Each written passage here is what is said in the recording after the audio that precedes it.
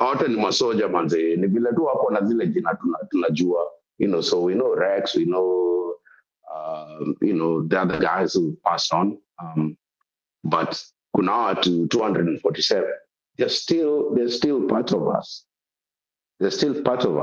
so kama vile tu watu wamesahau story ya Steven Nyongesa pale akichimbua au madem na kila mtu amenyamaza, Sakaja, Pasaris. If you look at my timeline, I just call these guys out. I'm not afraid. And kusema ukweli, the other thing I've been had in this movement is, some of us, well, me personally, tuko na watu wanawagava. I've got friends, I've got family. Watu wamenitia Z, like, wamesikia views zangu, mazo wamenitia Z. So, and I'm sure there's other people who are going through the same thing. But me, one thing I know, this will never be the same again. Like election happens, it will never be the same again. But it's gonna hurt. People will lose friendships. People will die. And I think let's try and have those conversations. Nimeongea sana. Thank you, KOT. Thank you, Gadi, for giving me that space. Thank you. Okay, thank you. Several people have told me that I'm not audible. Am I audible now? Yes, I can hear you. Okay, thank you. So, next speaker is Jude Cedric. Jude Cedric.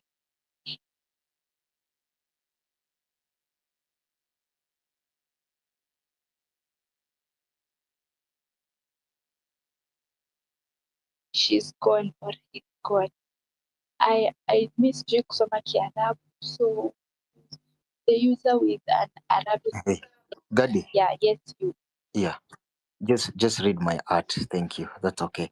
Shukran, Gadi and Sonko and all who are here to at least spare some time and share with us their thoughts through. And yes, this is what I want to share with us. This is what I want to talk about. Mwanzo kabisa, let me tell you kuwa change is painful.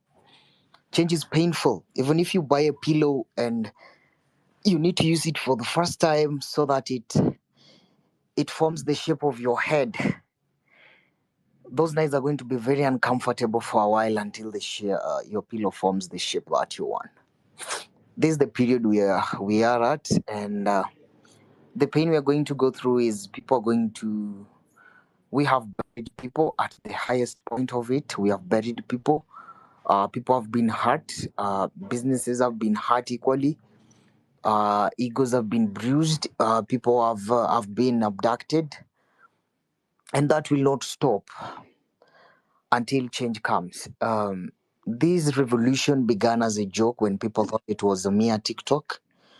But then we are still going on. So surprise, surprise. If you thought we were shutting it, we're just getting started. People are going to back out. Thank you, KOT, for staying firm. People are going to get paid. People are going to be intimidated. People are going to cow. People are going to bow. But that doesn't really matter. This ship had left the docks and it is gone. On to the next. This is what I want to talk about on my second note. Guys, we are going to go out on the 8th and that's it. We don't want to have these side shows of don't give them much effort actually. And everything on X, please learn to take it with a pinch of salt. Let's not pay attention to these side shows. There are characters who have shown us time and again that wherever we are trying to roast the goose, something comes up. Someone disappears with the matchbox. Someone steals the goose itself. There is always something that is going to come up when we have a big feast. Avoid them. Don't give them that energy. I'm not going to do name calling because doing the name calling earns them more audience. Focus. And guys, let me tell you, we have rattled the snake and if we don't crush the head, it's going to bite. Guys, trust me, if we don't reap the fruits of this revolution, this regime is going to consume you, it's going to find me, it's going to find you, it's going to find all those business people who think that our demonstrations are killing their businesses. They're going to have an environment where they will not even open those businesses. Guys, trust me, we have rattled a snake and we have to crush it. Anyone getting paid thinking that they're at least at peace, that they're in bed with the regime, that it is benefiting them, they are having a temporary solution to a permanent problem. Wallahi, if Ruto gains grip of this once again, he will disappear with you, he will disappear with me, he's going to disappear with whoever was paid, he's going to disappear with... So guys, this shouldn't stop. It is not ending now. We have to win this, and we have to win this. There is no option. On the next thing, mobilization. Let's keep mobilizing people on the ground, and let's make sure we are turning up. There is a sensitive part I want to talk about on the matter of peaceful demonstrations. If you've gone out for the demos, if you've gone out for the marches, trust me, we are always peaceful until the police come in. You understand? Let's stop this theory. Let's stop this theory. We have been peaceful not until a tear gas was fired to unprovoking masses, or someone was beat up or clobbered, or someone was arbitrarily picked. That is when stones start to throw. Don't say that at any point in time we were violent. That said, all these matters of police brutality, all these matters of enforced disappearances, all these matters of corruption and wishy-washy businesses done by the government, it all goes when you cut off the head. Who's the head? Ruto must go. If you're talking about fake fertilizers, Ruto has a hand in fertilizer business. If you're talking about counterfeit goods, Ruto has a hand in it. If you're talking about failed NHIF, Ruto has a hand in it. He has insurance companies. If you're talking about importation irregularities, Ruto has a hand in that businesses. You're talking about mining, Ruto has a hand in mining. What are we saying? Ruto must go. That is it. Okay? Because the police are good people. Someone was telling me police people have airplanes, blah, blah, blah. Personally, I'm a security. I have my share of knowledge in practicing security and all that. Guys, police officers are smart and that's it. But do you know what guides policing? Command. Period. It doesn't matter whether your IQ is 1,000. You follow orders. Where do orders come from? Your 001. Your 001 is a clown. Which orders will he give? So if you're thinking of, we do not, guys, let's stop all this drama of, oh, we need laws, we are fighting for laws. No. We already have proper laws, we already have proper acts. The issue is implementation. Cut off the head. Ruto must go, and that's it. Lastly, guys, mi mwenyewe natoka pwani. I'm very pissed that the other day people were drumming and clapping and happy about, I don't know, CS appointees and all that. Guys, let's try and tell our old people let's try and tell all our people that let's try and share this type of knowledge with the underprivileged people. You know, if I told my mom something is wrong, in as much as she won't take it up exactly, but I would have thrown a pinch of doubt. Okay? In law, you say reasonable doubt. Give your parents a reasonable doubt about these ideas. You can't, their parents, you can't really lecture or tell much, but cast a doubt into their mind. Tell them this is wrong because of XYZ and leave it to them. After casting that doubt, you will see the change. See the numbers that were called out to go and support, to go and clap for that clown. Yeah, at the coast. Wala hivi coast mwanzo ndo tuna shida namba moja. We have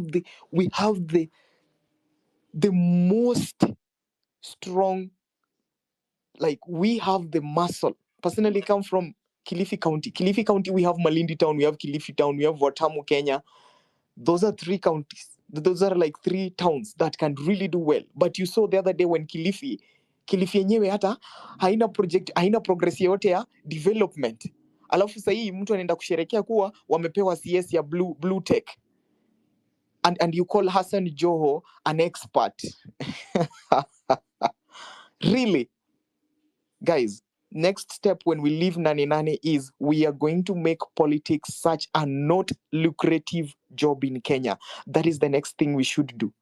Let's make politics not a kijana wa lucrative business. Kilifi, angalia nakuuliza, these people you've seen, he said his net worth is, and it's all of them, yeah, I am not separating none of them. There is nobody in this government who is not a billionaire. So why do they need to work for the government? 2 what billion today, that is what he said, including watches, which was very funny. But even though I don't believe any of them, the amount they give is what their net worth is. But even if we say that is what it is, why do you need to work for the government? You're a billionaire. Why do you need to work for the government? Billionaires do not work for governments. By the way, I agree with you because, so I'm in Australia, public servants, that's the worst paid job you could ever want. So I was looking at those numbers and I'm like, if you have 4 billion or 2.3 billion or 650 million, why do you want to work for Nairobi County? Why do you want to be a CS? But there is no millionaire who's working for this government. Solo, there is no millionaire who's working for this government. They're all billionaires. They're not millionaires. They're billionaires with the B, not with an M. Why do they need to work for the government again? So why do you want to make 500,000 a month? Like, it doesn't make any sense. So that's what's going on. They're not there to work for public servants. So then, guys, this is where we are headed. We are going to push for a total system overhaul where politics should not be a lucrative job, period. Because, guys, I'm so embarrassed that every time I have to go out of the country, people tell me that you're so smart, everyone is smart, but the leadership you have back at home doesn't reflect this. Why? It is about time, this generation, it is our time, and the die has been cast. We are rooting out bad governance, we are calling back sanity, and then we're going to make sure that this country is celebrated as it should be. That said, guys, Nane, we are not falling back. If you're in diaspora, don't worry. Do your support it how you can. Do it virtually. Do it. We are mobilizing people from all over the country. We are bringing everyone to Nairobi. Nairobi is a city, so let's see the city, right? We are bringing people are coming together and we will march. And this time hakuna mbio mingi, hatutaki kukimbia na serikali. We are not running. Hiyo mambo na kukimbia, hiyo ndo mambo ambayo inaleta maumivu, sijui mtu amebebwa nini, hakuna kukimbia. Hata hiyo space ya kukimbia hakuna, sababu tunaenda kujaza Nairobi na tutaijaza mpaka kooni, ushaelewa? Like to the north. So tell a friend to tell a friend, we have a date with destiny. Na raundi atashuka. Shukran, back to you, Guardian Coyote Sonko. Thank you very much. Thank you so much, Kodeko. I'm also from Coast. I'm from Taita Taveta County. This guy amekuwa Coast. Like last week nimekuwa Taita and I've tried so much to do civic education. At least people, so far, so good, because where I come from, my MP voted no for the finance. And when Ruto visited that place, alikataza our MP kuongea just because alikuwa amevote no for the finance. So I think we can all see mwenye tunaye. Yeah, so like I can say that we need to do a lot of civic education. Yes, sisi tuko hapa kwa online media, tunaelewa kile kinaendelea, but let us not forget about the people wenye wako kwa ground, wenye wanadepend tu kwa redio, wenye wanadepend kwa TV, and we all know that what is happening to yeah. So update space inaisha 8 because 8 kuna space ya America, and then let us remember our fallen comrades and also contribution and support. Namba iko huko juu 07452543 M-Pesa. If you can't access M-Pesa, kuna link hapo juu, shared post na link ya GoFundMe. You can send your support there. So because of time, we have around 37 minutes. So I'm going to give each speaker at most 5 minutes because it's supposed to end space at 8. That will be a space here. Thank you so much. So we go to Gucci1 ulikuwa umeongea. So because of that, I'll give you 3 more minutes, 3 minutes. Gucci1, you can go on. Okay. So, thank you, Gadi, for giving me a chance to speak again. Electorally kwa tapongelea, there's somebody who spoke from Pwani na akasema story ya Joho, like it's just ridiculous. So I am glad that that mindset is there. Watu wanajua vile kunaenda. I mean, this guy is just known as in he's a peddler.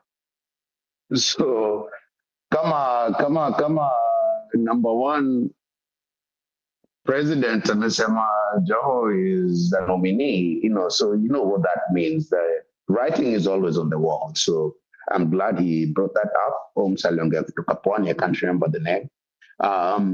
The other thing I want to speak about is your security. Like when you're going out to the ground, how we look after each other, knowing that Gaba has already violated Article 1, as I was saying before. So, guys, me, I'm saying this, I'm not on the ground, but I feel for my people who are on the ground. Kuna vitu mob zimesemwa hapa, nini ukiona mtu akishikwa, nini unaangalia ukarao, mvue mask, nini toboa, whatever you can do just to make sure that that activity doesn't take place if you're there and you can see it. And then watu wako na phones, as in already they know, like this is, see, all of the fights, these mobile phones we're using, this is our weapon, this is our AK-47. So if you can't get to that guy, just get a really clear shot. Get a clear shot of what's going on, And so that's security. Then again, how do you communicate? How do you make things not so obvious? Like I was saying before, watu kama Shinani anakuja Nairobi, and of course they're here, they're listening. So route za kawaida ndio hizo, they already compromised as we speak. So how do you get that working? How do you keep people safe as they are moving around? Lastly, I just want to say I really, really thank everyone who's here, listener, you guys, host, KOT, Gadi, and even Amaris, who's coming up next. Thank you guys for Gucci one. Thank you, yes. Gucci one. You worried about security. This is the thing. There are many of us than them. Okay, right now, and I want people to clearly understand this, that yes, everybody is facing something else. I think people are aware of what is happening in London, in the UK, And regardless of that, that they don't want the far rights have come out, they've banned places. Today they were banning a shelter that holds a refugee. We are not here because we want to be here. This is the problem. Now, with all that is happening, tomorrow we are still going out. There is a chance of those people colliding with us, saying, why are you even demonstrating in our country? And who has put us in that position? Do you understand? So with the ones in Nairobi, you have a better chance. You're in your own soil. And your security is in your number. Your strength is in your number. The more of you, there is more of you than them. You understand? So the more people are out there, look at now there was a tweet that I've just retweeted. Nigerian youth, they're flooded. We need that flooding. The security of everybody is in the numbers, and the strength is in the numbers. And do not let somebody who's not wearing a police uniform, who has not identified themselves with a mask, has not given probable cause of arresting, has not read what he's meant to read. You're under arrest because of A, B, C, D. I am so and so, showing his ID. Kenyans, do not let them touch any of you. If he's not wearing uniform, if he doesn't show the ID, you are more than them. These are the ones who are wearing plain clothes. You are more than them. And the law is on your side. Kenyan society law is there. The law is on your side. If he doesn't show his identification and he's not in uniform, yes. Hannah, I beg to differ, because you're in the UK, I'm in Australia. That stuff works. Like, cops will identify themselves. Kenya doesn't work that way, and they've already violated it. So we can't They have use violated that. it, but the bottom line is they cannot arrest anybody if he's not wearing uniform. We should not let them take our brothers and sisters, abducting them. We are more than them. The only way we can take care of each other is when you see somebody is trying to abduct somebody, crowd, surround them. Yeah, That's what I'm saying. That's take what I'm saying. pictures. So that's what I'm saying, because we can't use the same rules that we've got in Australia, UK, in Kenya, in Nairobi, because we have seen what's been going on. So we can't really count on that. So we're counting on people on the ground to be able to brave enough to ukiona hiyo kitu kifanyika mazee mnarukanyi wote huko ndani, and that's the thing. I like the people who are saying, like, move in a crowd, know who's next to you. Ukiona mtu ameshikwa, rukia huko ndani, because the rules that are in the UK or Australia don't apply in Kenya right now. That's already been violated. It has been violated, but this is the thing. Sometimes people are not the same, okay? Some people they don't crowd it. You can see, we've seen a lot of pictures by standards of taking videos, taking pictures of fellow citizens being abducted. We don't want that. We don't want to give them that chance. We are tired of them killing us. So you see somebody who's not in uniform, dude, don't put your life at danger unless he's holding a gun. But if he's not and he's trying to abduct somebody, please move in a crowd. Help your brother. You are your brother's keeper. That is all. It has to be clear. The numbers is in our strength. 100%. I agree. I agree with that. Yeah. Uchi, are you done? Because yes, I think I'm done. I just want to say, like, just Hannah, what Hannah said, be your brother's keeper. Like, that's the best I can give, being away from the ground, So, and the other thing, it might be a misconception that what to Kumbali, like, we don't know, or we don't to do, because I've got people on the ground, man. Like, every time I'm talking with them, like, it's my Maze, you're going, So there's a friend of mine who's got like 2 kids. Mtoto ya kwanza yuko 3.5, mwingine ako 1.5, and she's on the streets. So how do you think I feel about that? Then I've got family in the government as well, So I'm like, yeah, I know.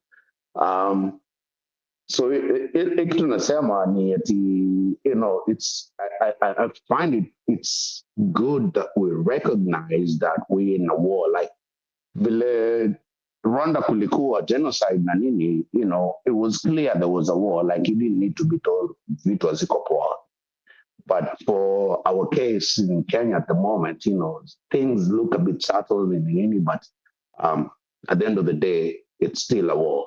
We've got mass graves, we've got people sitting in the morgues, we've got cops who are using excessive force. So we can't really say that there is a peaceful protest going on. You know what I mean? So that's my point. Thank you. Thank you so much, Gadi.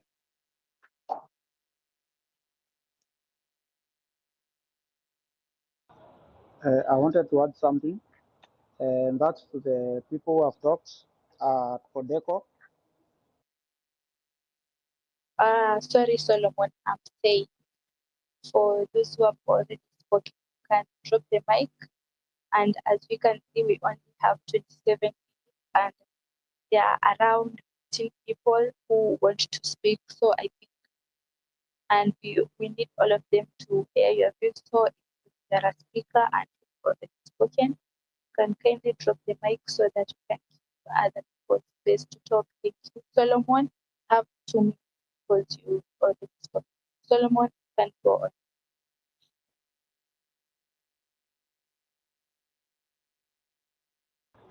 Okay. I wanted to say that we have strength in numbers. And as my post said there, be the energy you want to attract. So if you go in a peaceful demonstration and things stay here, so we have the energy that is peaceful. So the police come with the energy that is violent.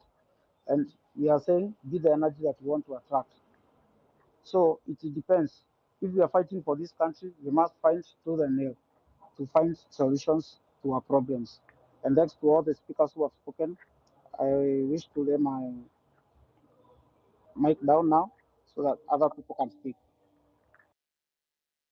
Asante sana Solomon. Kano. Habari.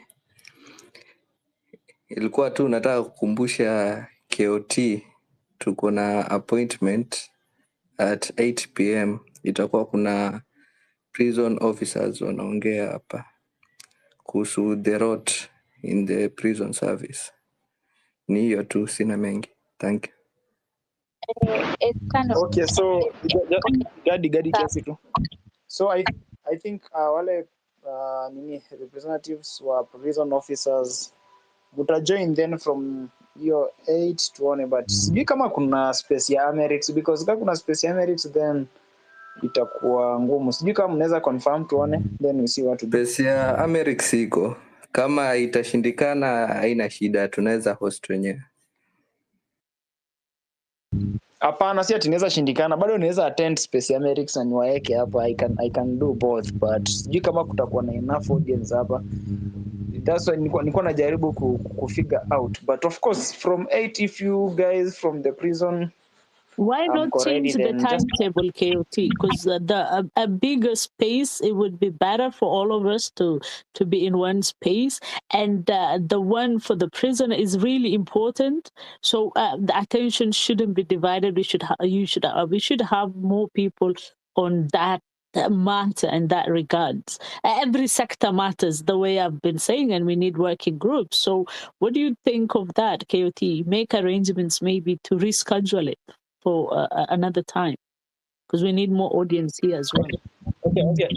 Let me make arrangements with them, then we see the way forward, because kujua kama Amerix will have a space today, and of course it's also a very important space, and the prisoner space is also important because it touches the matter of the national security. So I think I'll have to talk with them, then we see how we can do. Yeah. Thank you for the clarification, Kano. I hope you are good. So we move on to this Pesha. Okay, ni sawa. Okay. Should I talk now? Yeah, Liz, you can go. Okay. The last time I talked, I never completed what I had, so I'm continuing from there. There is Madam Hannah who has said that we should argue with the police and converge when they arrest someone. In Kenya, when we are on the streets, as we start the maandamano. Immediately, Let me correct you, my dear. Not with the police. When somebody is wearing plain clothes, na amevaa mask, na haji identify, na wada abduct watu, we are many of us than them. We know once they abduct what happens. So let's protect each other. okay, But do now it that's carefully unless he's not carrying a gun. Do not put your life at danger. okay. That's what I wanted to explain. When we are in the field and these plainclothes policemen come, we don't have even time to converge and go to assist our brothers because at that time they are shooting us at us with the bullets and the tear gas canisters. So me, I was just requesting, is it possible for us on Nane? We have marshals. I mean, amongst us, we have people who have been on the ground longer than others. I think they should be there to guide people because on that day, we are expecting so many people around the country who will come to Nairobi. Some of them, they don't know what to do. So for my side, I was requesting that the movement should have a way of how we are going to safeguard the lives on 8th. Thank you so much. Thank you, my dear. I think they're already there. There are people who will be watching out. There are people who will be watching out for the goons who are trying to cause chaos. There are people who will be watching. Your brother's keeper. I mean, let's not go into details, but the bottom line is be your brother's keeper. That's it. Look after each other. That is your brother. Mtu wako ni huyo ako karibu yako hapo kwenye ground. That is your brother. That is your cousin. That is your mtu wako. So be your brother's keeper. Look after each other. That's it. Liz and Hannah, thank you so much for that. So the bottom line is be your brother's keeper, be your sister's keeper. Take care of each other and walk through. Thank you. Next, you can have Brian Mugo. You have strictly at most 3 minutes. Confirm if you can hear me. Yeah. Okay, I'll just take exactly 2 minutes because there's a very big space at 8. First of all, number one, 247 unidentified bodies in city mortuary. That is so unbelievable. There was a time General MM posted something that 400 bodies. It was about the Githurai massacre, but people thought that it was a joke. How comes all these bodies and they are unidentified? That is so sad. That is unbelievable. Like, I don't know what even what to say. Okay, the second thing, it's about let's all make an effort to join that American space. Let's all flog in there. At least we have that unity. Let us all listen because the America has been so crucial in this movement in one way or the other. So let us flog in there. Let us listen what people have to say. Then the last thing is let us remain focused. I always say this: let us remain focused like a laser beam. There is, for me now, I don't recognize a peace. There is peaceful protest. This is a revolution, and I always say a revolution is not a walk in the park. A revolution is not a walk in the park. That's why there are all these things happening. For me, those things about abducting people, it's now high time we start now reacting. Because if you don't react, they will kill you. The moment you identified someone with a mask, someone with a suspicious car, those Subaru boys or wherever, that is a goon. That is a goon. We must, hata kama ni kuchoma hiyo gari, nachoma. There's nothing to fear about now. Because if you don't do that, they will abduct more people and then they end up dying. So we should remain focused, we should remain vigilant at the same time. This is a revolution. This is a revolution, and you know what a revolution means. And it's never easy. It's never easy. We have a long way to go, and let's remain focused. And everyone stay safe. Thank you. Okay, asante sana. Oh, someone is reminding me to tell KOT Sonko atupe updates after wameagree na the prison police about space yao itakuwa lini so that we can join. So I think fika maybe saa 1:55 KOT Sonko, I hope tutakuwa ready kutupea feedback about the space with the prison police. Thank you. So next we can have Kariuki, JM Kariuki.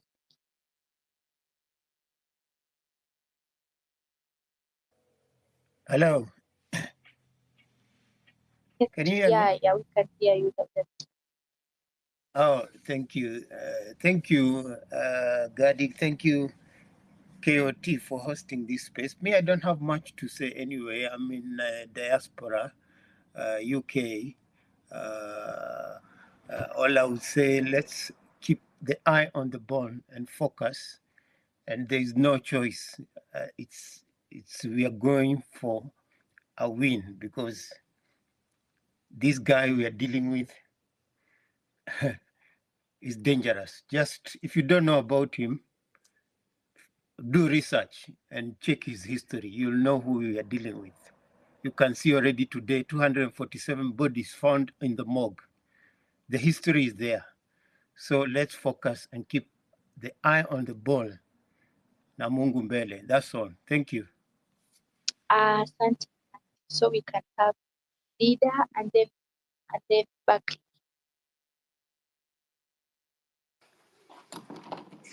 Hi guys, I hope you all are good.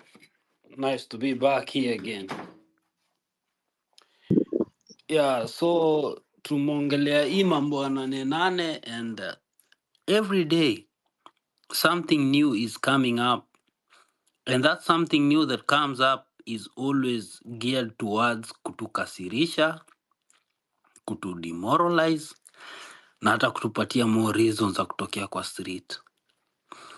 Honestly, last week ilikuwa like 25th of the previous month, 50 bodies showed up at City Mortuary.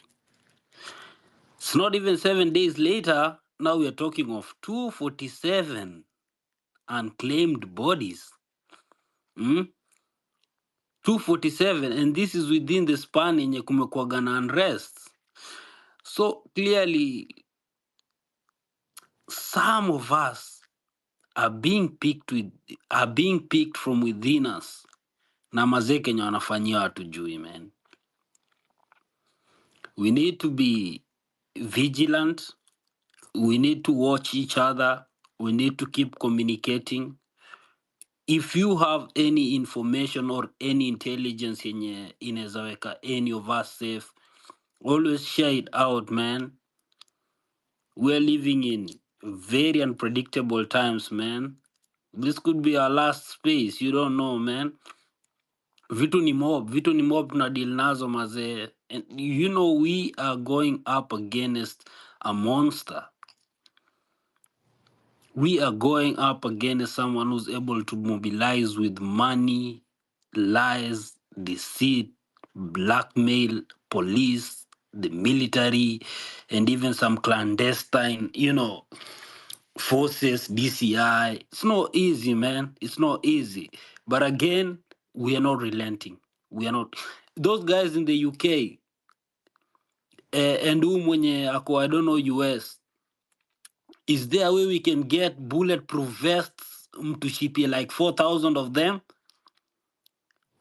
I mean, if there is a way you can ship 4,000 bulletproof vests, zika huko mbele, hakuna place hatuwezi ingia, man. Nimekuwa nikiangalia what's happening in the UK. There is unrest in the UK. I don't know, ilianza about, I don't know, some children were stabbed and now it has taken the toll in most of the cities, in Manchester, Sunderland and what have you. Nimeangalia those clips closely, but I don't see that use of force by police. In contrary, makaraundo wanakuwa roughed up. Like stones, plastics, and all sorts of material being thrown at them. But they are exercising restraint. Huku hivi Kenya ndo makarawana tuona worthless. We like people who are good and easy to die. Ifai kukua hivyo maze, ifai kukua hivyo. Our constitution protects us, but again, for some reason, whoever we have as the head of the administration is a guy who's happy when blood is spilling, when bodies are stuffed in, coffins and, autopsy tables.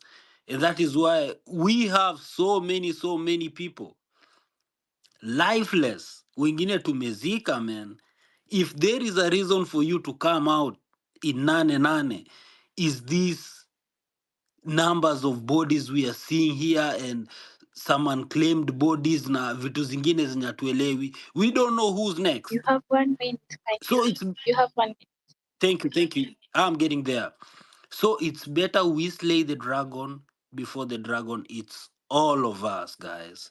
Nane is the day. Let no one sell fear to you. Let no one discourage you because you are being a patriot. Thank you. Asante sana. Next, you can have Buckley.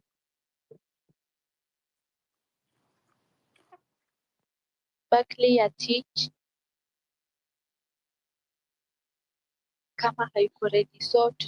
Okay, Buckley. Thank you. I'll start with about the 247. For me, I think I can't buy that idea. Reason, I think that's a tactic which they are trying to use right now because the D-Day is nearing. They just want to instill fear among us.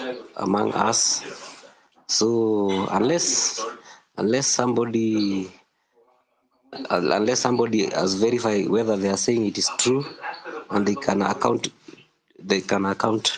for the 247, I will buy that idea.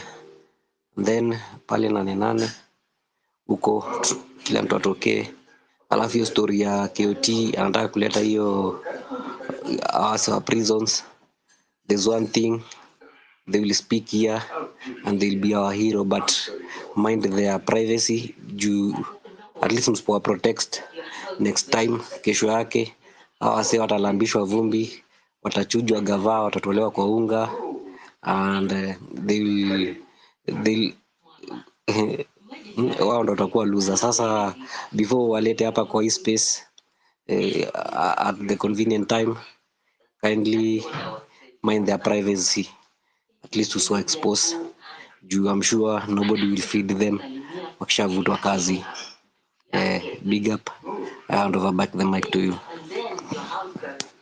Okay, so next you can have Ashif. Ashif.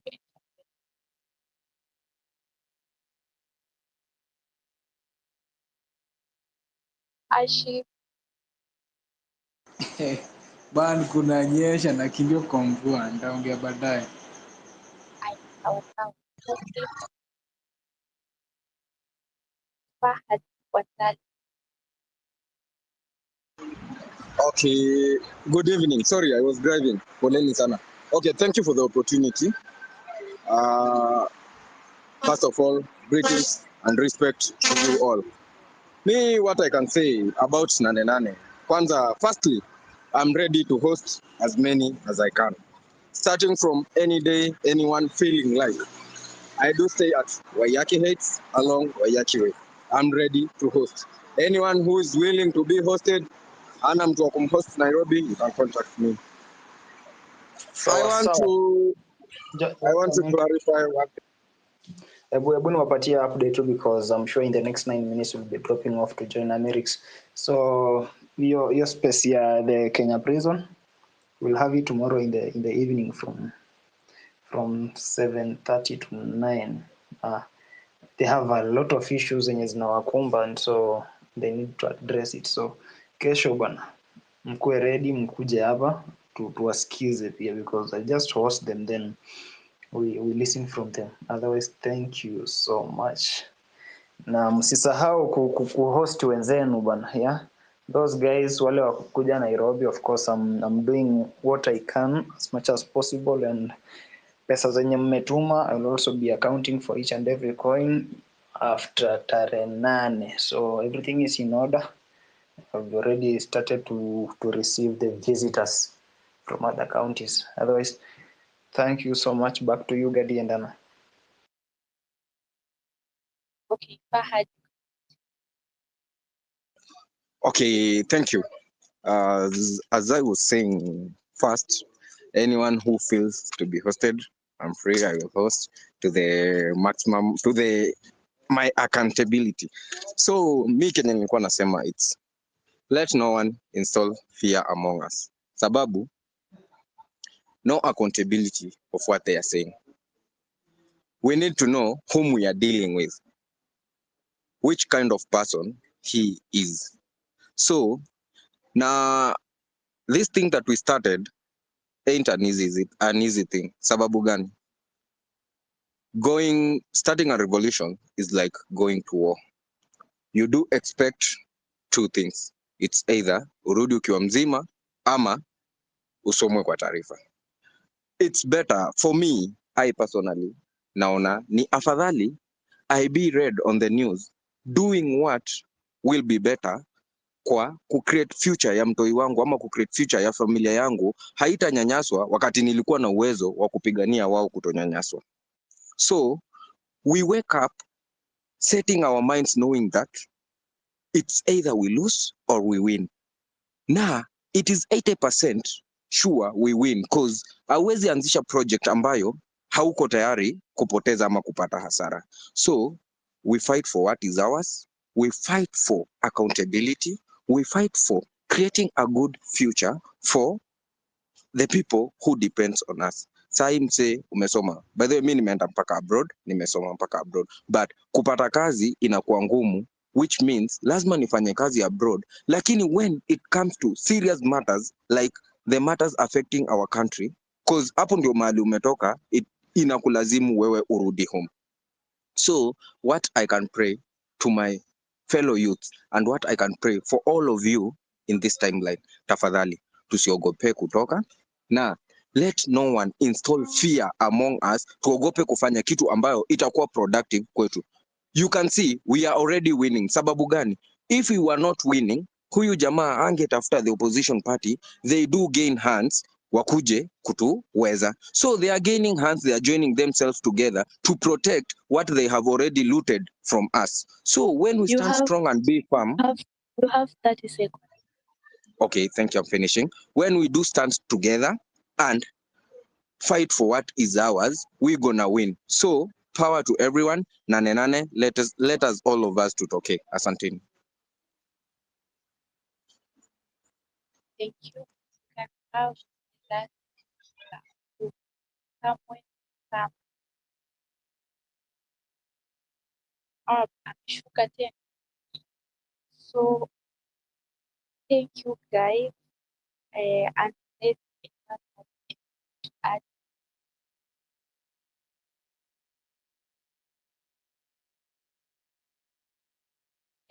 come up with anything to add. Maybe the host has anything to add before to get this kwa tutayarishe kwenda kwa America because we have around 4.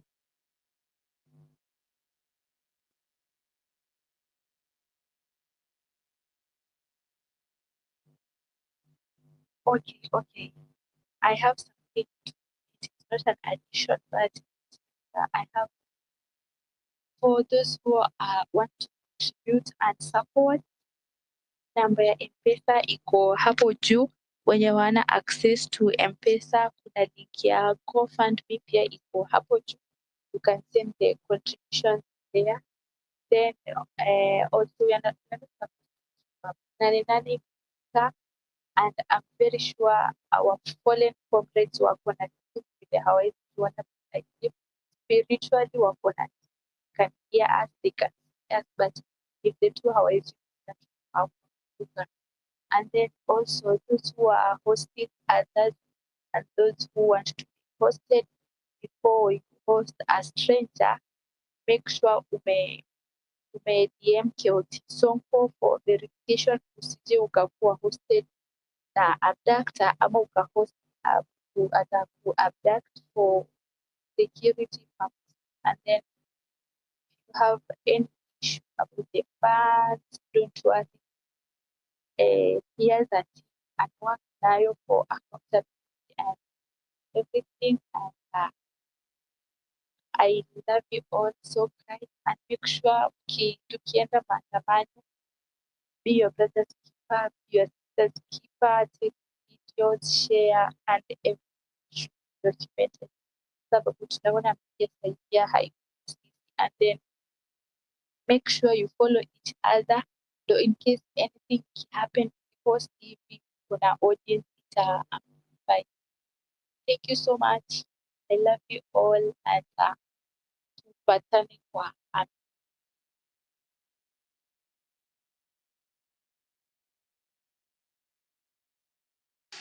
Okay, so guys, I think we should be ending the space. Na msisahau kuweka kakitu hapo juu bwana. Kuna namba hapo. Hiyo namba inasaidia watu sana, so na msipige hiyo namba because mnapiga namba simu nyingi sana hadi space inataka kuanguka. I had to call forward.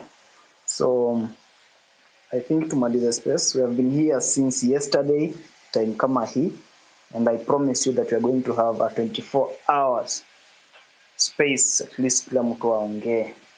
Otherwise I feel like we should be ending.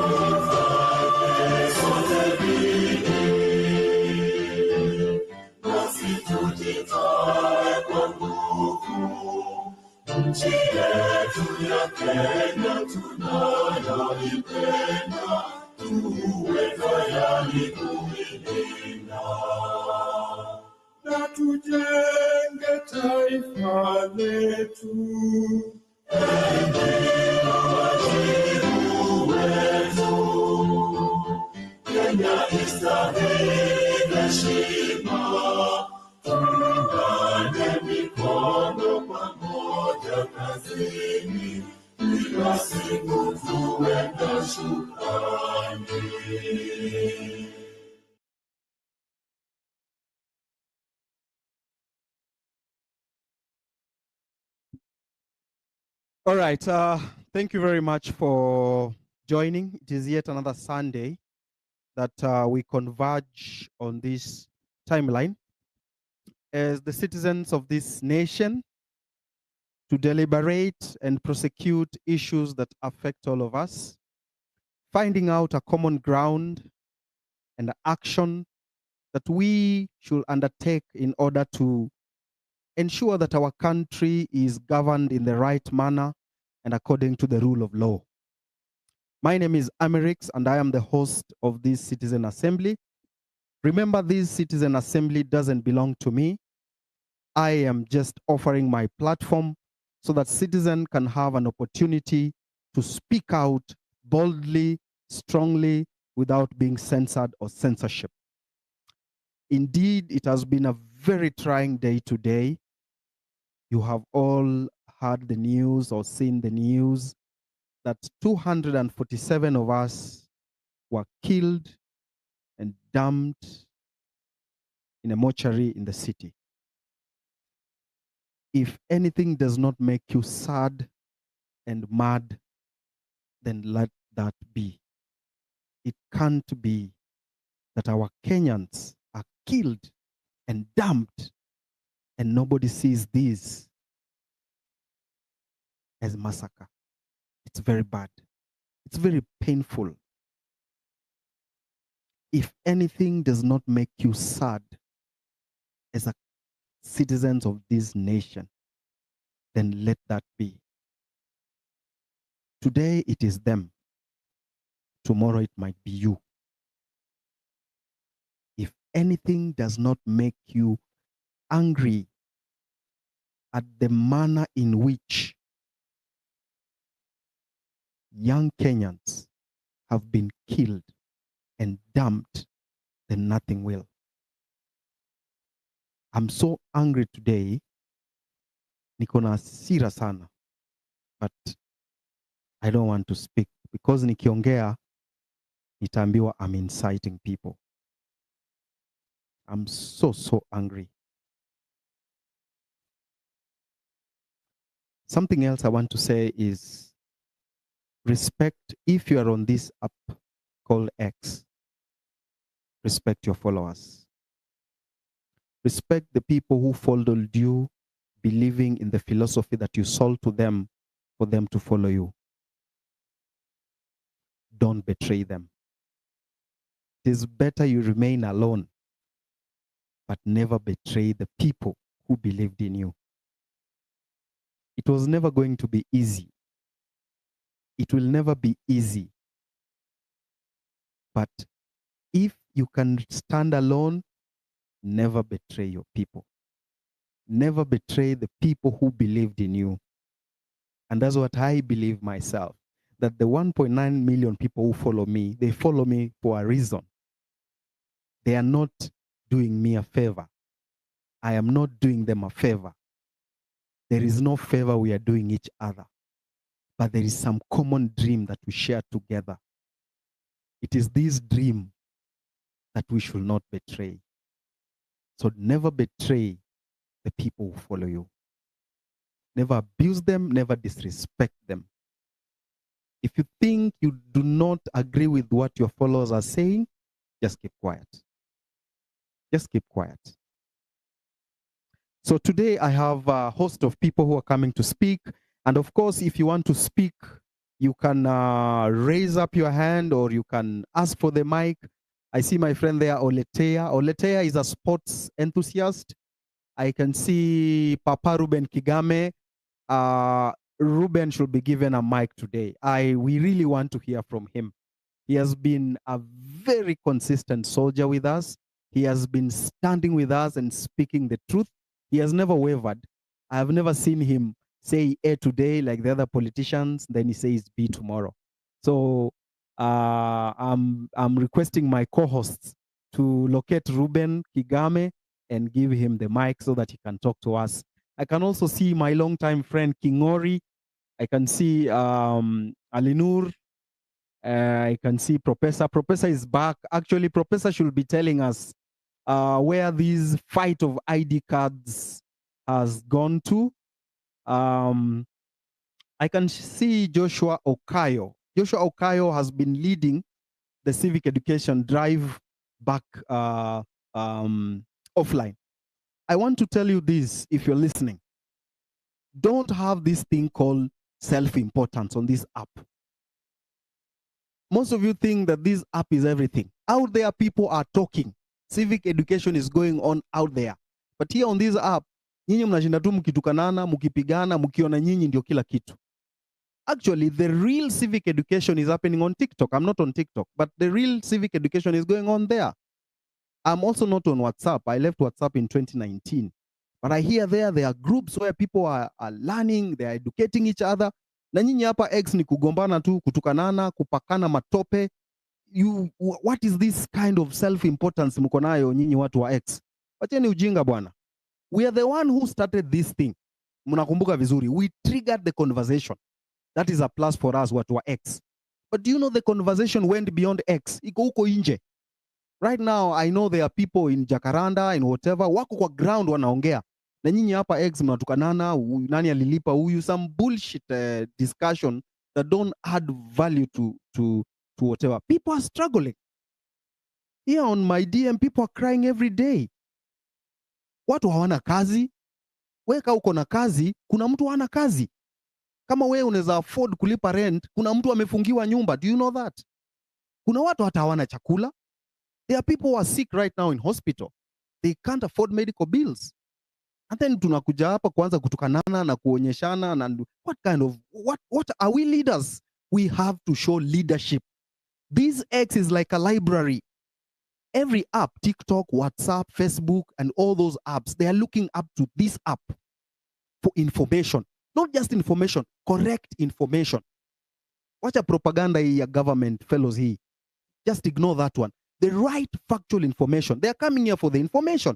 So wanakuja hapa, wanaangalia information, and then how wanaenda TikTok ama WhatsApp or whatever, they break that information, wanakatakata kidogo kidogo, wakishare na watu huko nje.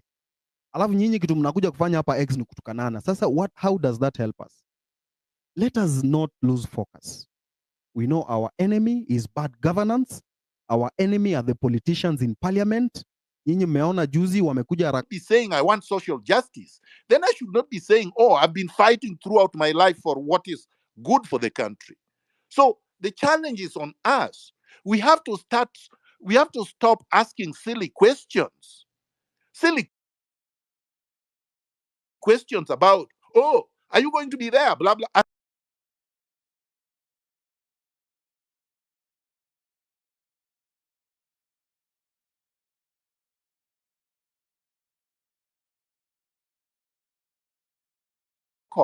It is a responsibility we have. And we have to remember that inspiration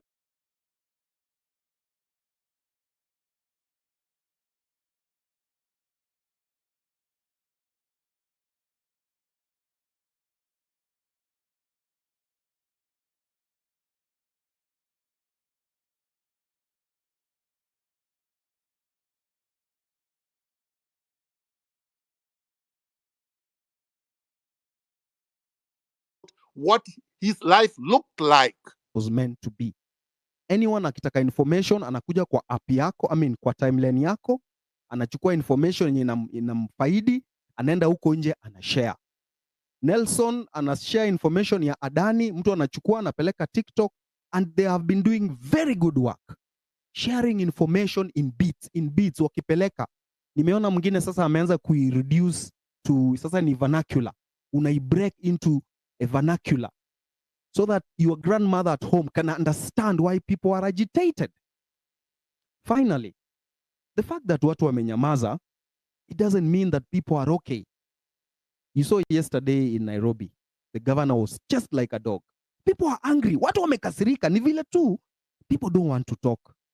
Watu wanasema tu, ai, wacha tu tutulie. But people are angry. Watu wako na hasira. People are suffering. And me, I want to repeat. Kama wewe uko na kazi, usifikirie mwingine ako nayo. If you can wake up in the morning and you know you have 3,000 in your pocket, there's someone who does not even have 10 bob. Hana. If after this space you'll be in your house sleeping in your blanket, there's someone hata ajui atalala wapi leo.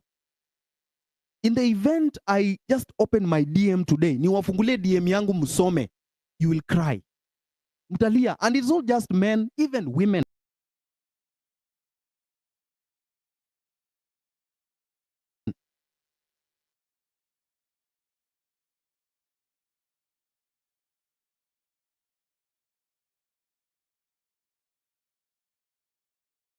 Last year with I think a diploma in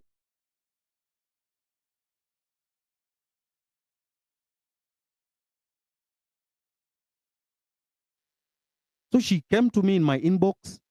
She wrote a very long message. Nikasoma. I called her and she was just crying. She doesn't know where to go. I think she's an orphan or something. Hajui ataenda wapi.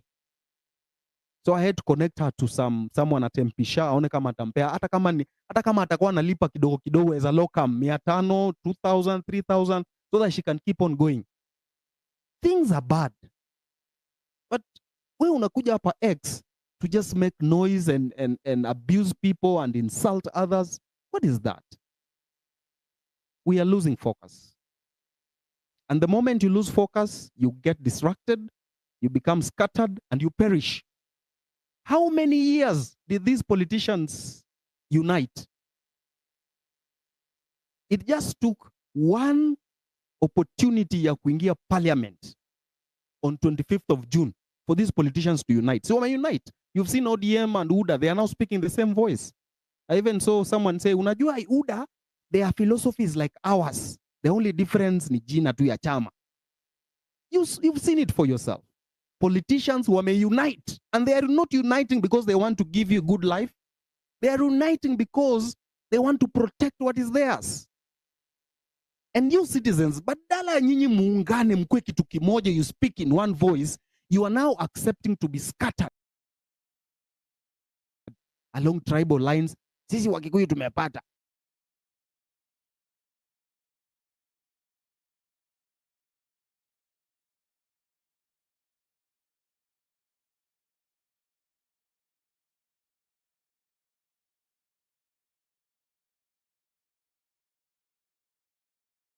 Tumepata wewe na nani? The most important thing is, are you able to fend for yourself? The important thing is, kusema sisi Waluhya pia sisi tumepata. Sisi Wakisii pia tumepata, wacha tungoje. That's bullshit.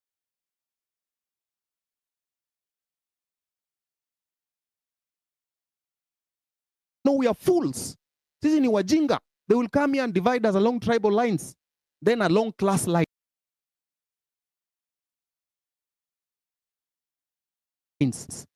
Huyu ako na pesa, huyu amelipwa. Nyinyi mnasikiza mtu amelipwa na wewe huna kakitu. Then after that, wewe ni Gen Z, ule si Gen Z. Wewe si Gen Z. Mnafuata mtu mwenye si Gen Z. Then they divide you along regional, generation, tribal, class. And then mnapiga makofi. Shida yenu inakuwa nini nyinyi wa Kenya? What's your problem? Mnanikasirisha sana. I'm so disappointed and angry. You see how people are being killed. Watu wanapatikana tu wamekufa, mtu ametupwa huko, mtu ametupwa huko. Suppose hiyo ni kazini yako, wewe utasikia aje? Wewe utasikia aje? Wewe umepigiwa simu kazini yako anapatikana kwa mto. Wewe utasikia aje? How do we forget the pain that we carry as Kenyans? Mbona watu tunasahau? If there is any other thing inafaa to bring together as citizens is the pain. Ile pain tuko nayo.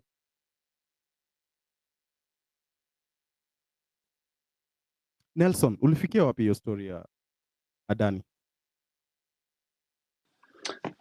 Thank you, Amerix. Hata mimi I feel so sad when I see people on the timeline abusing each other. Wanafikanana, wanaakuziana, oh, so and so has been paid. It's so sad. And yet the other side, they have all put their differences aside. Kukuja kutumaliza, si ati kutusaidia. Unaona hakuna, there is no opposition MP or anyone who is talking about the Adani deal. No one. wote wameungana and they want to finish us, but sisi tunataka kujimaliza. It's like a double ni double trouble. Tunataka kujimaliza pia tunataka kumalizwa. Sasa nani atatusaidia? So we've been experiencing a bit of delay on the court process for Adani, but we are going to file this petition this coming week, hopefully. And you've seen today on my timeline, I shared the feasibility report by Adani. So Adani, wanasema hii deal haijaenda through or it's still at the proposal stage, yet Adani wameshapatiana PIP, privately initiated proposal. There are some documents I cannot share, but they've been already signed. Zimesainiwa na watu wengi sana hizo documents. And it's not at the proposal stage, it's on stage 8. And in the PIP process, stage 8 is the second last stage before it's signed and the project is implemented. And around April, the directorate, the PPP, the Private Public Partnerships Committee, already recommended, they approved and recommended this proposal for project development phase.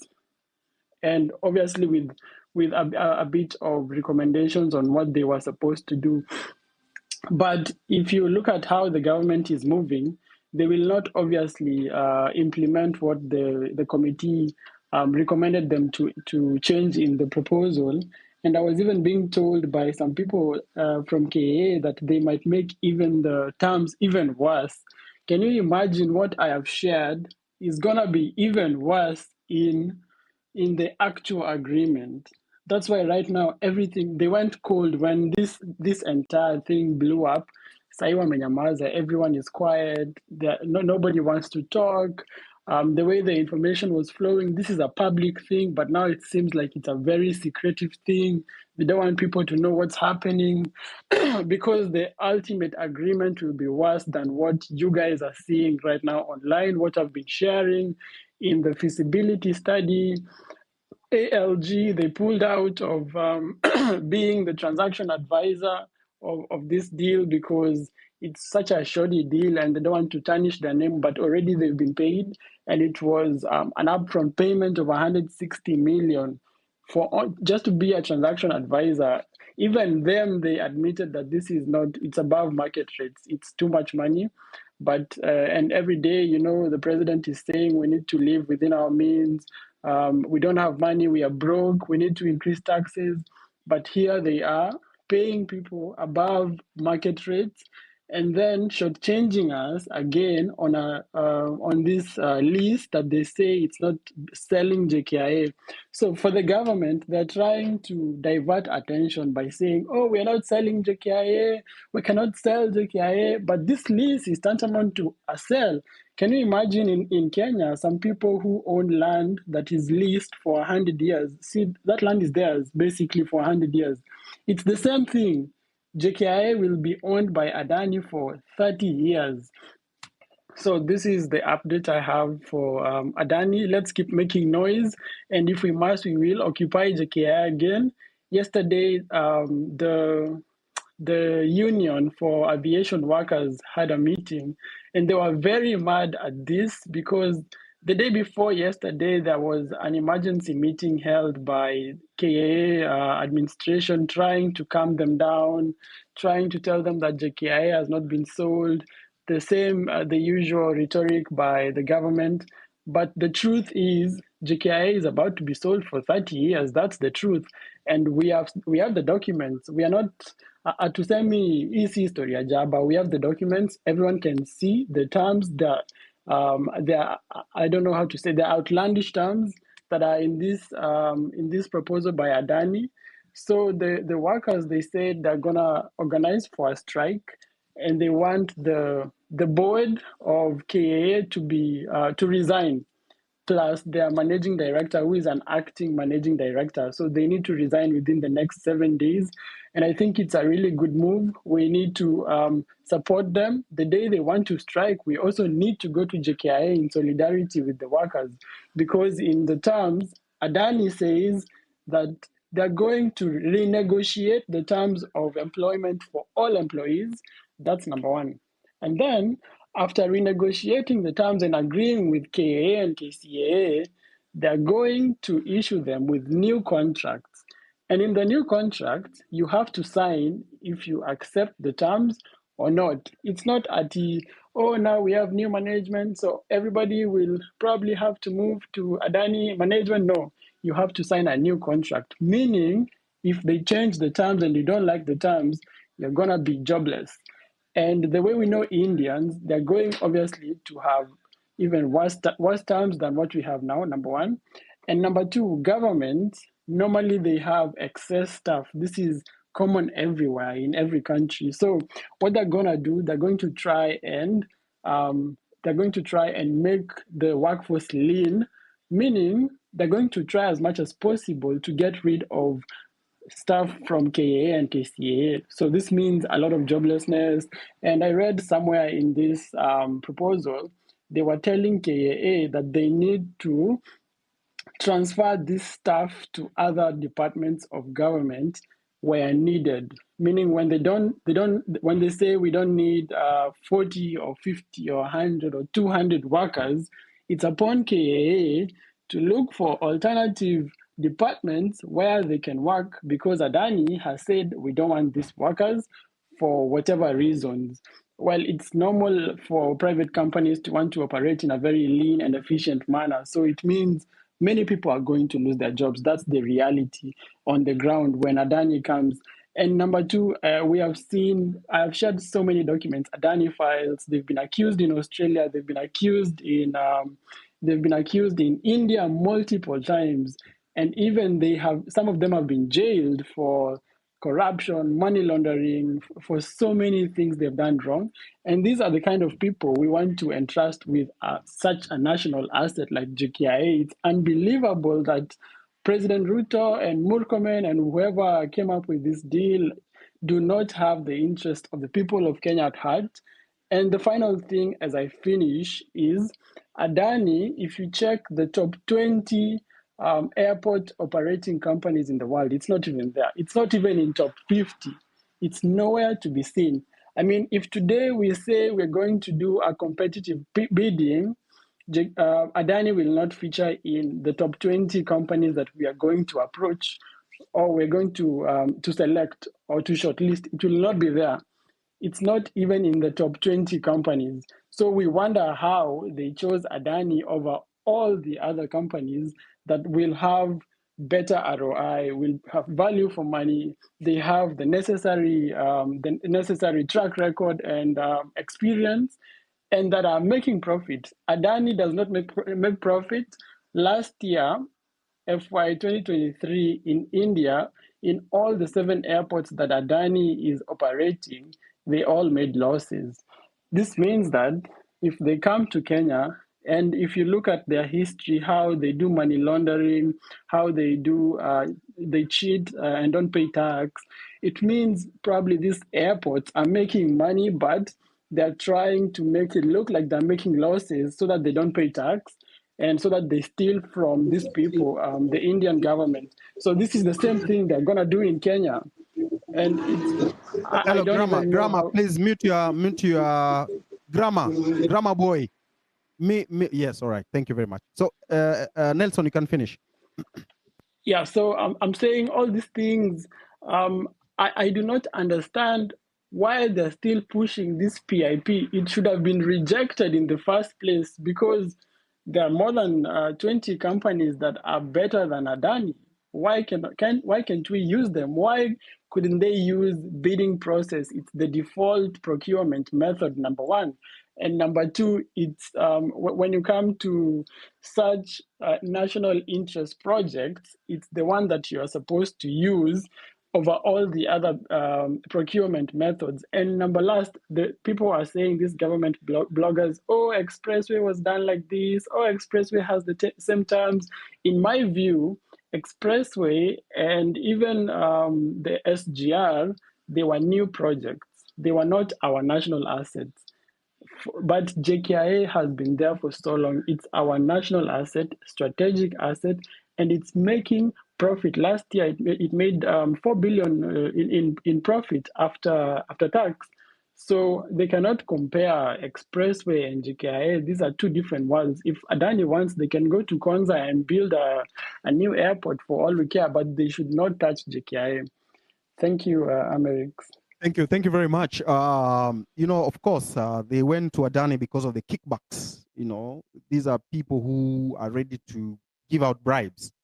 But I saw some documents circulating on social media here on X. Adani will operate all our airports for 30 years and acquire all revenue within this period. They will get our land. They won't build any runway. Just imagine that. So how are they building it to be, I saw Mudavadi say it's going to be a world-class hub or something. Those big words they use to confuse the masses, But this one, they said, can you imagine? They said that we do not need a second runway for the next 30 years. So until 2054, we don't need a second runway. That is very bad. They will be granted authority to modify Kenyan aviation laws and policies. They will control our airports airside. That is the runway, taxiway, apron, and landside. That is the terminals, parking, and real estate. I'm told they are going to be given some land near the airport there to build whatever they want to build. But you see, that thing they're going to build will be a conduit for smuggling things. They bring things in Kenya that are contraband. Then they say, no, we are the Adani. This is our airport. Then they put those things in their warehouses. And then those things get their ways into our market. Then the locally manufactured products are disadvantaged because Adani has brought in contraband at a cheaper price. For example, sugar, milk, and those things. They get a fixed 18% concession fee. 18%. Only the Adani group will hire airport staff within 30-year period. This is very bad. They get 10 years of tax-free operation. So in Africa time, if sasa sisi wa Kenya, we get a new government, for example, and they say, that Adani deal was bad, wacha tujenge yetu ingine huko kando, Masai Mara or whatever. Adani will not accept. Because they're saying you cannot build a competing airport within its visibility. Now visibility ya airport inakuwa kitu kama 50 kilometers radius. 50 to 60, I think. So you can imagine, tunaingia kwa shimo, tukiangalia, and when we tell people to make noise, munasema, sasa tuko sawa, tumetulia. That is very, very wrong. So I want to bring in my friend, Oyamo. Oyamo, Richard. Yes. Take it up. Yes. Take it away. Thank you. Thank you. My name is Oyamo Richard. I'm a writer and I'm a poet, and I'm glad to be in this session. I'm supposed to do two pieces, but before I do the first piece, I'd just like to quote what Matthew 12:25 says, that and Jesus knew their thoughts and said unto them, every kingdom divided against itself is brought to desolation, and every city or house divided against itself shall not stand. So this is to ask us to tusigawanyike, tusikubali kugawanyika. Let's remain together, united. The enemy is one. I'll begin my piece. Dear X, I want a rematch. I really do. I've been making some thinking lately, and I reckon that when you found me, I was still naive, and Adam who didn't see the snake in your tongue. And no, don't let this smile kid you, because I am mad as hell on an Easter Sunday. And in these acting shenanigans, I've become an adult. In your manipulative games, I shall no longer play part. I have learned that there is power in the language of the tongue, not relating with that of the actions. You have taught me well that you can say, water gives life, and then use the same water to life out of peaceful demonstrations. Do you know what irritates me the most about you? Obviously you don't. I forgot you never listen. Well, here it is. It's because you act like you're surprised that I'm referring to you as X. You never pay attention to my hashtags on Twitter, do you? With a straight face you book. more and more and more and more and more and more deduction from my salary in the name of housewife allowance. And then expect me to believe you when you tell me I love you so much. Oh dear, you're such an actor. You deserve a Grammy or even an Oscar for the last prayer scenes you keep organizing, playing both the role of Jesus and Judas. Who told you I need a house? Such a kiss on my cheek. And why do you clench your fist, ready to start war when I ask you to explain why war in a far country has fueled the hike of fuel prices in our home when our neighbors who purchase the same fuel from the same place have theirs at a cheaper price? It's only an explanation I'm asking for. Don't I deserve that too? Oh dear, you've pulled too many surprises on me. You're the pinnacle infamous example of online shopping. I mean what you order versus what you get. What are the endless abroad trips for? You're supposed to be my sunshine, but now in this home, you've become nothing but a flash. And no, I don't enjoy an iota of your travel stories. Them fake abroad jobs? Hell no. I thought you had to utilize my wits in building this home, not to brain drain me. Oh, wait, I just recalled this one. Where did you get the audacity to tell me that my fingers can command a laptop to shit money? Oh dear. You're without doubt proven to be a serial liar. Akon, why did you bring me fake maize fertilizer? Of all the places you could take me for a holiday, why Haiti? You dare say that I do not appreciate how well you treat me when you have refused to even pay my doctors. Oh dear, I want a rematch so bad. I really do. I reckon when you found me, I was still naive. You dare call me lazy, that all I expect is to receive and I don't work for it. Have you seen me in Nairobi, helter-skelter playing hide and seek with your boys in my attempts to finance your budget? Clearly you haven't seen me in the overhead sun trying to earn a shed. Have you seen me in Mombasa, sweating profusely in my attempt to extinguish the fire that your debts have set in my pockets? I guess you haven't seen me in Kisumu, languishing in despair after your friend has me from fishing in Jingo. You have no idea how difficult it is to escape this rule. Clearly, when here I thought that we are all animals, it turns out I'm just but a donkey. And you are a pig. And now you're even bringing your fellow pigs to a matrimonial bed.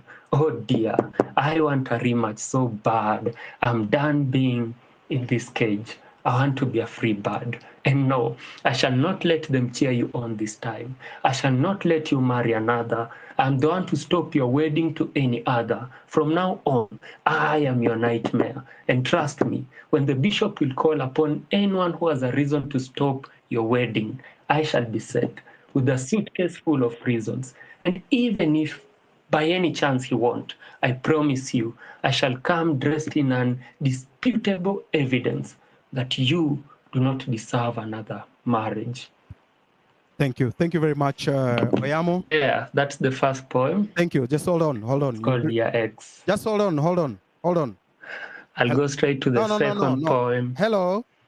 But before the second poem, I'd just like to say that it's really sad to see that we have like 247 bodies in the morgue. That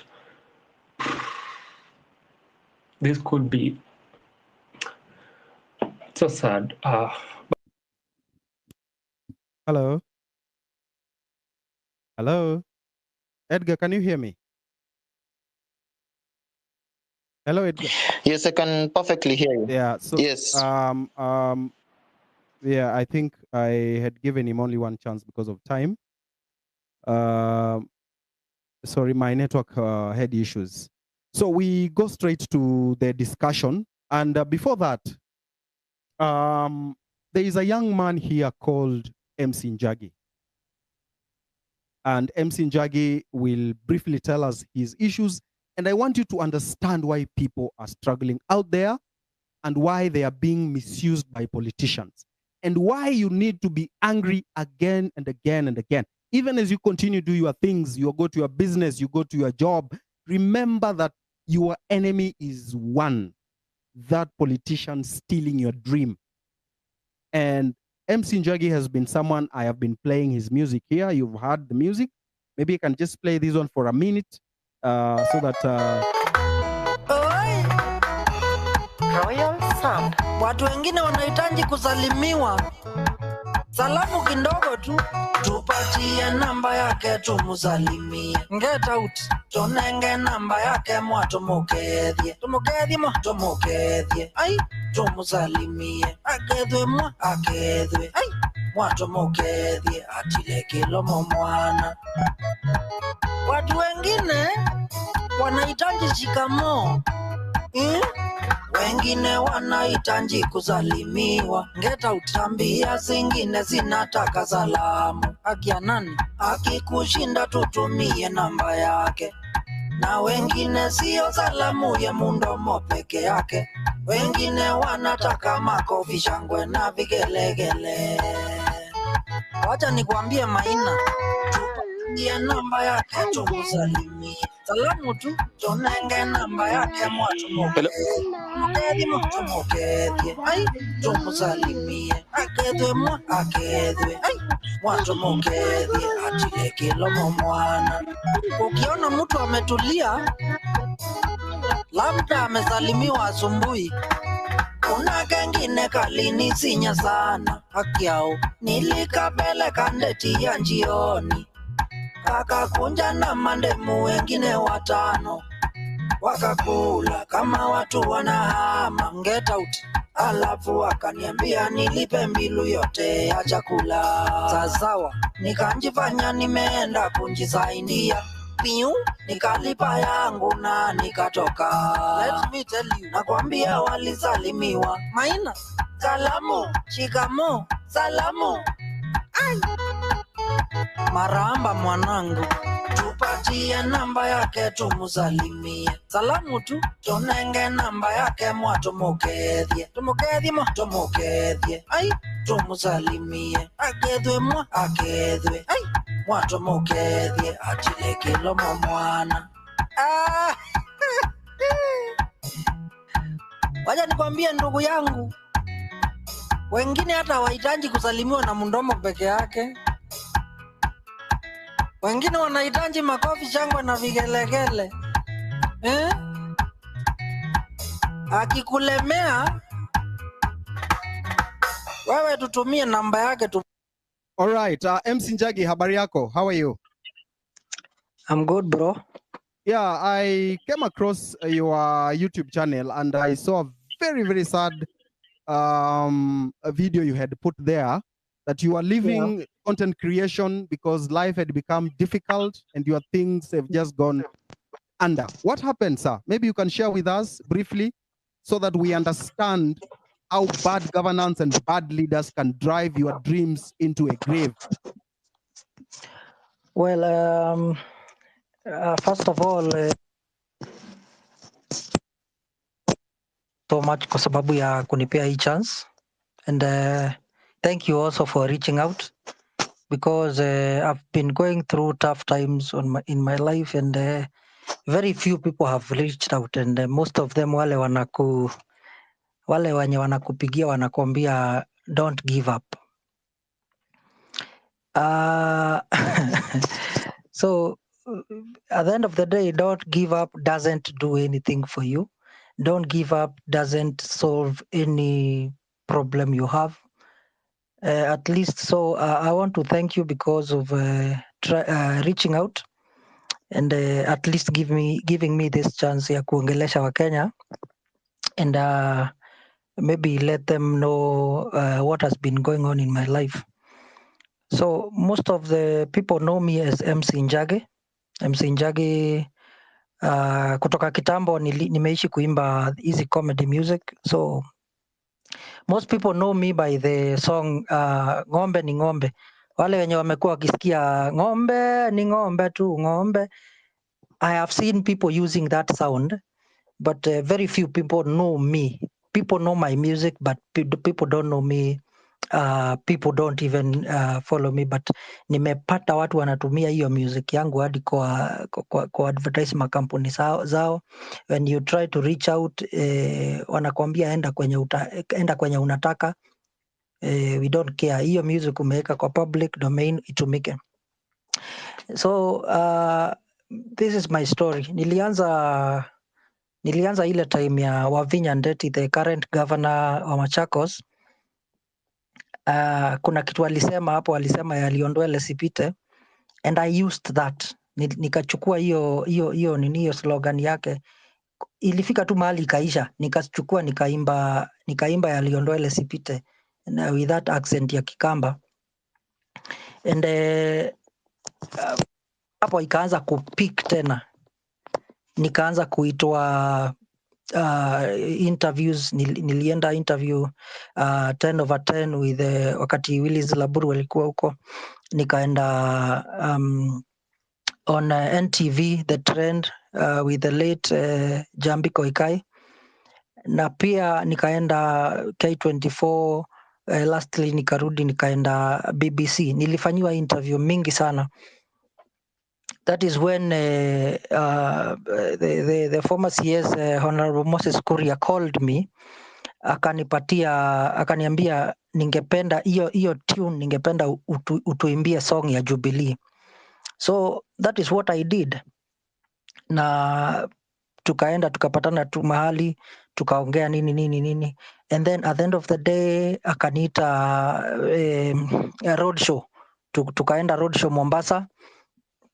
So me I was thinking naenda kufanya hiyo road show, nilipwe pesa ya kutunga song ya Jubilee na pia pesa ya kufanya road show. Hiyo pesa ya kufanya road show for 1 week. But to my surprise, the only pesa nilipatiwa ni hiyo ya road show peke yake. And for that whole week nilipatiwa 150,000. 150,000 for 7 days. Sikulipwa pesa ya nini. Pesa ya studio ni mimi nilitoa, pesa ya kushoot video ni mimi nilitoa, pesa ya kila kitu mimi ndio nilitoa. But I thought I was going to be paid pesa ya music, pesa ya studio, pesa ya music, pesa ya msanii.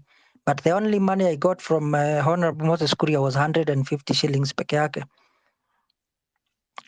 And 150,000 shillings peke yake. And the other artists wenye tulikuwa nao kama akina Bahati and what have you, they were paid millions of money. But because mimi nilikuwa startup, nobody, hakuna mtu alikuwa na shughuli na mimi. So my journey has been nilienda Churchill kwanza the first time. I don't blame anyone because probably it's the truth. I was told sina talent kama kawaida watu wengine. I was told sina talent na nikatoka nikaenda nikafanya mambo zangu. Few months down the line, the Churchill himself called me, nikaenda show yake, and hiyo mambo ikaenda hivyo. But so few years down the line, I tried to reach out to these people nikiwaambia since tumeshawahi work na nyinyi, there is something I'm going through. I'm talking about the current situation that I am in right now. I've tried to reach out. I've tried even to message them. What is the current situation? Can you be specific and probably narrow the narrative?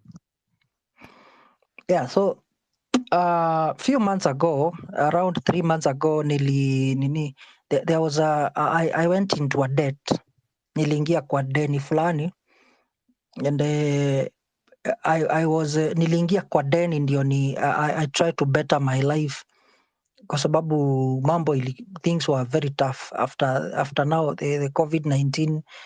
Mambo ya entertainment na music industry zilienda chini, so I went into a debt.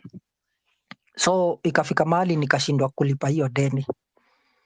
So I tried to reach out to people, the people that I know and the people I've worked with, thinking since tulisaidiana na I helped you build your brand in this manner, so at least the least you can do ni kunisaidia wakati niko na issue, because wewe wakati uko na mambo uwe unanipigia ninakusaidia.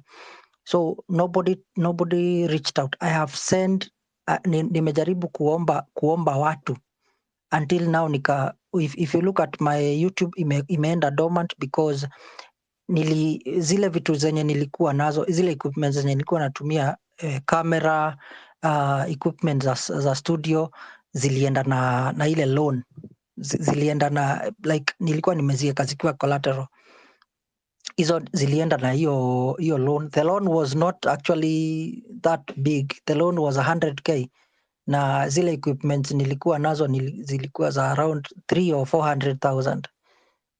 So since nilikuwa nimeweka collateral na walikuwa wamekuja wakaona mahali naishi, they came and they took my equipment. So this last music, letter number tumsalimie, I can see the quality is not good. You used what? You used a phone to record it? Yes, if you check that quality, I used my phone to record, and I told people this is the last song I am doing since sina hizi, because you see that song nilikuwa nimefanya before vitu zikujiwe, nilikuwa nimeirecord before vitu zikujiwe. So sasa nikasema since iko hapa na that is the current trend yenye inaendelea saa hizi, I said wacha tu ni shoot na simu tu vile iko. If you compare the quality for that last song and others, utaona quality ziko tofauti, because the others I was using a camera, but now that I said wacha tu niitoe vile iko isipotelee tu hivyo. Okay. So that's why. All right. And now, so now where do you stay? Where do you live? Because I know things are bad for you. Things are not. Where do you stay? You didn't tell me where you live. Do you right live with now, someone? Right now I'm living with a friend, a friend of mine mwenye ako na studio yake tu hapo kwa nyumba, but staki kumuharibia jina, but let me say this, I have been trying even to make content with his equipments, but kuna vile wewe unajua ukiwa unakaa na mtu kuna vile kuna vile anakuangalia na nini anakuambia ni kama anakuambia hizi vitu unafanya mimi hazinisaidii in any way. So sasa unaona I opted kuachana tu na nini, nikaachana tu na muziki, nikasema wacha tu nitafute kazi mahali tu nitapata. Okay. Maybe Are you currently undergoing some form of clinical depression? Sorry? Are you going some form of clinical depression as we speak right now? Do you think your mind is just in a mess?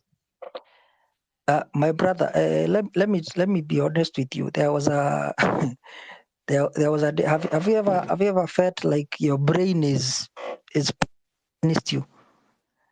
There was a certain time I went on top of a building and my mind was telling me jump. My head was just telling me jump. Like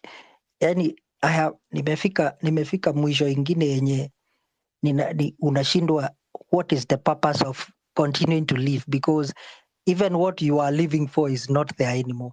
The people you are trying to entertain, unaenda kuambia wakusaidie hadi unaweka kapebil na huko kwa nini wanasema ni kiki, unatafuta kiki, unaweka kanini kapebil huko kwa TikTok, wanaanza kukutukana. Mimi nikikuonyesha zile matusi nimetukanwa until I ended up kutoa hizo video. Nilienda up kutoa hizo video kwa TikTok na nikatoa pia kwa YouTube. Nikaambia watu for now mimi nimeshaenda, maybe mimi nikifanikiwa nitarudi. All right. Just hold on there. Pole sana bro.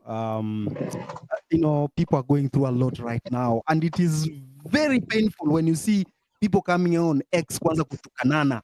You know, people are going through pain right now. As a country, surely, ile pain yenye watu wako nayo uchungu, we cannot afford to be divided. Honestly, we can't. This is just one story. How many stories are out there that we are not highlighting? I have Maguette Wade from Senegal. How are you? This is a young man from Kenya who is an artist, has been choked in debt. Just a representation of our countries in the continent. What is your comment on what the continent is undergoing? I'm sure you've seen Kenyan protests. They are also planning more protests this week. What is your comment on whatever is going on in the country? Margaret. Thank you. Thank you so much, Amerix. I'm very happy to be here. At first, I was like, am I supposed to be here? I'm not Kenyan. So, but I think we're all brothers and sisters. So thanks for having me. And MC, I am so sorry to hear about everything that you've been going through. And I'm so glad, you know, when you were in that building that you eventually made the decision you made to stay with us. And please stay with us. It will get better. I know that when I say these things, people think I'm crazy, but Africa will get better, and it will get better in our lifetime. And that's actually what I want to talk about. So, Amerix, when you asked me about, the state of this continent of ours, I'm from West Africa, and I'm sure you guys all know about what's going on over there. The coups have made their comeback, because our youth oftentimes thinks this is, everything else has failed us, let us try this. Although what I'm here to share with you guys is pretty much the way I'm looking at all of us. At the end of the day, I look at our problems and I literally can put it into one bucket. And that bucket has to do with our lack of prosperity. We're poor. We're just the poorest region in the world. You can say, how can you say that? We have all of these natural resources. We have all of these great young people. Yes, all of those are riches, but that's not what I'm speaking of. What I'm speaking of is, basically us being prosperous nations. And if we look around, we're not. I think what MC just talked about, it's not talking about somebody who's being prosperous. So for me, I spend my whole life trying to figure out why is it that this is the case right now? Why is our region in the situation it's in right now? And as many people for the longest time, I thought it was simply because we because of colonialism, because of racism. I was there. I was in those I was in that mindset for the longest time. And eventually I became an entrepreneur. And I was an entrepreneur. I'm right now building my third company. What my companies all have in common is there's always a sister company somewhere in Africa. In my case, it's Senegal, and the other one usually in the US, because we manufacture and produce in Senegal, and our biggest retail marketplace is the United States of America. So the first time I did that exercise of building a business and having these two sister companies, I was shocked. I was just shocked at the discrepancy in the ease of doing business from both places. No, needless to tell you that the one place where everything felt really cumbersome, bureaucracy, like choking me every turn I go at all levels, whether it's at the business registration level or the labor laws level, the tax code, the permits. Anywhere you turn, it's just like it's a nightmare. And I had to compare that to where I was doing business back the first time when I did this. It was in California. So, and it's interesting because California is not even the most free state in all of the Union. It's next to the last in terms of being a free state. Meaning, like California is still the place where it is still hardest for we don't have as much economic freedom as the rest of the US has. And then some people might be like, oh, then why is California so rich? Well, you'll be surprised to hear that if you remove Silicon Valley and Hollywood out of California, California would be the poorest state in all of the United States of America. But people don't know that. But anyway, I'll digress. So as I was doing business, I realized, wow, it's why. And then I thought to myself, oh, I guess it's because we're so poor that it's so hard and cumbersome to do business home. And conversely, it's because America is so prosperous. That's why it's so easy to do business. But the minute I said that, and this was after a couple of decades of searching, why are we poor? And hearing people tell me, oh, it's because blacks and browns are just not as smart as white people. You guys are lazy. You guys are always fighting each other. So basically, supposedly there's something wrong with us. But in any case, as soon as I figured, I said, oh, we're poor, that's why it's so hard, and they're rich, that's why it's so easy to do business. Just come to think to myself, wait a second, um, poverty is solved by prosperity. Prosperity is built by entrepreneurs. What do entrepreneurs need? They need an enabling business environment. But wait, you just told me that our nations are the ones where it's hardest to do business. And conversely, those are the wealthy nations of the world is where it's the easiest to do business. And when I came to that, my whole worldview changed. It made so much sense. And then that's pretty much why I've been after this issue of another way you could call it, it's bad law and bad governance. And that's why I've been very excited to hear that the youth of Kenya is actually now finally putting its finger on this.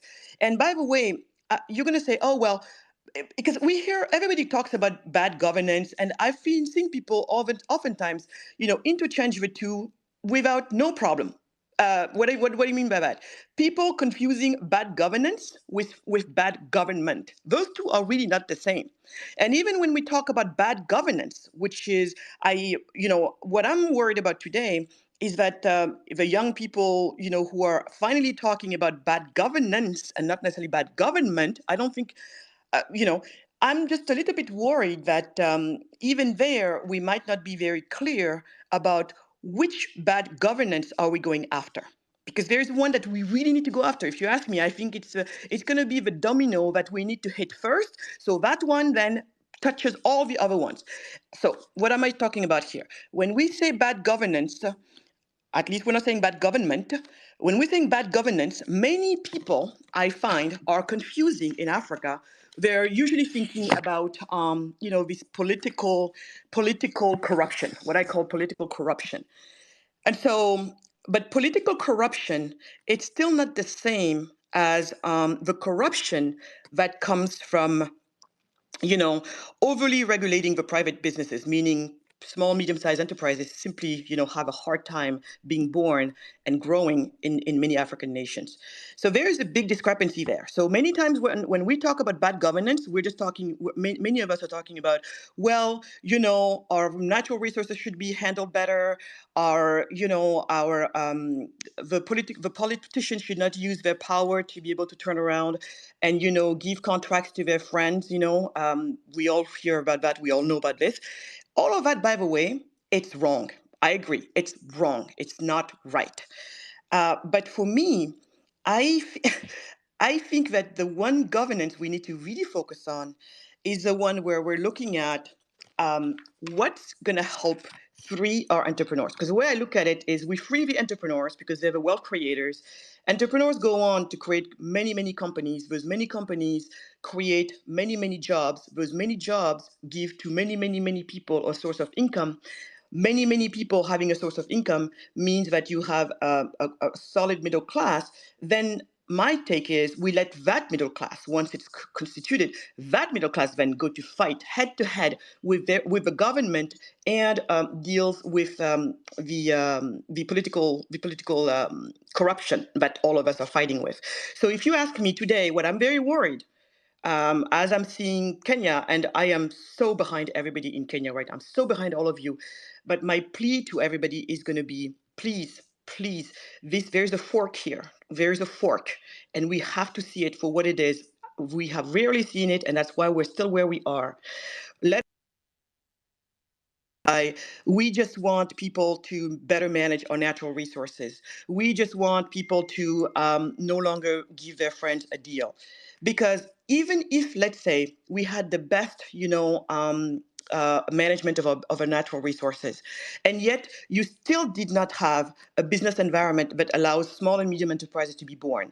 A place where Rosaline is from, middle of nowhere somewhere in Kenya. She knows absolutely nobody in government, and she should not have to know anybody in government, but she's got a wonderful idea and she's ready to work hard. She should be able to jump into what we call entrepreneurship and keep moving. That's not the case right now. There's just too many laws, too many regulations. Everybody is struggling. So at this point, guys, what I'm hoping that we do is that we go after that governance. And you, in a way, have started doing that, America. I'm just going to say, you have started doing that because you're starting to look at taxes, you're starting to look at all of these things. But this is the caveat on that. This issue is not going to be solved with piecemeal legislation.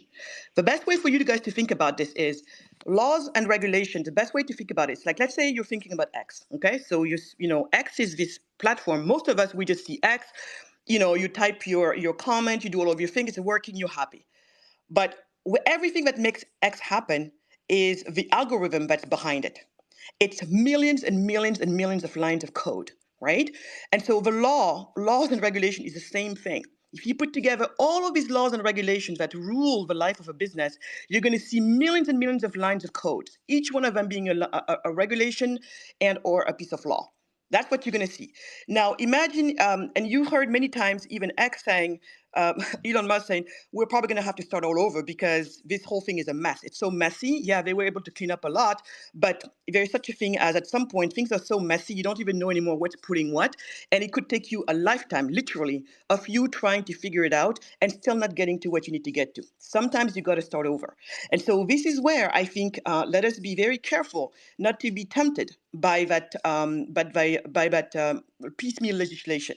Because if we are tempted by that, by saying, on the tax laws, do this, do that. On the labor laws, do this, do that. And then they happen, maybe they happen, especially not at the same time. Because what you need is a critical mass of these, of this legal infrastructure to happen all at the same time for it to really make the critical difference that we need and that we need now for the real change that we need to happen. Otherwise, we're still going to be dealing with little incrementals, a few more jobs here, a few more jobs there, which is not going to take care of the millions and millions of young people we have coming to an age of needing a job every single year. All right. Hold in there. Hold in there. Bring you back. Right. Thank you very much, Maget. She's very wonderful. She talks a lot about business and how bad governance and bad government have a direct influence on our business. So ukiona hao watu wa government propaganda wana push up propaganda, hawaelewi ni nini watu wanapitia through. Morara, I didn't know you are an advocate. Morara. Yes, I'm a lawyer. Oh, great. Yes, thank you. And the previous speaker, she has really insisted on laws. Probably before I get into what I wanted to say, it's good to remind her that in Kenya, in particular, and this is just a point of information, we don't have a shortage of laws. We just have infidelity to the law. People don't follow even the few laws that are there. And we have very lazy politicians and very lazy parliamentarians who don't even sit to research and create our own laws. They pick maybe, for example, the law on data protection. They pick the EU law or the UK law, then they copy paste it. Wherever it's written the United Kingdom, they write Kenya. We've lost you. Fix your mic, please. Yes, my mic is on. Can you hear me now? Fix it again. You are so far. Can you hear? Yes, there. Can you hear me? Yeah, there's fine. That is Thank okay you. now. Yeah, go on. All right. So I'm just saying that what we have is infidelity to the law and lazy politicians who are not even keen on creating our own laws. They pick maybe the law from the UK, they change the name United Kingdom to Kenya. Sometimes they even forget to copy paste some of the things correctly. So we have people who are wheeler dealers and not legislators. They only think about their next deal and how they are going to make money. So that is what I can comment. Now, let me move forward to what I wanted to say today. Ladies and gentlemen, I'm angry. I'm extremely angry, especially at the realization that there are very many bodies at the city mortuary of people that died. Well, the realization of these bodies might be intentional on the part of the government as a way of scaring some people from coming out on the 8th of August. Because as you know, sio watu wote wako na roho juu kama sisi. Kuna wenye wakiona dead bodies ama wakiona damu, they don't come out. This is what I want to tell to all Kenyans that are listening to me today. The time of fear is over. We better die standing than living on our knees. And if you are not prepared to die, please stay at home and sleep. Come prepared to die, but also come prepared to stay alive to see the Kenya that will be there. Remember, the tree of liberty is always watered by the blood of patriots. And remember that if it is not people who died, we would not be here. In fact, even Jesus died so that we can be here today. So the Bible says, whoever shall preserve their life shall lose it. And whoever shall lose their life for his sake shall gain it. So I want to tell everyone that is afraid or that fear has gotten into your heart, do not buy fear from one William Ruto. Yes, he is good at killing witnesses and he's good at killing protesters, but he cannot kill all of us. Some of us will live to see the new Kenya, and I'll be one of them. I know that there is a new Kenya on the horizon. That is why they have panicked. Kenya right now is a crime scene. Is a crime scene. Beginning with our local banks. Our local banks, I want to call them out today. Those banks don't want to loan us money because they are loaning money to government. I went to Family Bank Utawala, broken tiles, peeled off paint, yet the bank declares profit. And I wonder, where are they getting the profit from? These people are loaning money to government, money that is not needed by government, then they eat the interest. So now we have a government that is borrowing from local banks in the pretext of domestic borrowing at very high interest rates intentionally, so that they can, take away now, they make money from the interest. That is why business people don't have money to expand their businesses. You see, I talked about these issues, and just this week, I was sent KRA. And when KRA came to my office, they came telling me to give them my bank statements. I asked them, what the hell? You people are KRA, for crying out loud. You can go and get my bank statements if you need them. I don't need to provide evidence to you. In any case, I have a right to remain silent. Then they wrote me a notice of offense. This notice of offense, when I read it, and even when I read the names of the people, the 3 officers that came, all of them were people who are being used from one community. And that is why I want to remind everybody that is listening to me tonight. This thing has nothing to do with the tribe. Even if you are from Kalenjin and the president is from your land, there is nothing you benefit as a person from Nandi or Elgeyo Marakwet for being from the region of the president. Nothing. In fact, you may suffer more than me. If you come from Central and the deputy president is from your region, or you come from Mombasa and Joe has been appointed, remember that it has nothing to do with the improvement of your life. These are people who are regrouping to rob you blind, and you are happy and cheering. If you go to JKI, it's a crime scene. It has been said. I cannot repeat. You go to the Ministry of Education, crime scene is a pure crime scene. We even have fake schools receiving money for capitation. Can you, hey, guy, Kariana Goma. I don't even come from Central, but at least I know that one. Look, you go to the housing program, crime scene. That is why Ruto is always talking about the housing program. Mimi nataka niwaeleze hivi na nataka mnisikize vizuri. Tumebomoa nyumba more than 6,000 units. Sasa tunajenga nyumba zingine 160,000 units hapa Changamwe, na pale Diani hapo White House tutajenga zingine. Na mimi nataka niwaeleze hivi. Sasa hawa vijana ambao hawana kazi na hawa mama mboga ambao sijawapatia loan bila interest na hawa polisi ambao wanatozwa ushuru usiku na mchana, sasa hawa wote wanaweza kukopa deni bila interest katika mpango yetu ya housing. You see the way he talks about that thing? He is very happy about it because of how much money he's making from it. William Ruto cannot champion any idea where he is not making money with his friends. He cannot think beyond his stomach. William Ruto, if you are listening today or your cohorts are listening using a fake account, I want to ask you, what else can money do for you? Money bought you MP. Money bought you minister. Money bought you a helicopter and URP, and it bought you MPs. You became a deputy president.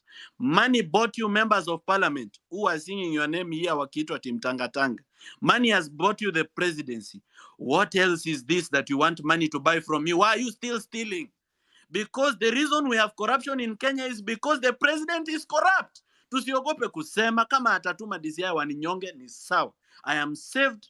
I am ready to go to heaven. Heaven is beautiful. Streets are made of gold. Jasper and onyx. Nani hapa amewahi ona jasper and onyx? Hakuna.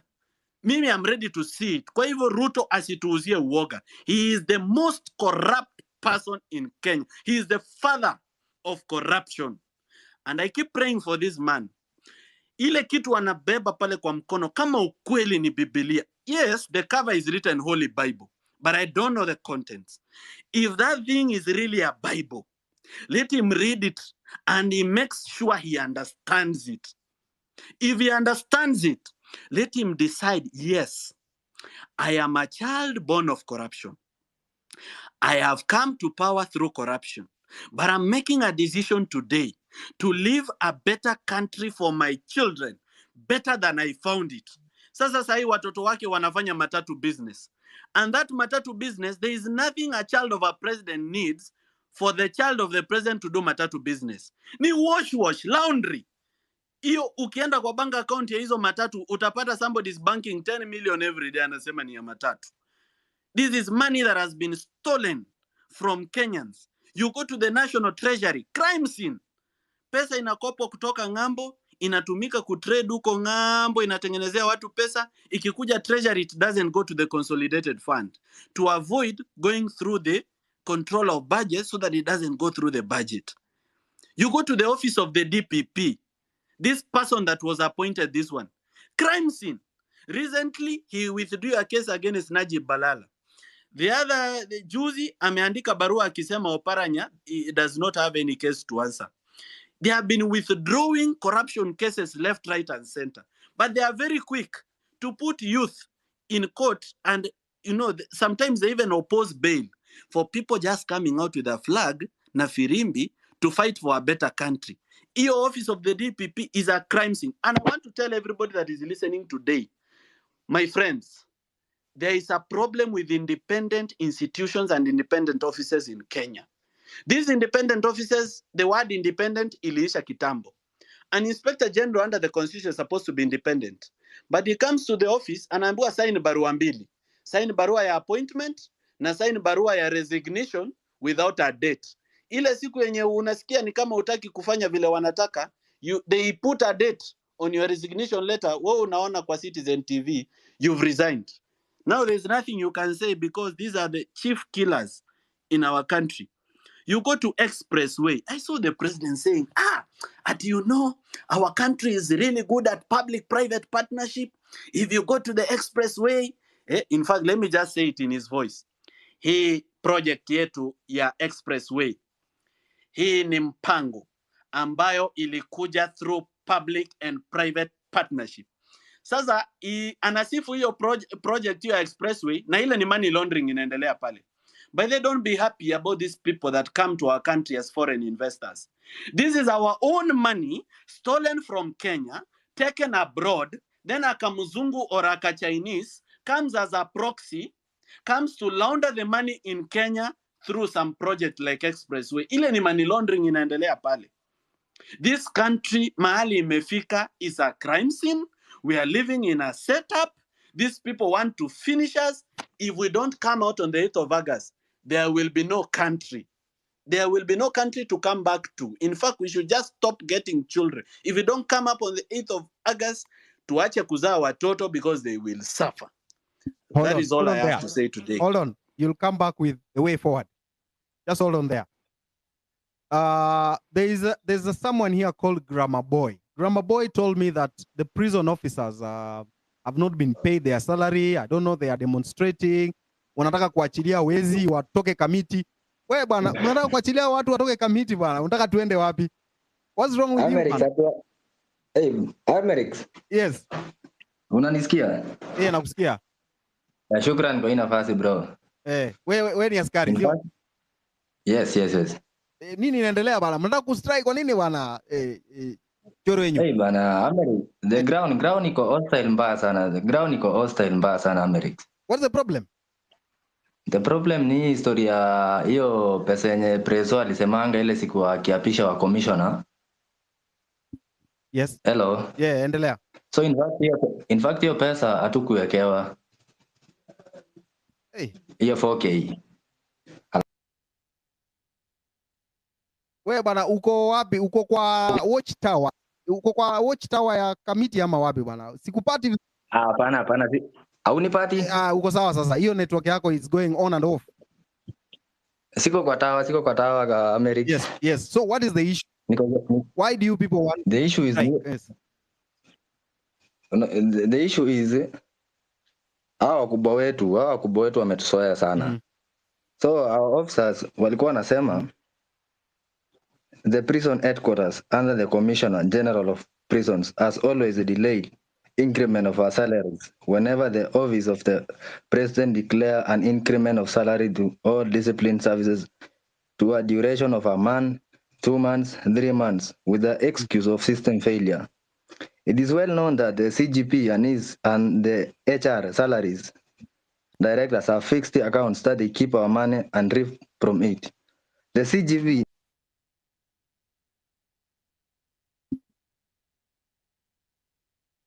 We've lost you.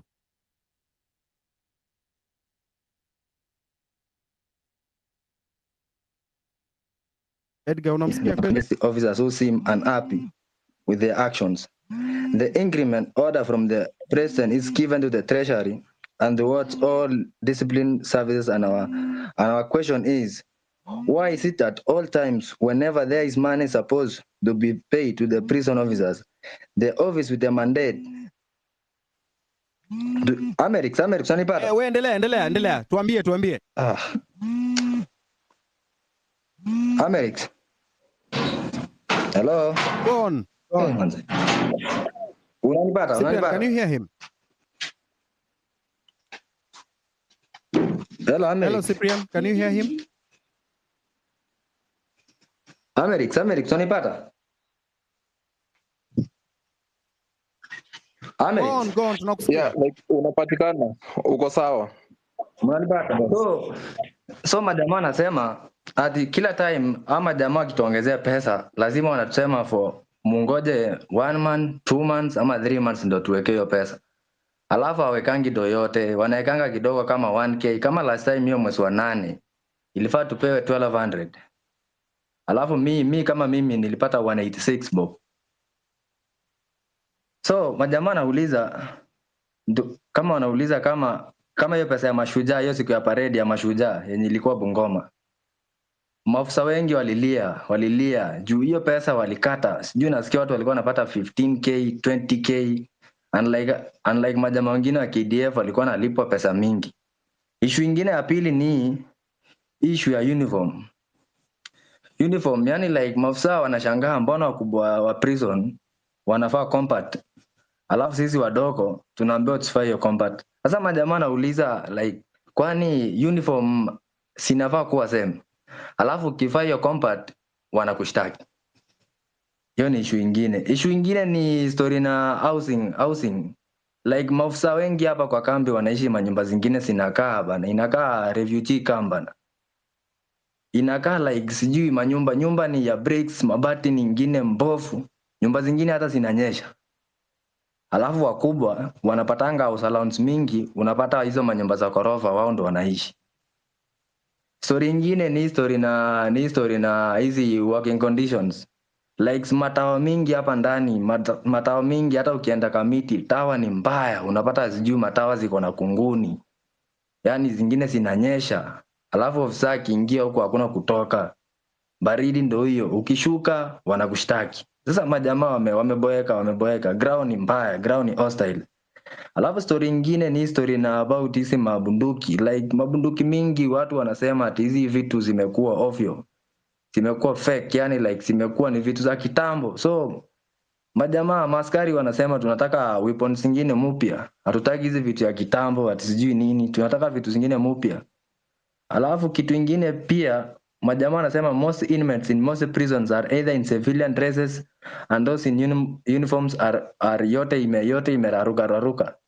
Sasa majamaa anasema na kuna pesa, nasikia kuna pesa imetengwa ya uniform ya wafungwa. Alafu huko ndani pia ati kuna kunguni na kuna pesa imetengwa hizo madawa za kunguni. Sasa majamaa anauliza hii pesa zimeingia wapi? Next story ingine ni story na about alafu majamaa pia wanauliza kama wetu mbona kama hiyo pesa hiyo 4K ya juzi mbona wakubwa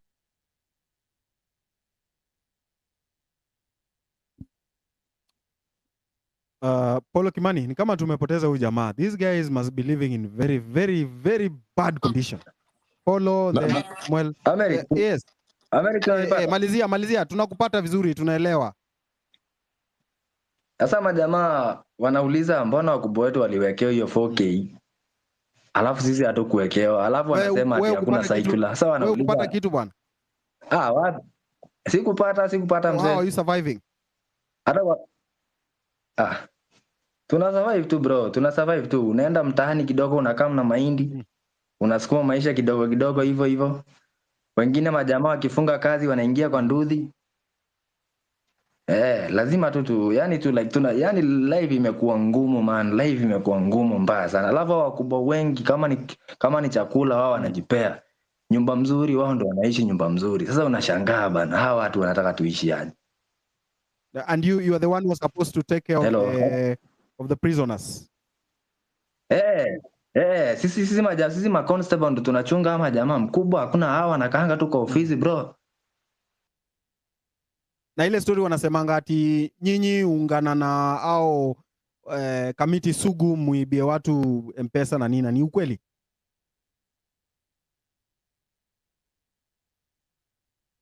Hello. Yes, Alex. I was asking you. Hello. Can you hear us? Hello, Alex. Can you hear us? Alex, hello. Paulo Kimani, unaweza endelea. Hello. Paulo Kimani, unaweza endelea. Mr. Grammar Boy, unasikika, I can hear you.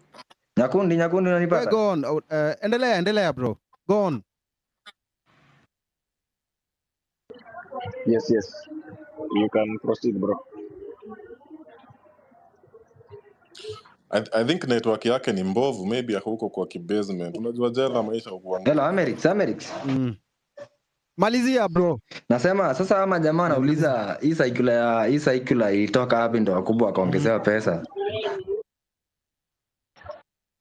We can have someone else proceed. No, Paulo, you had something to say? I understand his cry, yes? Because actually what happens, what usually happens, si ati Joy ijafikia wakubwa. Pesa ishafikia wakubwa, but inaingianga the same thing governors do. Pesa inaingia kwa personal accounts. So what they do is they hold this money for 2 or 4 months. Ile interest ina grow kwa ile dough before they can now dispatch it to the necessary places. Ile interest ndo anategea. That's why you find these rayas are always complaining nini mazi pesa imepeana imeenda wapi. It's your bosses who are fucking you. And now that we are talking about bosses, I've seen this fella called Mr. Jimmy Wanjigi. Maybe Jimmy can tell us about the whole mineral thing, because I know he has been aware. I mean, he has been dining with these guys, kina Hunye, kina Jacob Juma, kina Ruto. Maybe he can tell us why they have been fucking the lower middle class for such a long time. Now that we have decided to kuungana, now he just floats up and acts like he hakuwa anajua nini ina happen. Now another thing.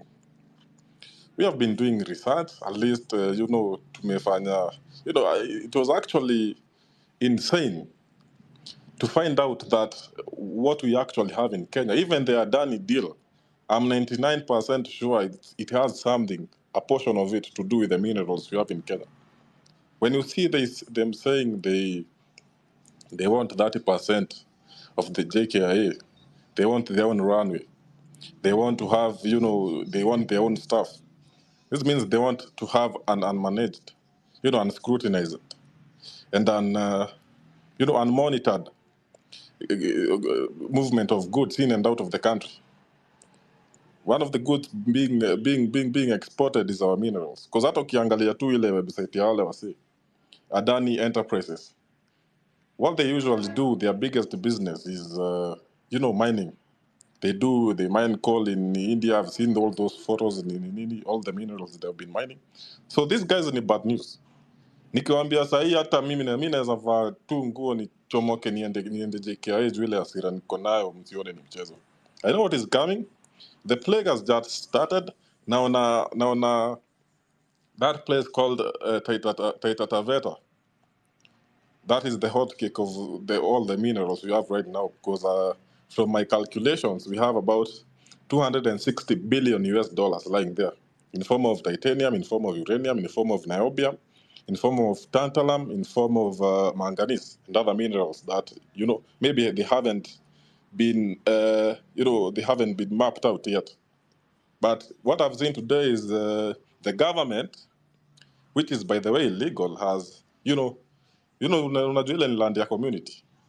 The government, under abnormal circumstances, has just decided to give 500 acres to this guy called Devki. The one saying that Ruto should be given 25 more years. I've seen hata nimeona amepewa hata title deed. This is very bad bana. Bwana ukasia? Amepewa title deed. Unapeaje a foreigner a title deed?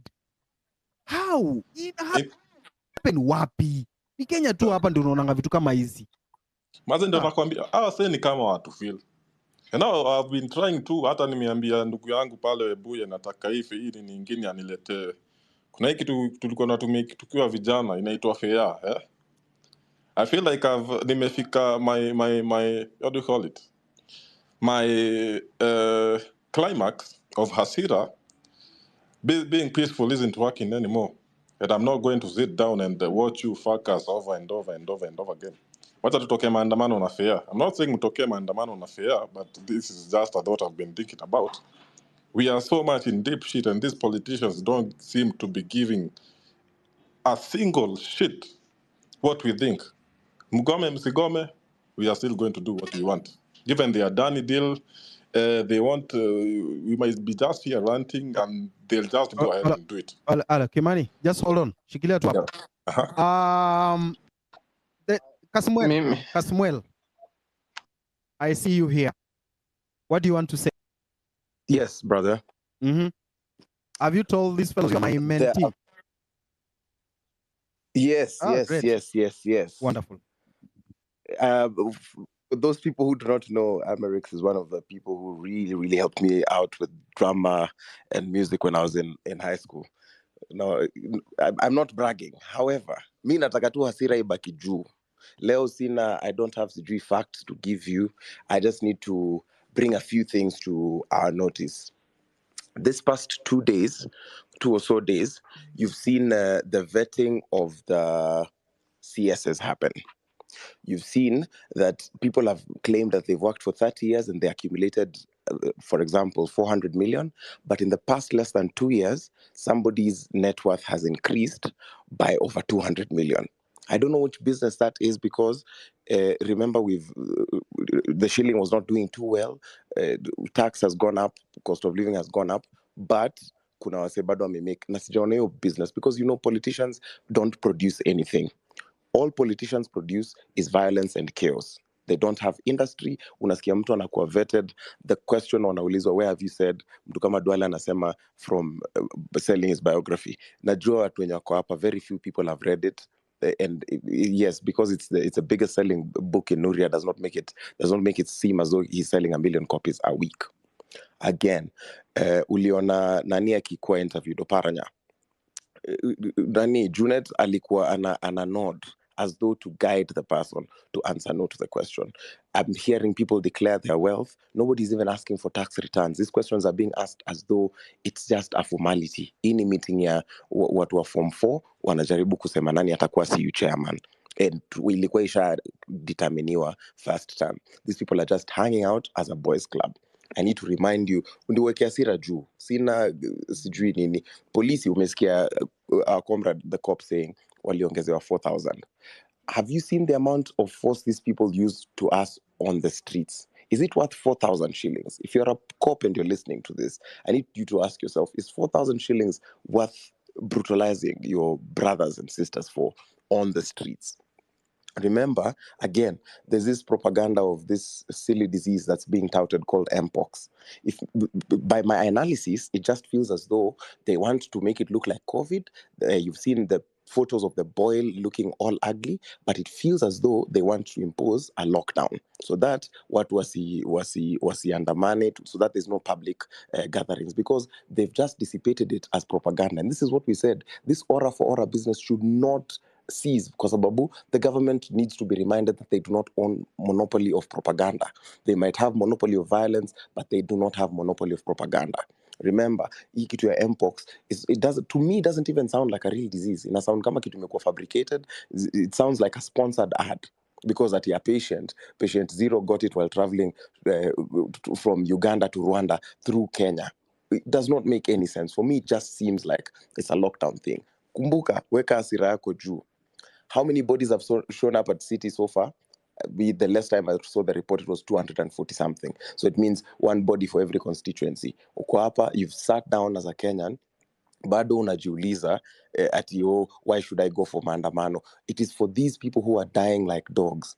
Those people, I attended this Tom Boyer show and they mentioned the names, and I remember being so moved and standing, because there are people who laid their lives so that we can get this far.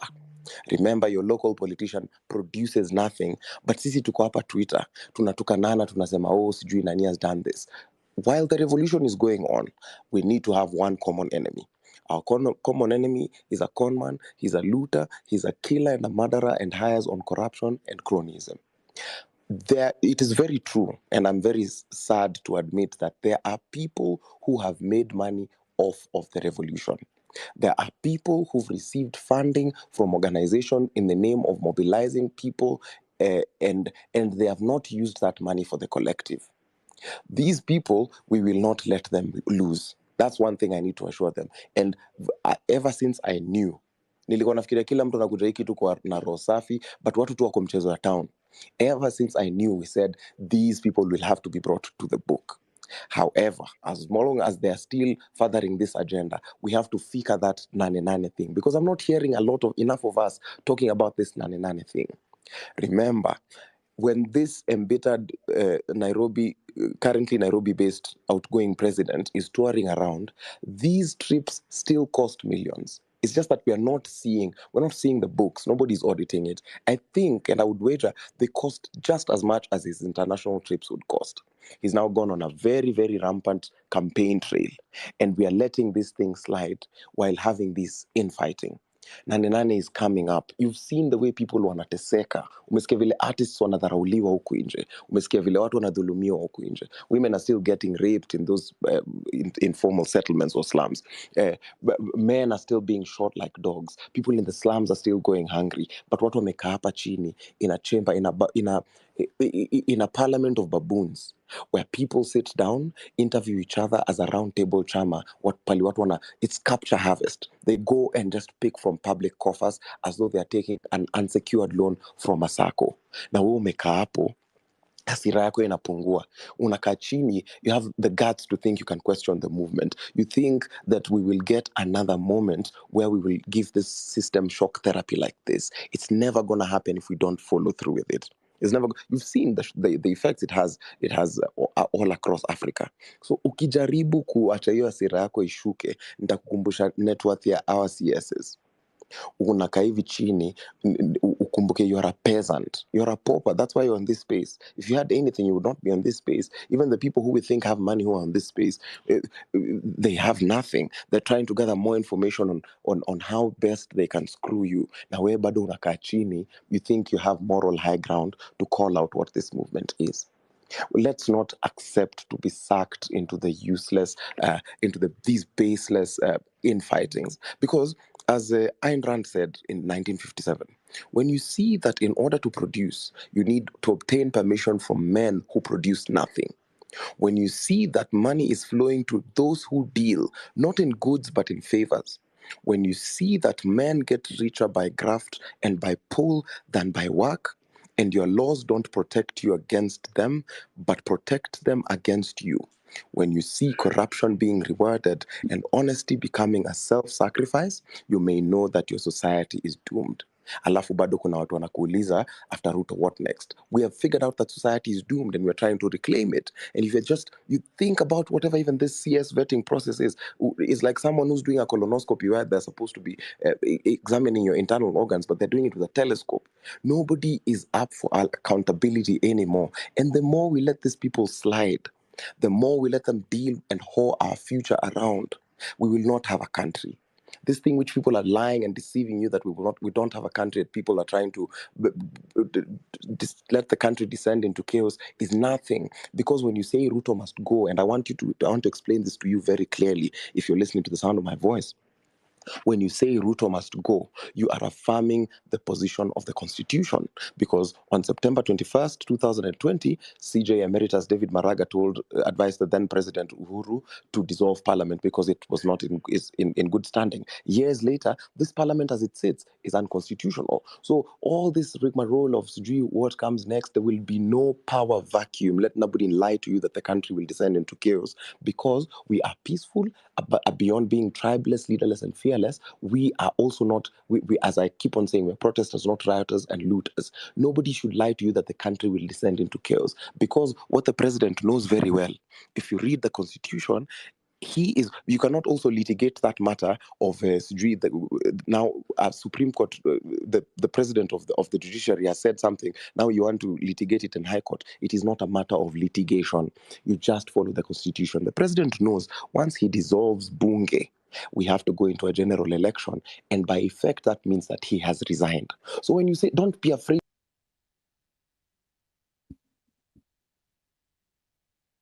nobody lied to you. Can you hear me? Let nobody lie to you. Yes, I can. Let me just wrap it up. Let me wrap it up. Let nobody lie to you that the people are not for you. God is for us, the people are for us. And I talk as a person, nimeingia ground.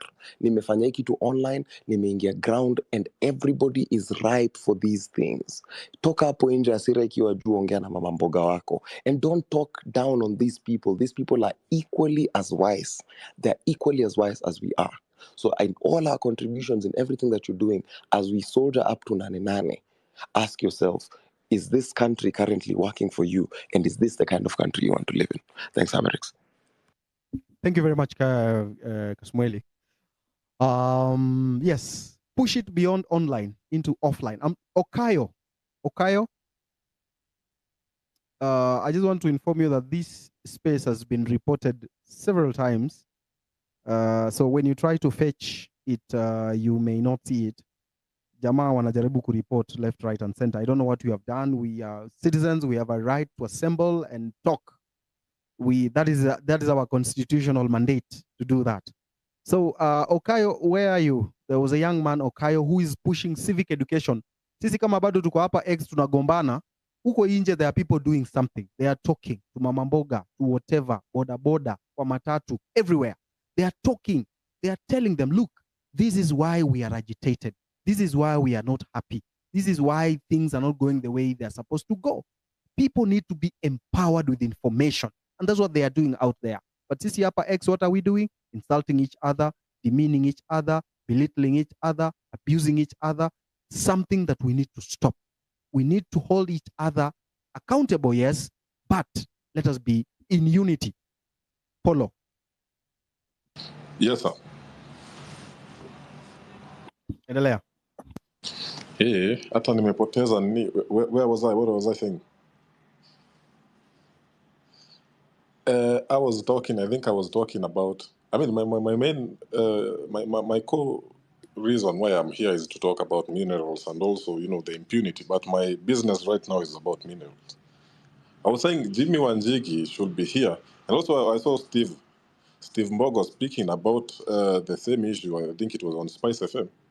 Maybe she also tells us, maybe he forgot to mention, is it true that you have a mining, a mining site in Kenya and another one in Tanzania? Is that true, Steve Mbogo? I saw Steve Mbogo here. The space has been having issues. I think I can also see.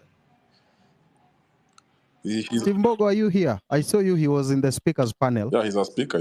Maybe as we wait for Steve Mbogo, we have Ruben, Papa Ruben, I started listening to Papa Ruben back in when I was still a small fellow, Joy Bringers on VOK. Papa Ruben.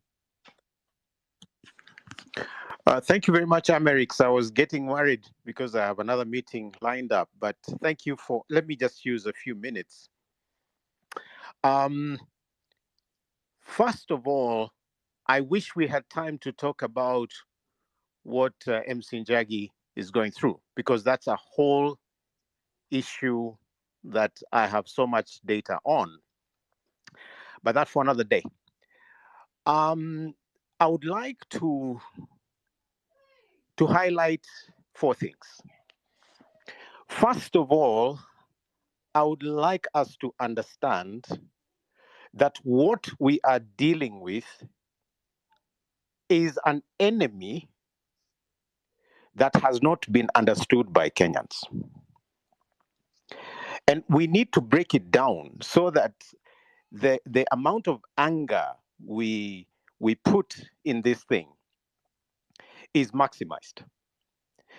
Now, if we want integrity and somebody does not work on it, if we want accountability and somebody doesn't like it, if we want a lean government and somebody wants an expanded one, if we want to live within our means and someone is teaching his people and living extravagant, then we have a real enemy of our country. If we want the sacking of the entire cabinet, as in let them go so we can have a national representation on meritocracy, then we have a reshuffle of cronies. And worse still, you have the so-called opposition brought into government as if to mock citizens. It's like mtadu tunaenda kufanya hivi, and that's what we want to do. You can do nothing about it. We know that parliament is an appendage of the executive. That we know. We know what they have done to us in this country. I mean, the fertilizer scandal notwithstanding, they can mock us that way, and money will change hands, and one way or the other, parliament will remain what it is. So when we see the so-called vetting, and we actually take time to listen and even comment, I'm wondering, honestly speaking, what are we even commenting on? We already know this is a rogue system. We know it's a rogue process. So we need to come to a place of reality where we really understand our enemy. And we must come together and go to the root of the problem. You know, I want to say this. Many of you view me as a musician, and so you read me in the light of a song.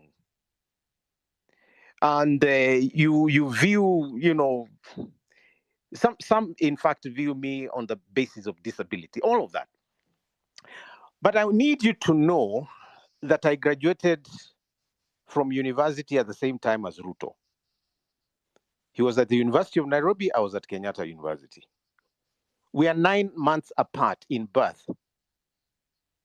And so I have been around and I've been looking at how this country goes. He goes into business, I go the other direction into my professions and other things. And we come to a point where even with systems of education, we all know what worked and did not work. We know what this country needs to be. And so when you see me angry, I'm not angry because the Gen Zs provoked us to look at these issues. I've been angry for a long time. If you go to my videos, I've been speaking against Uhuru Kenyatta and Raila, especially from 2018, the BBI stuff. So I don't come into this the way you view me as a singer. I come as a bona fide citizen. And for those of you that think I'm from Rwanda, I'm from Bunyore. Kigame is from Bunyore in Vihiga. So I'm a citizen of this country.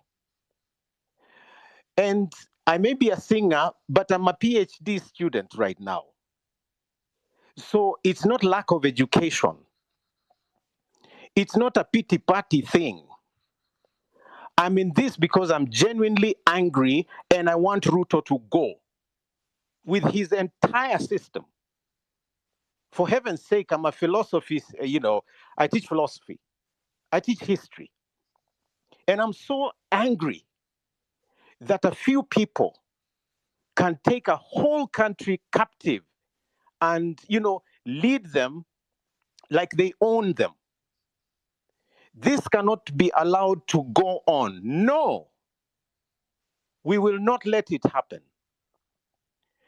This country is full of blood. We've shed too much blood from independence, but Ruto and his system, in 1 year, we only know 247 at the city morgue. I've been to the Yala River, I've been to that hospital and talked to those guys, some families, some doctors there.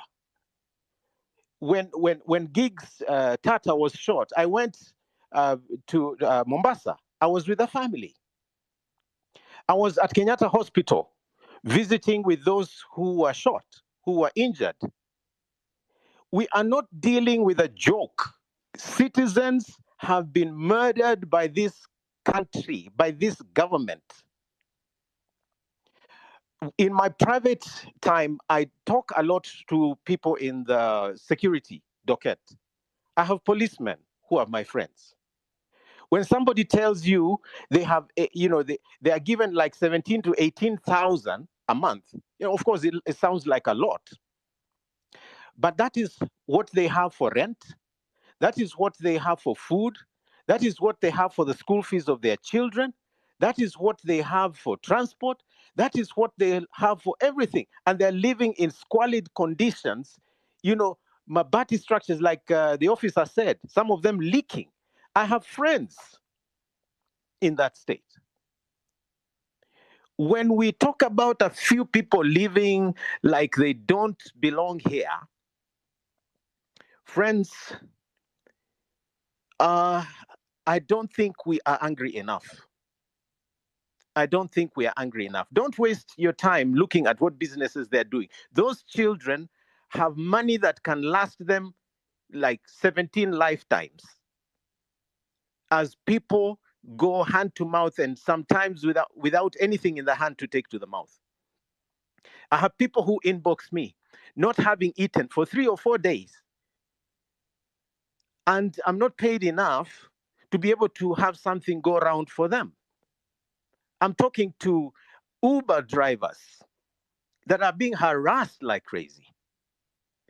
Kenyans, if we allow these guys to, consolidate and kill the spirit of the struggle, we will be very bad losers.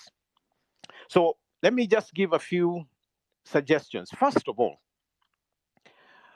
I really think that union leaders, those that are organized enough in groups that are suffering, need to come together and re-strategize a nonviolent approach that succeeds our demos. We need to find a way of bringing this government to their knees because they are using our resources, our taxes, to stay in power and harass us. So maybe if we identified certain businesses, certain services that run because of us, and we withdraw for a day or two or more our monies that go into that, whether it's just keeping our cars at home or our border borders, so that we don't fund their petrol stations. We need to come to a point where we do more than go on the streets. And I'm not saying this because I'm not going. I'm blind, but on Thursday, I will be on the streets. And like one colleague said earlier, if we perish, we perish. I've been on the streets in Eldoret. I've been on the streets with the doctors in Nairobi. I've been on the streets in Mombasa. So if for me as a blind person, I can go on the streets, kwanza tokezeni twende. I need some of you, in fact, to show me which roads we're using. But we must come out. We really must, to say no to being treated like animals with a don't care, detachment, don't care attitude. I will not take it. I will not take it. Wanajua mali naishi wanikujie. And for most of you, you might know it. I'm a very easy target. Wakuje. But we must really stop this nonsense of a few people making us slaves in our own country. So we must come out and do better than demonstrations. Bring these guys to their knees, to the point where one time we should say we're not going to pay any taxes. Watafanya nini? What will they do? One time, let's all decide they benefit from our data and airtime and all of that. One day, kila mtu akatae kutumia kitu, so that we come to a point where they understand something. I can't take it. Secondly, as people in the struggle, we need to do more civic and political education for our fellows that are being bought to attend those rallies. Wanalipwa 500, 1000, 2000 to attend so that it looks like they have audience. They don't have audience. So we need to do more civic education. Hao watu wanakuja na maboda na kusema, we support the government. They don't support the government. They are suffering. But for some of them, they're too hungry to resist a 500 bob.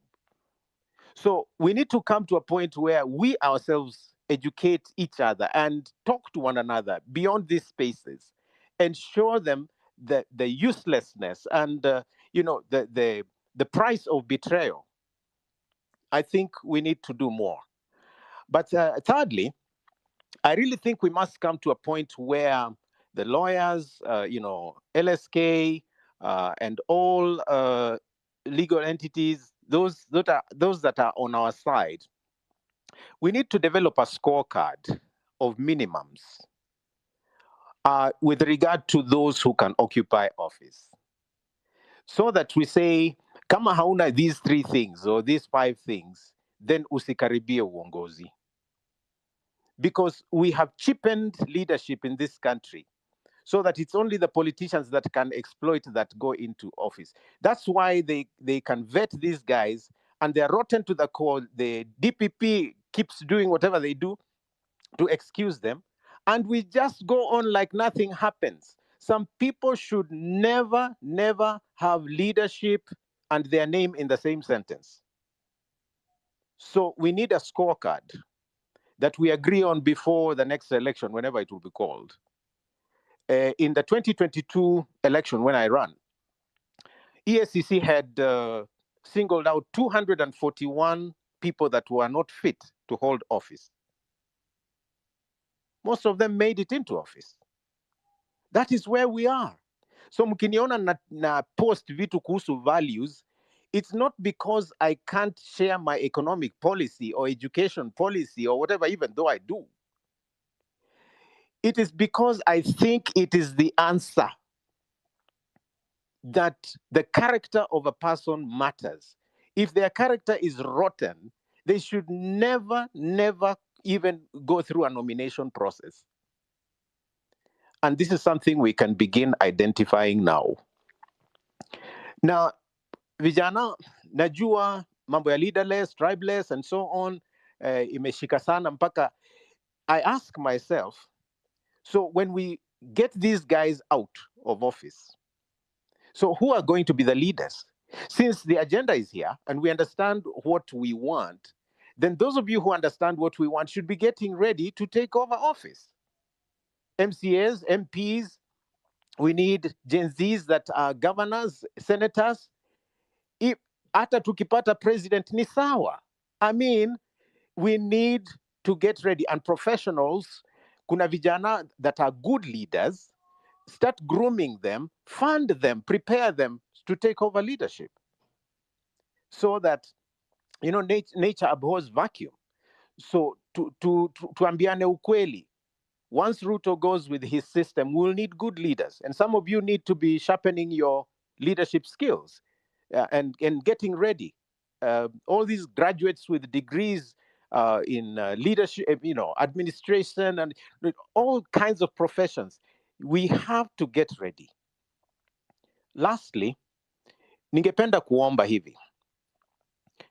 If for any reason you are hearing us on this space, let us escalate beyond the X spaces. If hata kama unaelewa vernacular, call in, you know, those talk shows, and talk about Nane. Talk about a better country. You know, go into your WhatsApp groups if you're on WhatsApp. Mimi nimefungiwa Facebook, so that's why I'm mostly on X. Go wherever you have a chance. Ukiwa kwa matatu or whatever, talk about this, because the country is ready. We just need to mobilize and move. I really pray that all of us see that better country. But hii nchi ambayo iko na damu nyingi sana kwa, you know, the ground is crying out. And I can, you know, list them from independence until now. Inakuwa ni kama mambo na investigations, inakuwa a way of postponing. Ukisikia no stone will be left unturned. Actually, that's basically saying it's buried.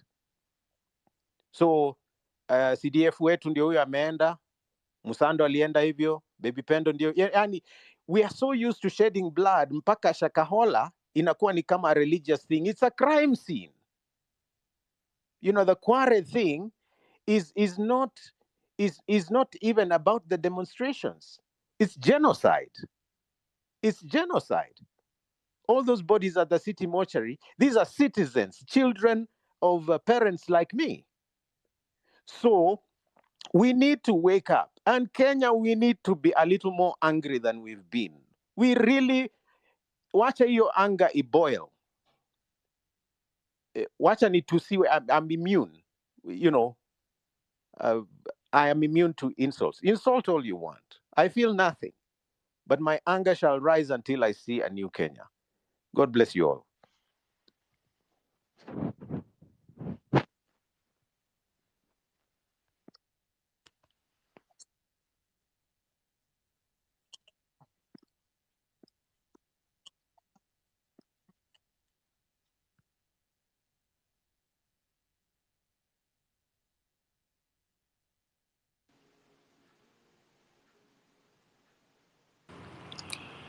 Now, I'm still waiting for Mr. Steve Mbogo to answer my question. Mr. Steve.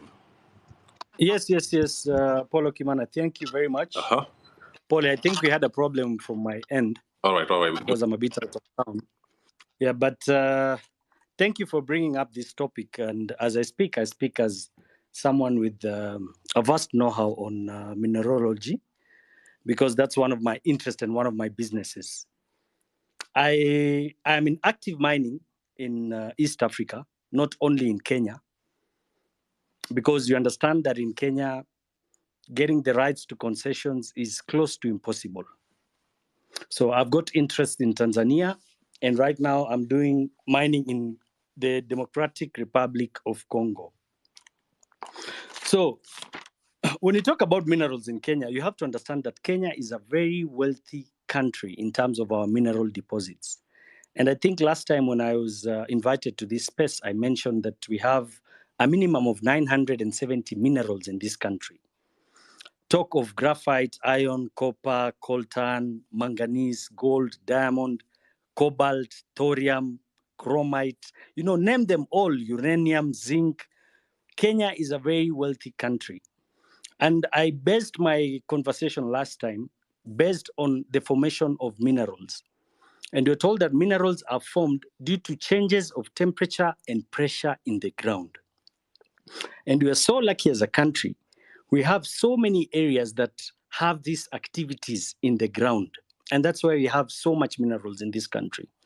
The only problem with this country is that a majority of these concessions were taken over from the 1940s, from the time of colonization. And the majority of the concessions that are owned by the blacks, or rather Kenya natives, are owned by the big families, and they use these concessions as briefcase companies. So what most of these people do is they use these concessions and get borrowings or fundings from what you call hedge funds, and they don't really put them to use. Number two, the majority of miners who are actively mining in Kenya are doing it in secrecy. When I talk of secrecy, there is a very poor structure on the government to audit and understand the extent of mining activities from these companies that are mining in Kenya. We are told, as per the Ministry of Mining, that mining contributes less than 1% of Kenya's GDP, which really does not make sense. And the majority of minerals that are exported, the government earns royalties of about 3 to 4 to 5% only. And as per the 2016 Act, I think it's the 2016 Act of the Mining, we are told that the sharing of royalties is 70% to the government, 20% to county governments, and 10% to the communities. The Ministry of Mining in itself says from 2016 to date, they have collected about 14.7 billion shillings. And from these 14.7 billion shillings, remember, the 10% and the 20% that is supposed to go to county governments and communities has not yet been disbursed. So we go back to structure. We also have a very bad structure when you talk of mineral exploration in Kenya. And I think it has been done by design because the cabals who control the mineral concessions in Kenya will not accept any Tom, Dick, and Harry to own or have a mining license in this country. That is why some of us, Apollo, it's good you asked me that question, will prefer to go and do mining in Tanzania because it's a business I know, I understand, and I have a passion for. Because I can get licenses easier there, I can get my returns in due time, and same as even countries like Congo. So you talk of some of the biggest companies that are doing mining in Kenya. I heard you mention Taita Taveta, and you said there's a value of about 260 billion. That is even way below the real figures of our mineral deposits in Kwale. Remember, niobium in itself is of a minimum 200 billion. I want to tell Kenyans that in the Kwale area, in the area of, Taita Taveta, we have the largest deposits of diamonds in this country, which are controlled through proxies, and they are controlled by the biggest diamond company in Africa known as De Beers, who have fronts here to secure the area, and they're not doing mining at the moment. So when you talk of the issue of the airport, Apollo, I'm glad you clicked and understood that one of the major activities, and that's why these people need the airport, is because of the mining factor. A country like Base Titanium, Base Titanium is a company that does mining in Kwale. I remember when they opened up their investment in the year 2022, they invested about $280 million to do mining for the titanium. And titanium is a mineral used as a pigment in house paint, plastics, and all those other stuff. 8 months down the line, Base Titanium had declared that they had made $350 million in less than a year. So you can imagine, within a year, these people had gotten their money back, and they've been mining ever since, till to date. We don't know how much the real figures they're mining there. The government is not earning enough royalties from the extracts of the mineral activity. So we need proper structures.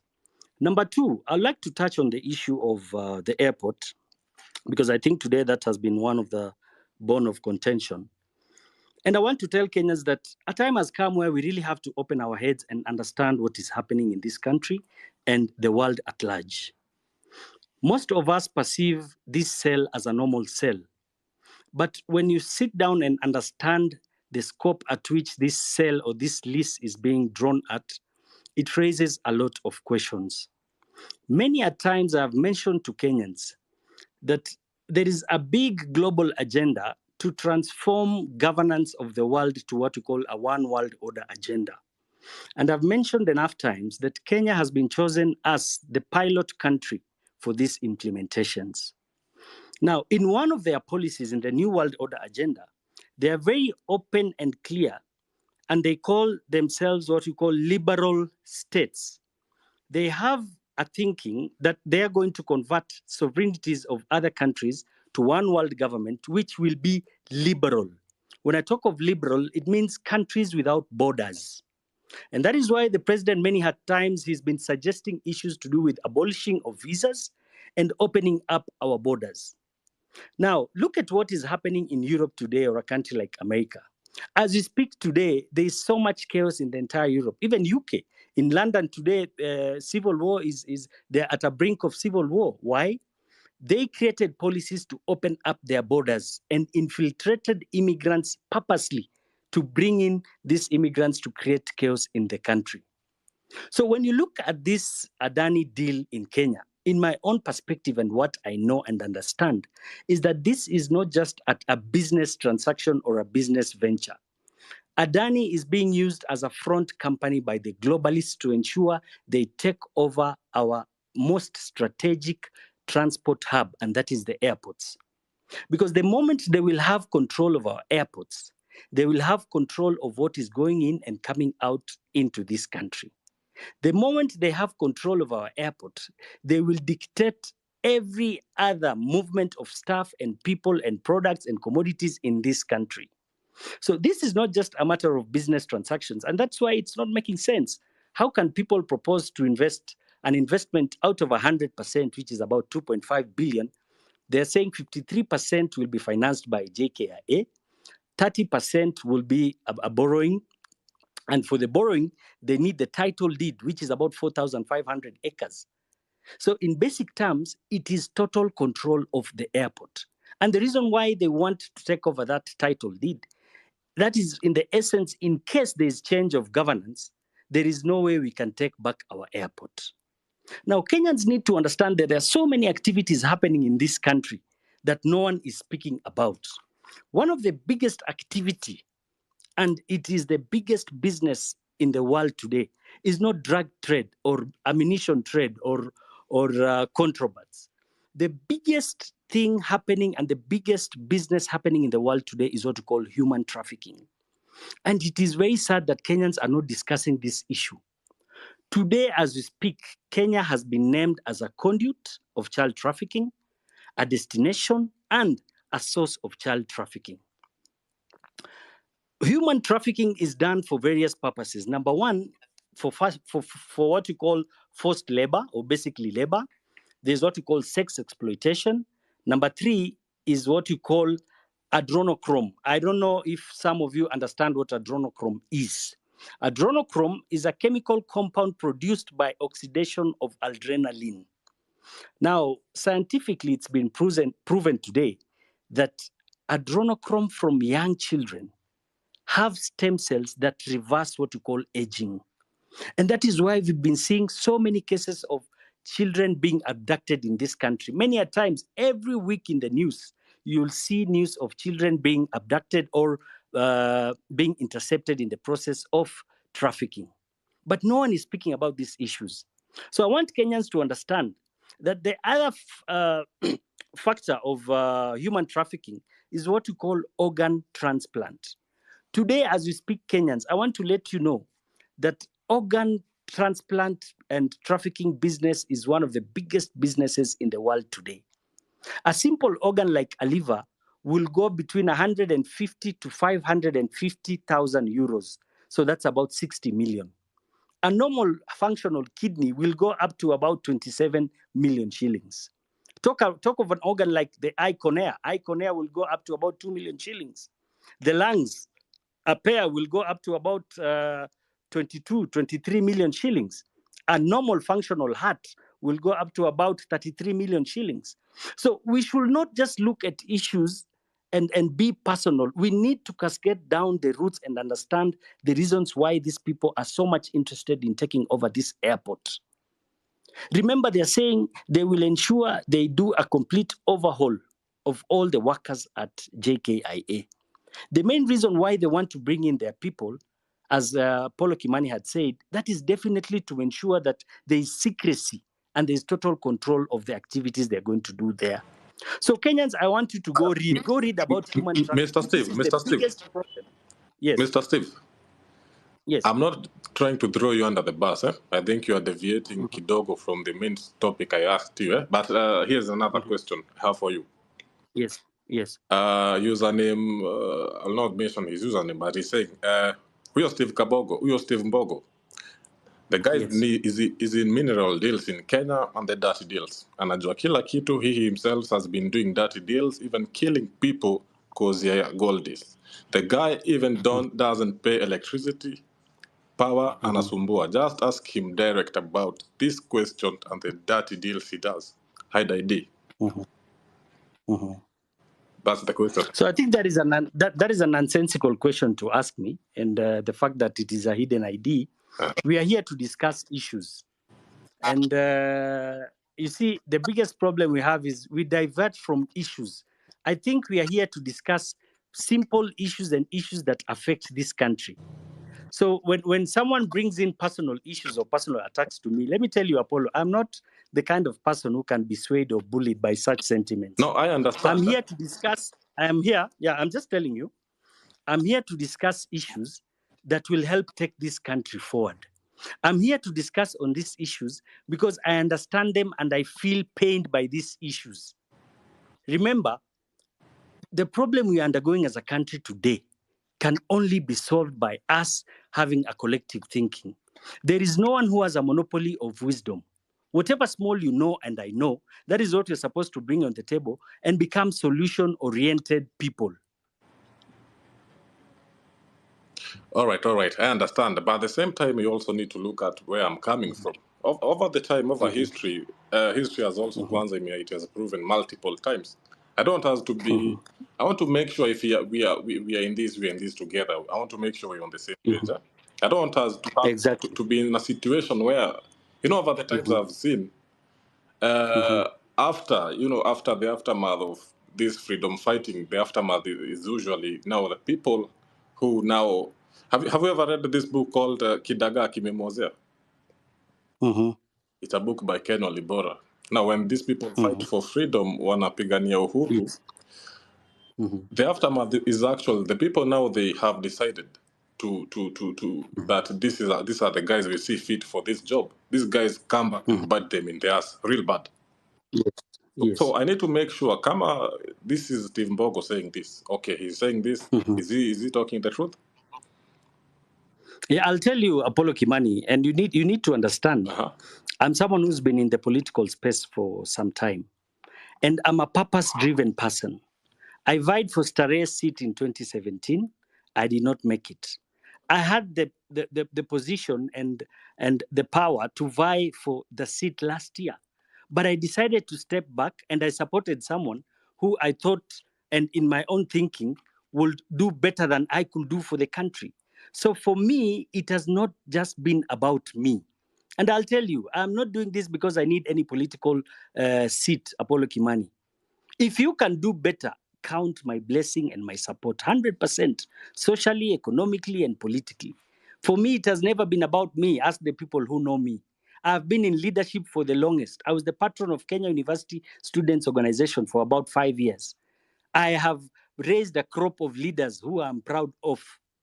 So it is not about me. I'm not campaigning. I'm speaking about issues that are affecting this country. And I have said again and again, if we have people who can take this country forward, Apollo, I'm a businessman. I understand the importance of good leadership. Me being a businessman, I know if the country has good leadership, my brother, I'll be smiling to the bank. For me, it's about policies and good leadership and know-how. Countries are run by people who have what you call a know-how on how to take the country forward. All right. So it's not about person. It's not about me. So don't think I'm here to campaign. No. All right. Let's collect our minds. Can you hear me, Let's bring our minds together and create a solution for this country. All I'm saying is there's absolutely no room for con artists in this movement. And one way or another, we are going to weed them out, regardless of how long it might take, but we are not going to allow that. That is very important. All right. Yes. Can you hear me? Yeah, Am I can hear audible? you, Eric. Oh, all right. Yes. Okay. Just finish, Steve. You're saying something about adrenochrome and organ, and you are prosecuting something. Yeah. Yeah, so I was speaking about this other factor of human trafficking. I think I was more than done. Yeah, you could just wind up.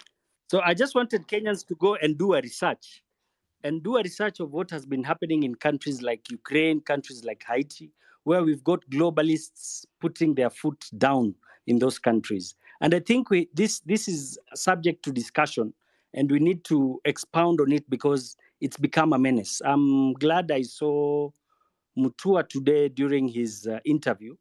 He mentioned about the issue of child and human trafficking in Kenya. So we need to raise our voices louder and louder on regards to this issue. And I think that will be one of their biggest access ports. If they take over the airport, I'm telling you, be ready for massive open border policies that I'm talking about immigrants coming into this country and illegal activities such as human trafficking and child trafficking. So let us look and think deeper in regards to this issue of Adani. It's not just a normal transactional venture. No. It's bigger than what meets the eye. Yeah, correct. There's a lot. There's a lot. There's a lot going within. And it's not. It's remember. Sorry, before I wrap up, I want you to remember that the president himself had suggested a number of times that there are plans to sell what to call state corporations. And I've repeated again and again, and I asked a simple question. We want the government to be open enough and tell us the guarantees that have been signed against what you call these debts we are taking. Because when you look at similar countries, we are seeing that, for example, countries like Ukraine, where these globalists have turned them to their playground, a majority of these debts from these Bretton Woods institutions are signed against state corporations and what you call agricultural land. So maybe, and I see, the sale of the airport is just an entry point to the idea of selling what you call state corporations, because there's no difference between the leasing and the selling. Thank you. Thank you. Thank you very much, Steve. And always, the information you give us, of course, is very important. Plus the GMO, the mosquito ones, maybe that one we'll be talking later. There is a young man here from high school who is called Bivon. Bivon, habari yako?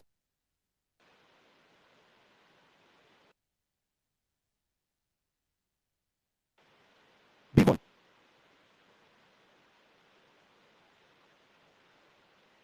Bivon.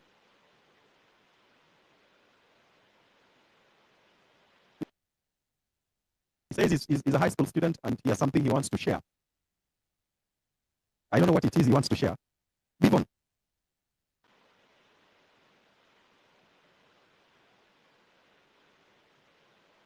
Bivon, you have the mic. Can you say what you want to say?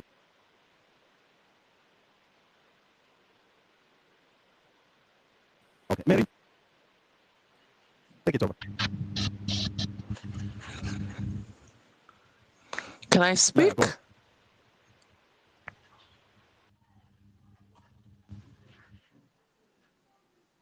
Yes, Mary.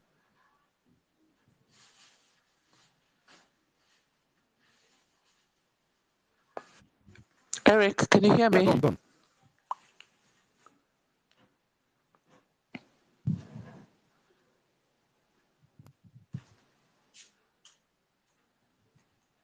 Yes, go on, Mary.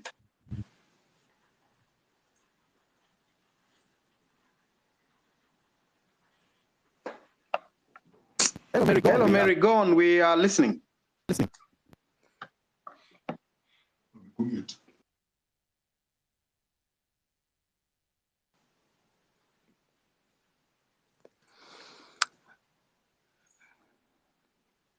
Polo Kimani, can you hear me? Please go on. We can hear you. Can you hear me? Okay. I'm going to speak about food security. I'm going to speak about food sovereignty. I'll try my best to be as brief as possible, just to make sure other people are able to speak. If you want to control a people, you control their health, you control their education, you control their food, and you control their information. There is a clear intent in this country to control the food production, the food chain, and the food sovereignty of this country. It started when the president came into power. Immediately, he lifted the ban on GMOs. Without any public participation, GMOs were allowed in this country. I'm saying all this in support of Nane, that we have every single reason to go on the streets. In the Kibaki administration, the question of GMOs came into light, and there was public participation, and Kenyans spoke loudly against GMOs. But in this administration, the ban has been lifted, and there's a havoc happening in this country right now. If you're careful to look at what is going on, food production is being controlled to the advantage of corporations. You need to look at the Agriculture Professionals Bill, you need to look at the Livestock Professionals Bill, you need to look at the Seed and Control Act, which is already an act. You also need to look, I'm forgetting about the other one. There is an effort to control food production. Kenyans, as we are farmers by default. Every person, either in office or wherever you are, you have practiced farming in one way or the other. You have a goat, you are planting trees, you're producing food for own consumption, subsistence farmers, small-scale farmers. In Kenya, we are all doing agriculture in one way or the other. But now, this government is legislating on food production in this country. And I hope any lawyer on this forum looks at this bill, especially the latest, the livestock bill that has been presented to Parliament by Kimani Ichung'wah. The government officials are on a PR campaign, gaslighting any questions people ask, but that bill is a bill to control keeping animals in this country. There is an effort to vaccinate to do a census on all animals in Kenya and to vaccinate animals in Kenya. There is a very dangerous behavior that this government is taking. This is worse than the Finance Bill 2024, guys. It is worse 100 times. Imagine a situation whereby you have money but you cannot access good food. A situation whereby you cannot access that organic food because it's only set aside for the rich. We know about, like Steve has mentioned, the privatization of parastatals in the country. We know about the privatization of the seed, this corporation, the company that takes care of seeds in this country. The government right now owns 52%, but there's a 48% that you can't really get to know who owns Seed Corporation in Kenya. There is, we need to look at food security keenly. We need to do civic education. If you're on TikTok, if you're a lawyer, help us go through these bills. But GMO is something that should make every Kenya go to the streets, because this is the biggest cause of cancer right now. I was in another space whereby Kenya is ranked the 4th in the cases of cancer in this country, after South Africa, Zimbabwe, and Malawi. What is the cause of these high levels of cancer in the country? It is because of the kind of foods we eat. I think we are so blind into what this government is doing, and we are not following the bills that are being passed in this parliament. Let me tell you guys, these loans that come to Kenya in terms of IMF and World Bank loans, they are attached with a lot of social economic requirements. And one of them is to pass these bills. So why is agriculture being censored? So why are they not passing bills on things like engineering, architectural? Why are they not controlling any other profession? They're just keen on controlling agriculture as an activity. This is very sinister, And I'm calling upon everyone to look into these bills touching on agriculture being passed in this country. They are coming out like good bills, but they are not good bills. They're just meant to control. Like, you're supposed to be registered to be a farmer. You're supposed to have a certificate to be a farmer. Where the hell do they get these bills from? We've been farming all the years, so now we need a certificate. Look at the penalties attached to people who practice agriculture without being registered. Where is this government taking us? Guys, let's look at issues of food sovereignty and food security in this country, because I think this is literally treason that is being committed against Kenyans. Thank you.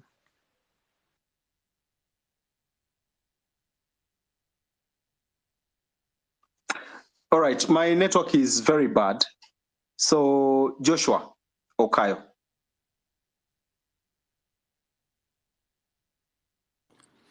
Hi, can you hear me? Kindly confirm.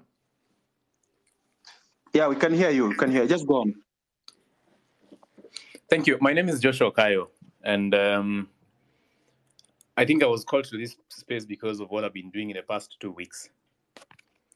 Number one, I must say that I'm a sad man today because of the number of bodies, lifeless bodies that have been discovered, and it's so painful. It actually reminded me of when I was abducted, and I thought about it. Probably I would have been part of that statistics today. It's really painful, very painful, and something has to be done. And that's why I'm going to start with a Bible verse I wrote today. And the verse is Joshua chapter 1, verse 9. The Bible says, let me just find it, sorry. All right, Joshua chapter 1, verse 9. It says,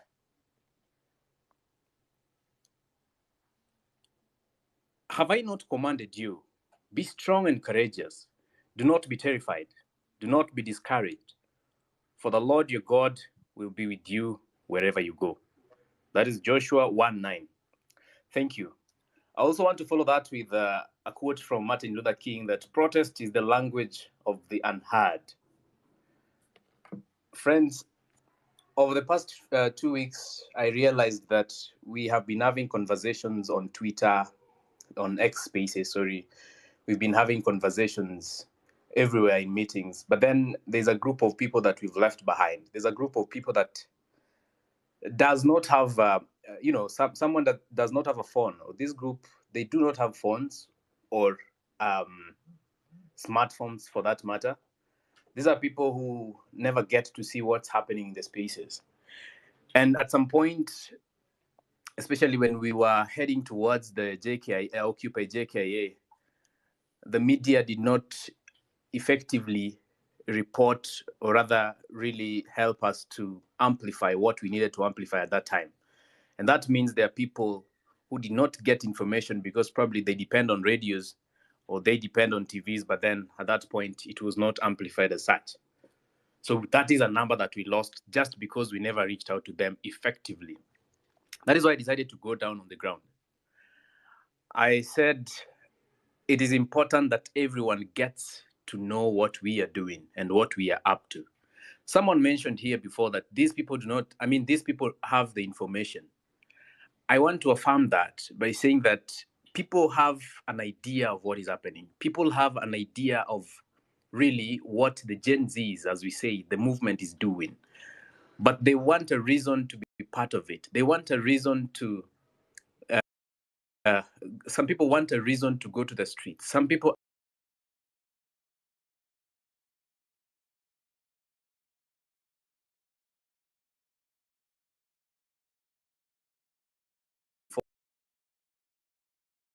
really on civic education, and especially the groundwork. A robust and effective civic education is that which is, in addition to the immense knowledge that probably you and I have, a deep understanding of those issues, the kindness with which you communicate, and probably humility. there needs to be a touch of audacious creativity and madness. You have to be a little bit mad for you to succeed in addressing and communicating the issues that we are taking to the ground. Because take, for example, the day I was traveling and I was in, let me just say, Ena Coach bus. And I decided of the 52, is it 50, 40, I think 45 passengers, I was the only one who stood up and said, I want to speak to these people. And I took about 7 minutes speaking to the people as to what is happening in the country and telling them about Nane. Of these 45 people, only one person was against what I was saying. But this person was not against what I was saying because really he is supporting the government. This person was against going to the streets because he's a guy whose brother had been killed in the protests. He was so angry, he was hurt, he was enraged.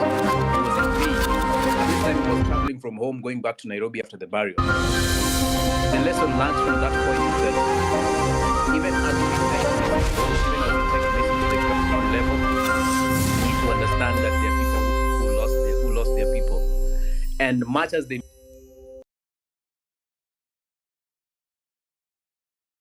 they have to be recognized and they have Every to be nation told in this world has a specific anything. From that point to date, any day, history anytime I and get culture. to speak to people, I have to first of all tell people, Paul, for those who probably who are part of a crowd I'm addressing and they've lost one or two of their people. That is one thing I learned. Another thing I learned is yesterday I was in Nairobi CBD. I was speaking to a group of people and I realized that these people actually have knowledge and people are discussing on the ground what is happening, you know, the Adani group, JKA and all stuff. But someone just wants to be told how it is affecting them in person, you know, as an individual. How does it affect me?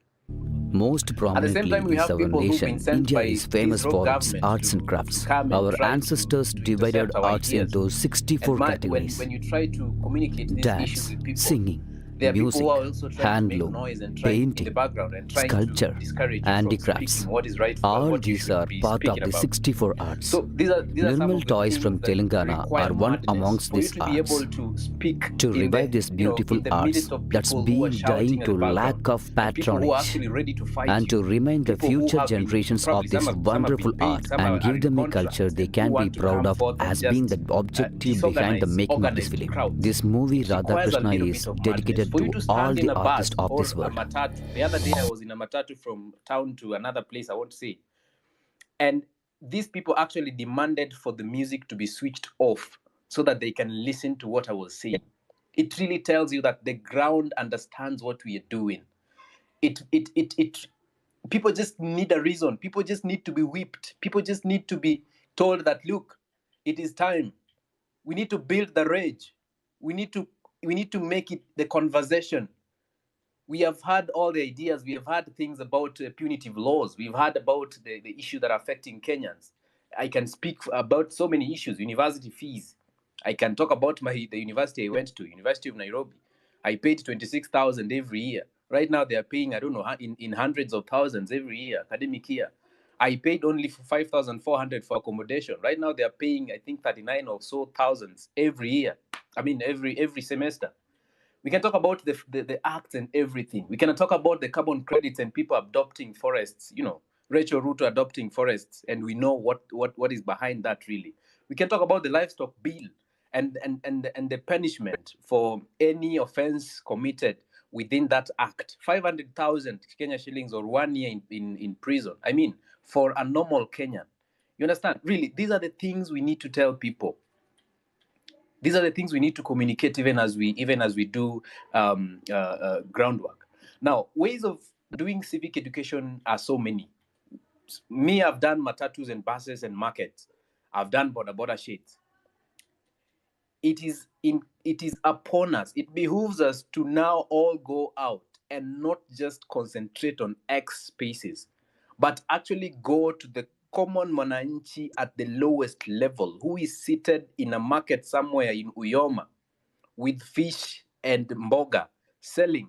Talk to them, understand first where they're coming from, understand really what they've had already. Because again, you need to know what they've had. You might be going and imposing your ideas on them, and there's something they've had before. So get to know what they've had before. Then after that, now build on that conversation. Let us go to markets. Let us go to border shades. Let us go to churches. Actually, you go to churches, talk to the priest or anyone in charge before. Let them know that this is my agenda. This is what we are doing. We have only 4 or 3 days left to have the biggest protest day in Kenya. Let them know that, look, all of your voices are needed. And if you don't give me a chance to speak today in your church, then even God might deny you a chance to get to heaven. Let us go to bonding and team building activities. Those who are going to have team building activities between today and Wednesday, let us go to those spaces. Mobilize people, parties and ceremonies. Kuna watu wako parties leo usiku. Let us get to them.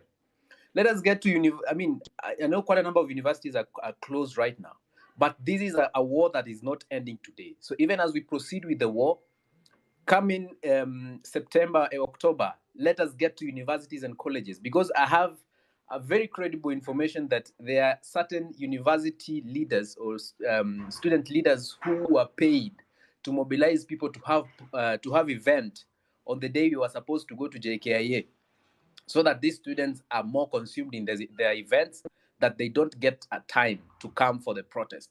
So this government is using any way to try to thwart our energies, to thwart our efforts. And this is the time that we must rise up, everybody and anybody, to speak against impunity.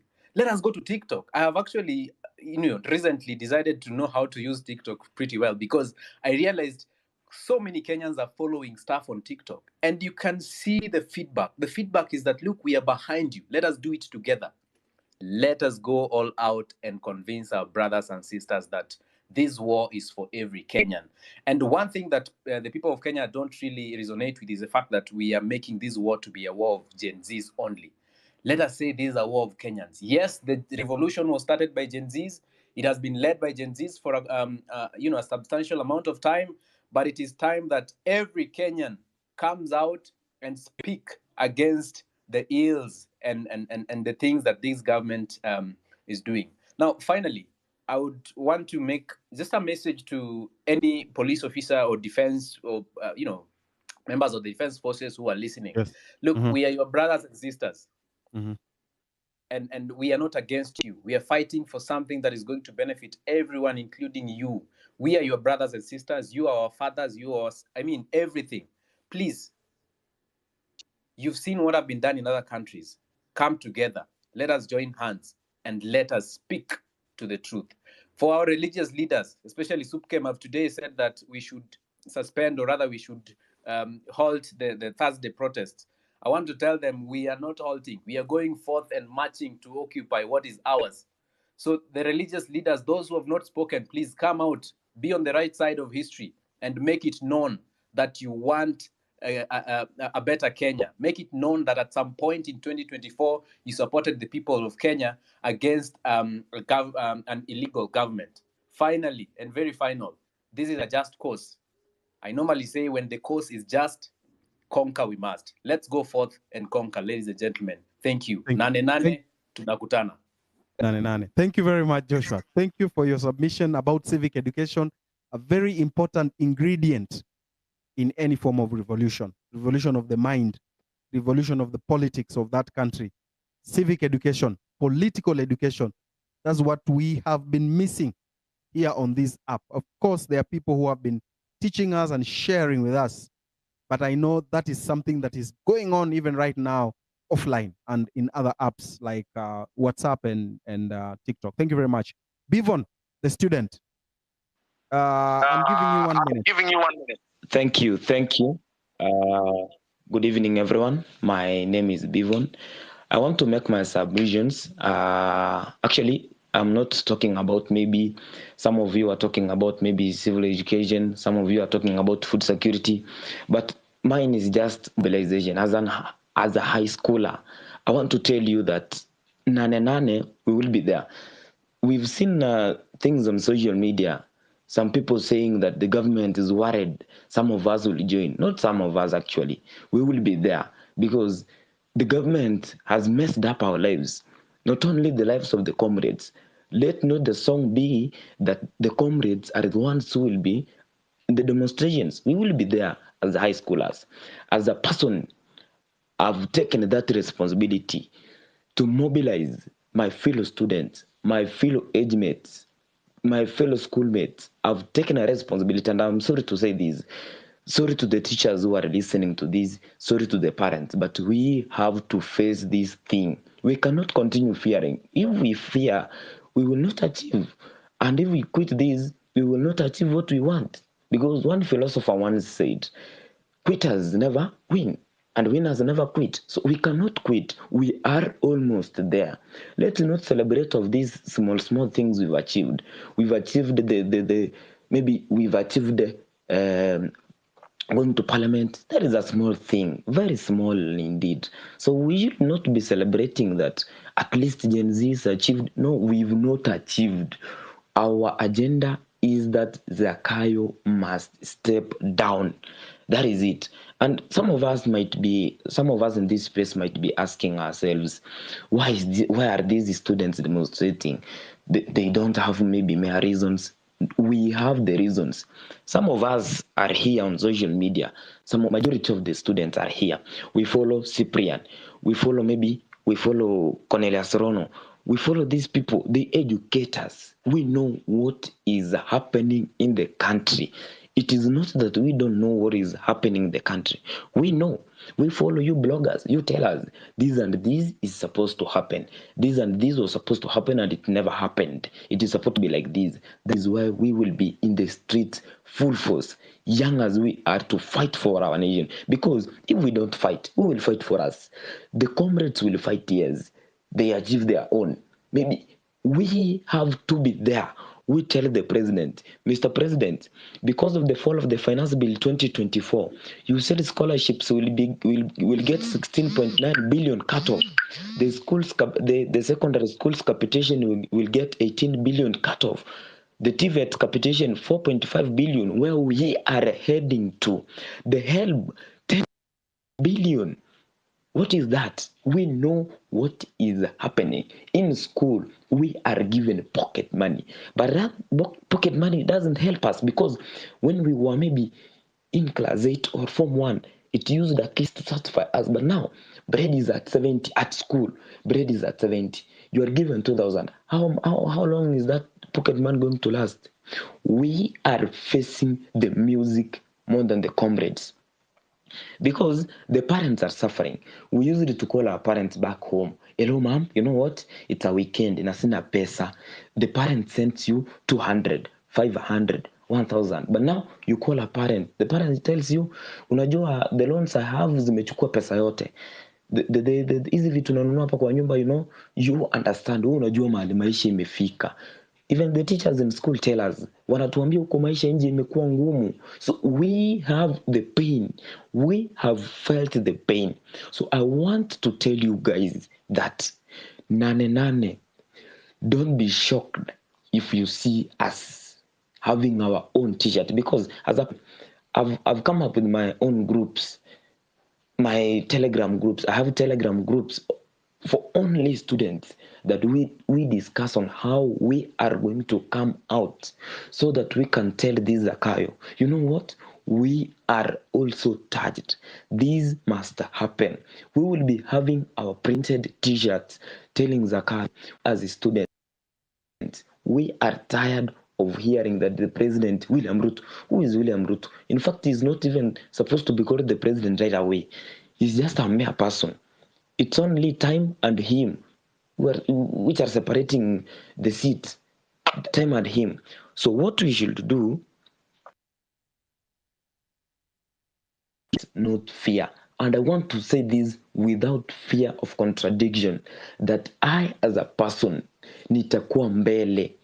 I've been the front line, fearing nothing. If I die, anyway, death is there. The Bible says, hili siku ya kufa ni bora kuliko siku ya kuzaliwa. So why should I celebrate a birthday, a mere birthday, yenye nimeshindwa kununua keki? I will die for this country and the country be liberated. Country itakuwa sawa. People will be living their lives. This dictatorship must end. We cannot be dictated now. We can't be dictated with educated fools.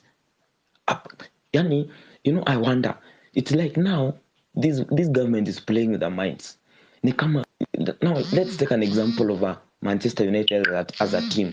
Manchester United, maybe as an example, has failed. Maybe it's down 2-0 goals, 2-0 goals. Now the coach comes in, says, you know what, Onana, why do you know why this team has maybe has not performed well? It's because Onana is supposed to play in the midfield, and maybe Anthony is supposed to go back to the goalpost. That is what Ruto is doing.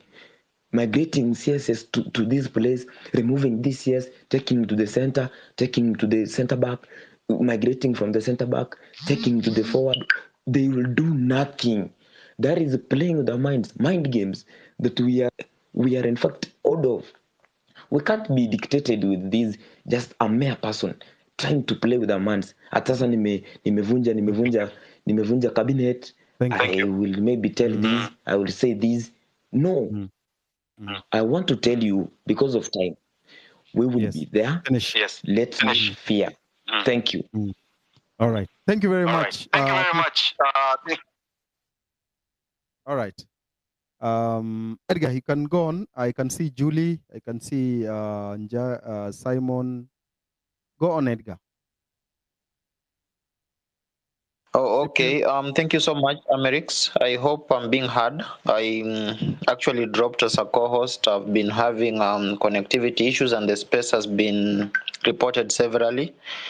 So I also understand. So I'm going to continue giving people a chance, even though I'm not a co-host, but I'm going to give the people that have the mic a chance to talk, at least for 2 minutes, because this citizen assembly is about you guys. It's not about Amerix, it's not about Cyprian Nyakundi, or it's not about Edgar. We must have these conversations, no matter how uncomfortable it feels to have the conversations, because at the end of the day, we do not have any Kenya. We have this one Kenya, and we must protect it at all costs.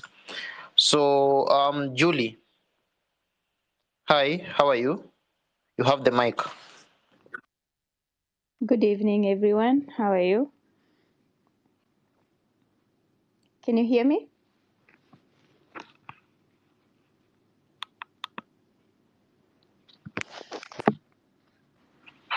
Yes, Hello. we can hear you. We can hear you. Continue. Kindly continue. Okay. All right. Thank you so much. Thank you, Amerix, for facilitating the. Julie, are you speaking? I am. Can you hear me? Oh, okay.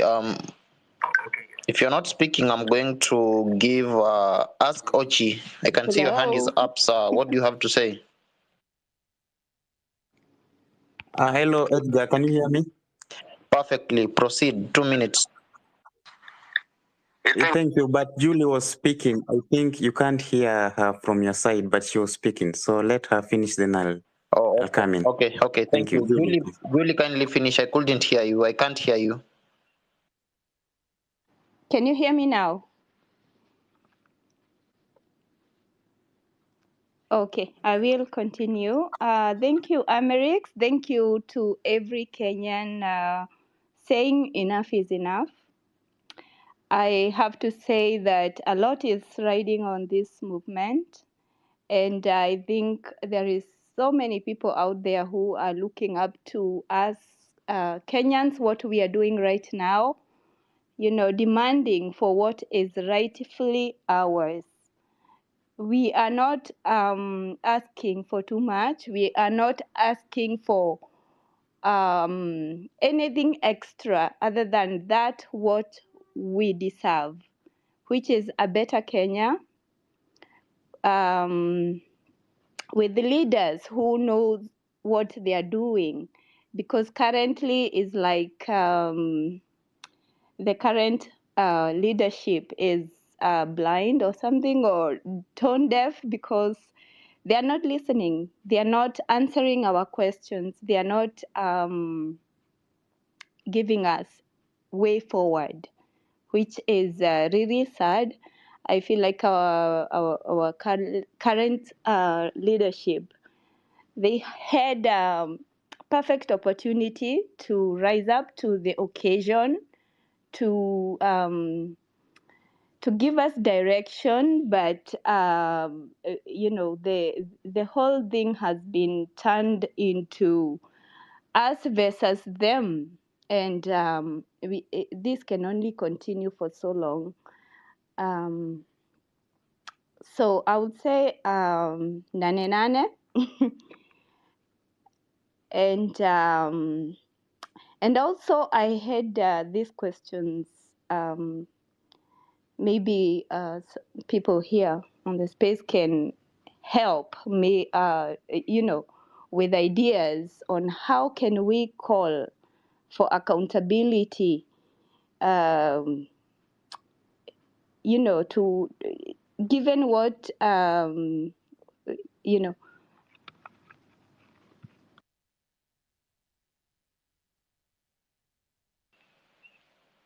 I hope Julie is done speaking.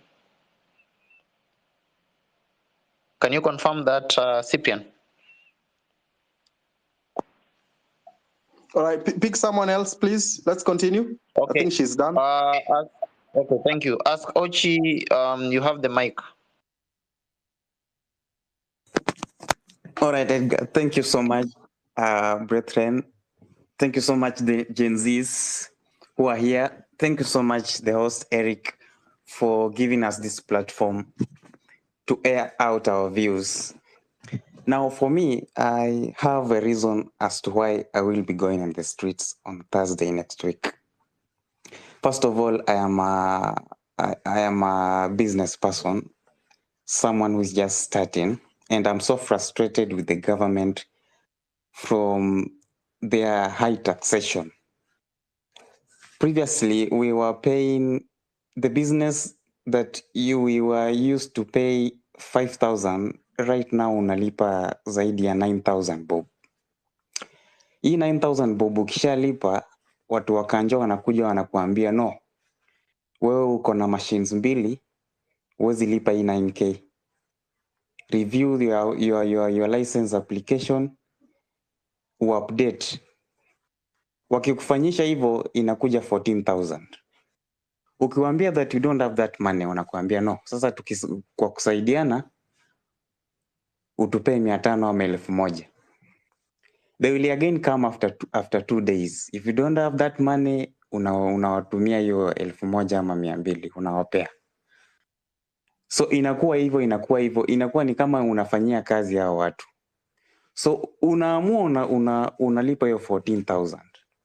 So since that money inakufinya kidogo, since we ni mtu unaanza biashara, una decide acha nitafute ka fridge, at least niuze juice isupport your rent.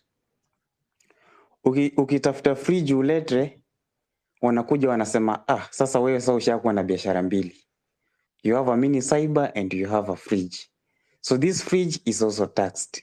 So again you go and review. Una update tena hiyo license yako.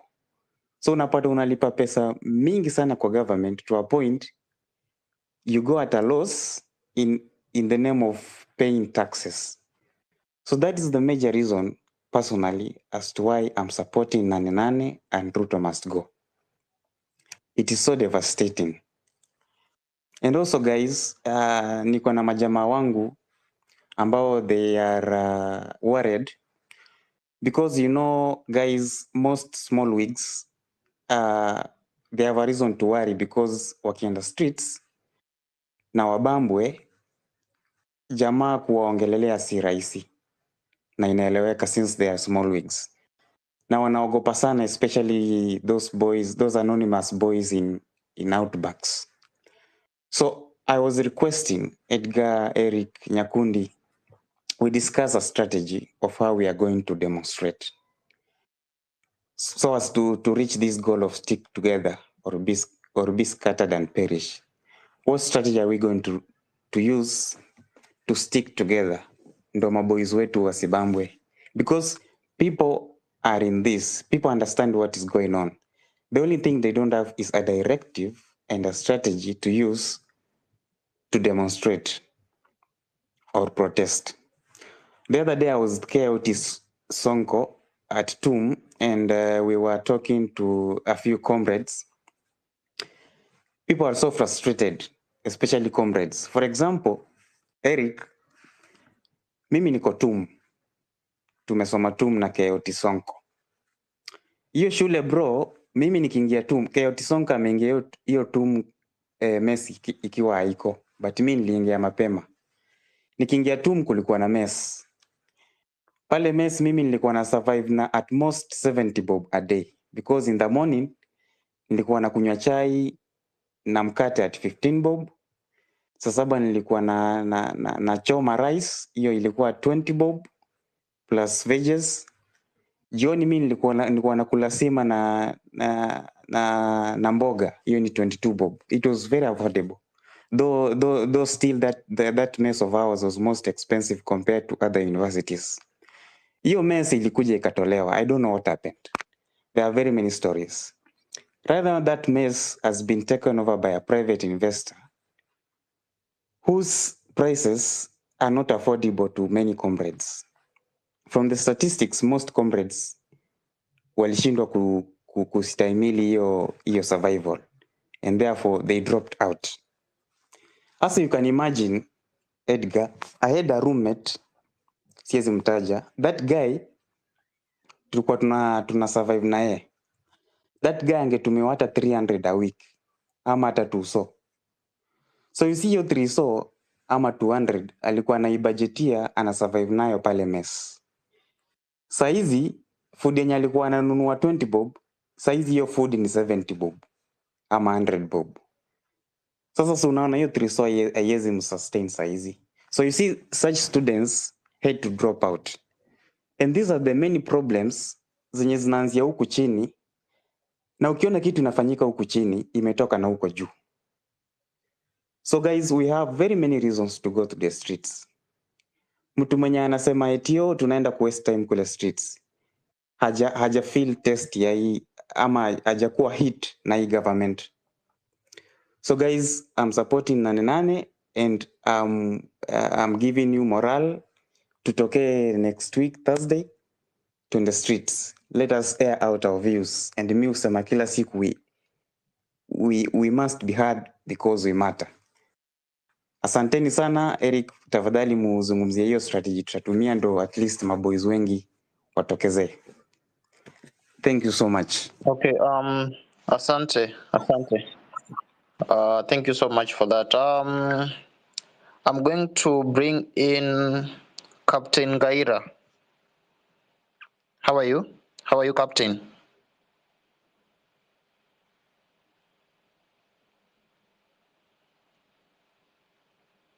Okay, if he's not there, I'm going to let Deborah Akello speak. Good evening, how are you? I'm good. How are you guys doing? We're fine. You have the mic, 2 minutes kindly. Thank you. So yes, I've been listening and thank you for giving me the mic. And the topic today is stick together or be scattered and perish.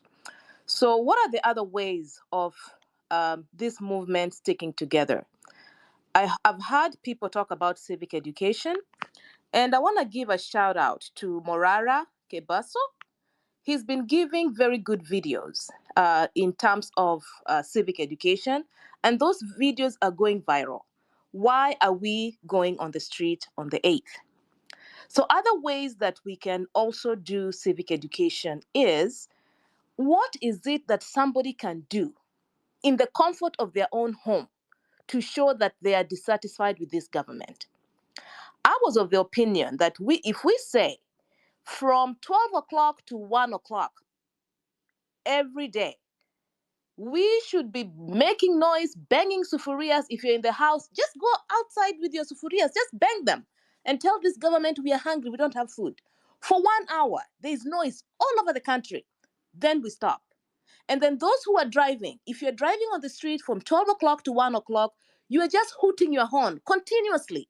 You just hoot your horn continuously in the comfort of your own car. We just make noise all over. Is it Kisumu, Nairobi? We know from 12 to 1, ni kupiga honi. Tunapiga tu honi, kelele, kelele, kelele. You know, that one somebody can do in the comfort of their car while they're driving. And then again at night, from 8 if we said from 7 p.m. to 8 p.m., tunapiga tu kelele. Kama una drive, kama uko kwa nyumba, just get sufuria na mwiko. Piga tu. Yani, noise, all over noise, to show this government we are dissatisfied. So these are some of the ways that people can participate in this protest, if not just going on the street. What can somebody do in the middle, in the comfort of their home? All you do, toka tu kwa dirisha. Ama utoke nje kwa mtaa, kwa raunda. Mnapiga tu kelele. So that is what I think we need to do. We need to tell people in our neighborhood, why are you dissatisfied with this government? And if you're dissatisfied, what can you do? Kama uko kwa market, mpige tu kelele. Just make noise. For 1 hour, you stop. Then again, jioni, mnapiga kelele for 1 hour, you stop. This can be done continuously every day, even without demonstrating kungoja nane. We can start these things and continuous tuendelee. Ndio wajue, yes, tumenyamaza, but we are not satisfied.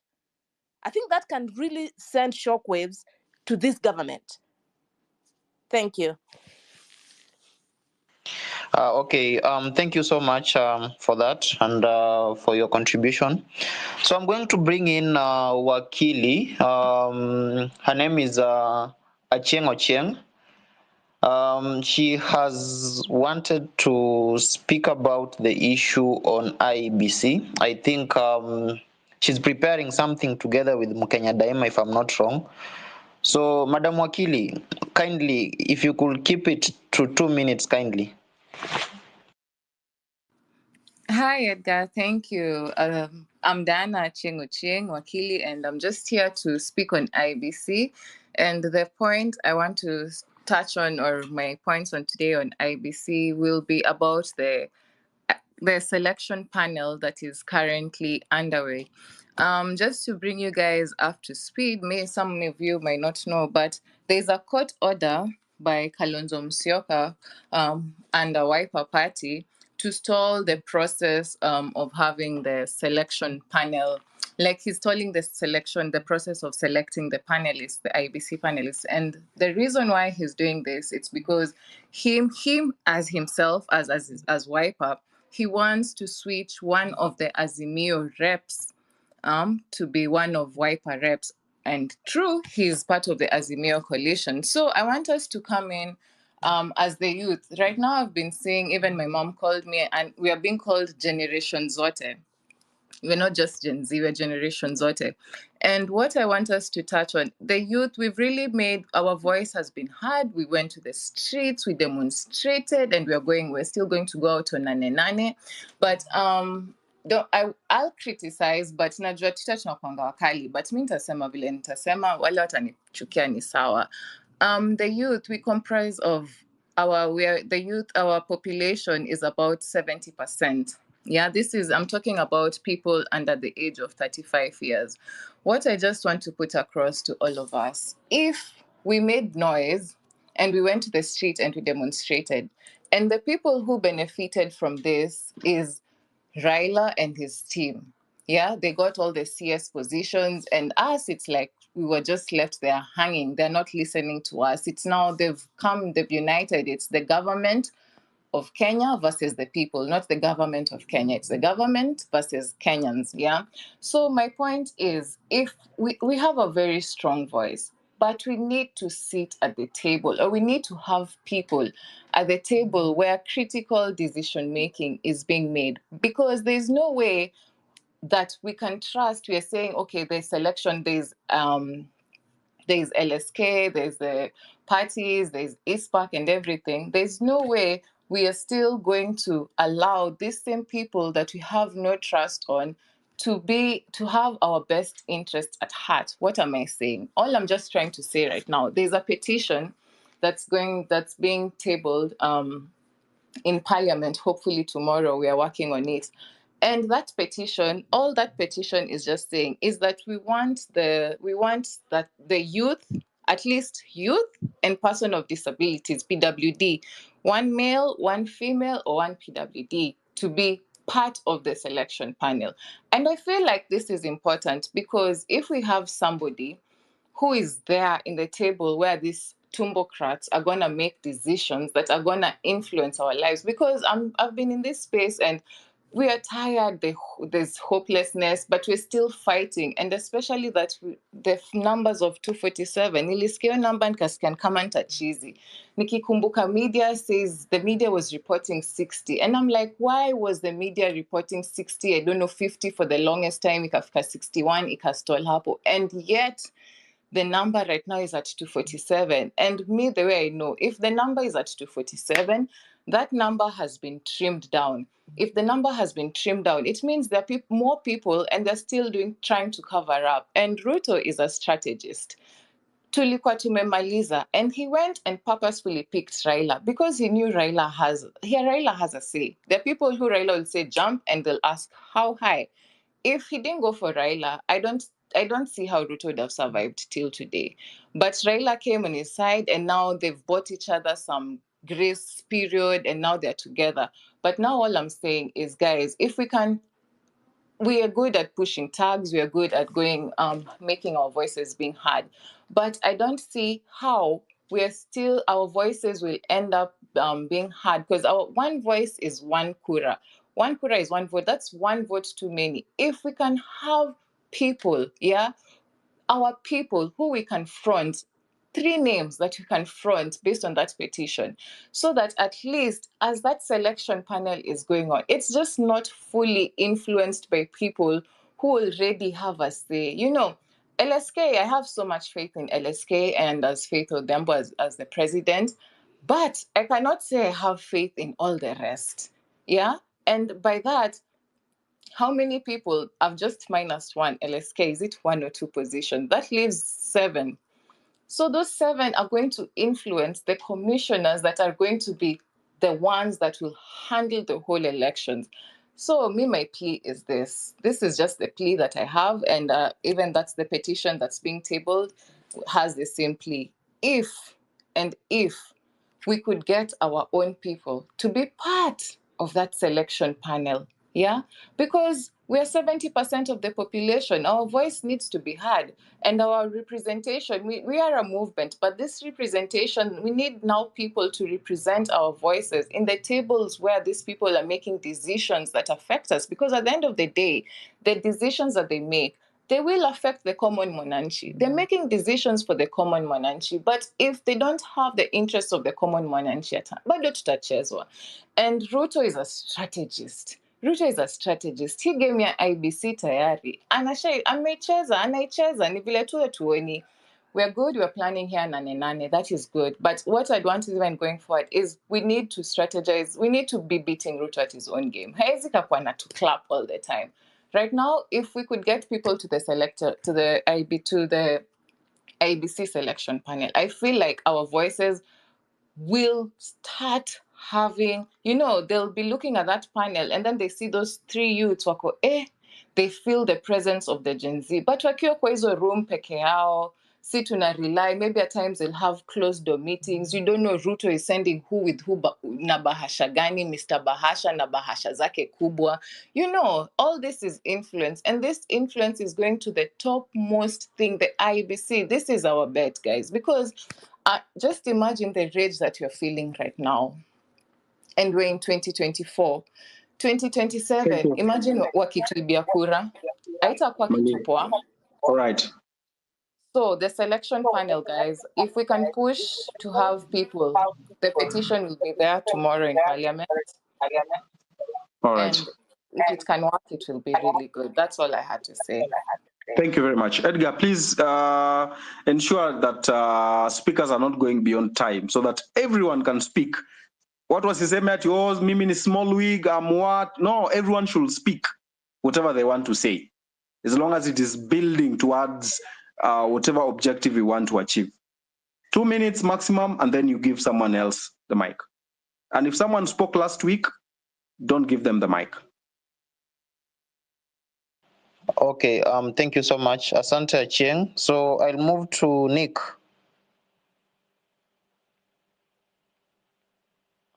Nick, niaje? Okay. Let me move to AK. How are you? You have the mic.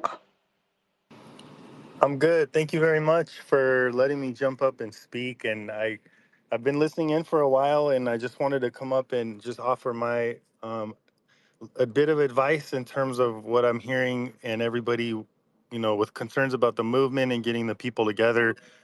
And one of the things that caught my eye about this space was the amount of people here.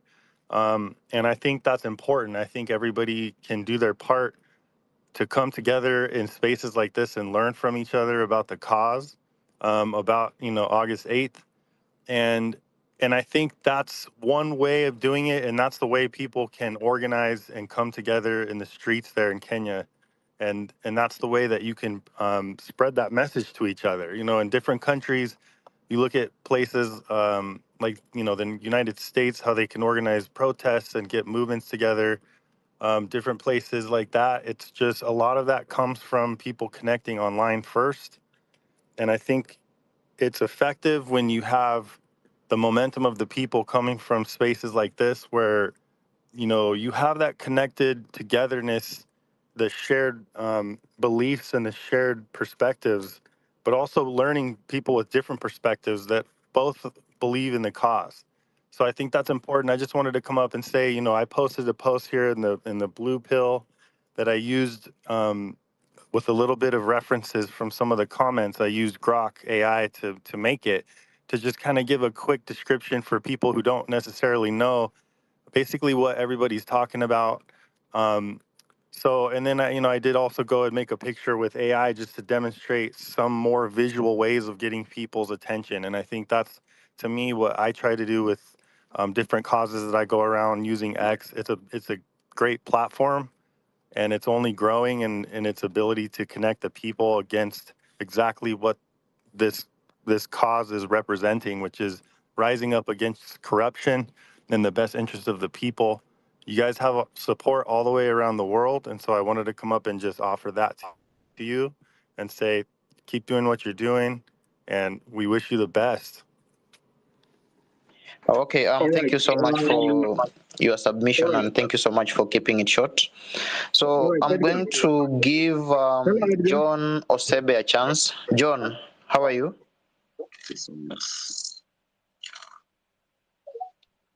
John?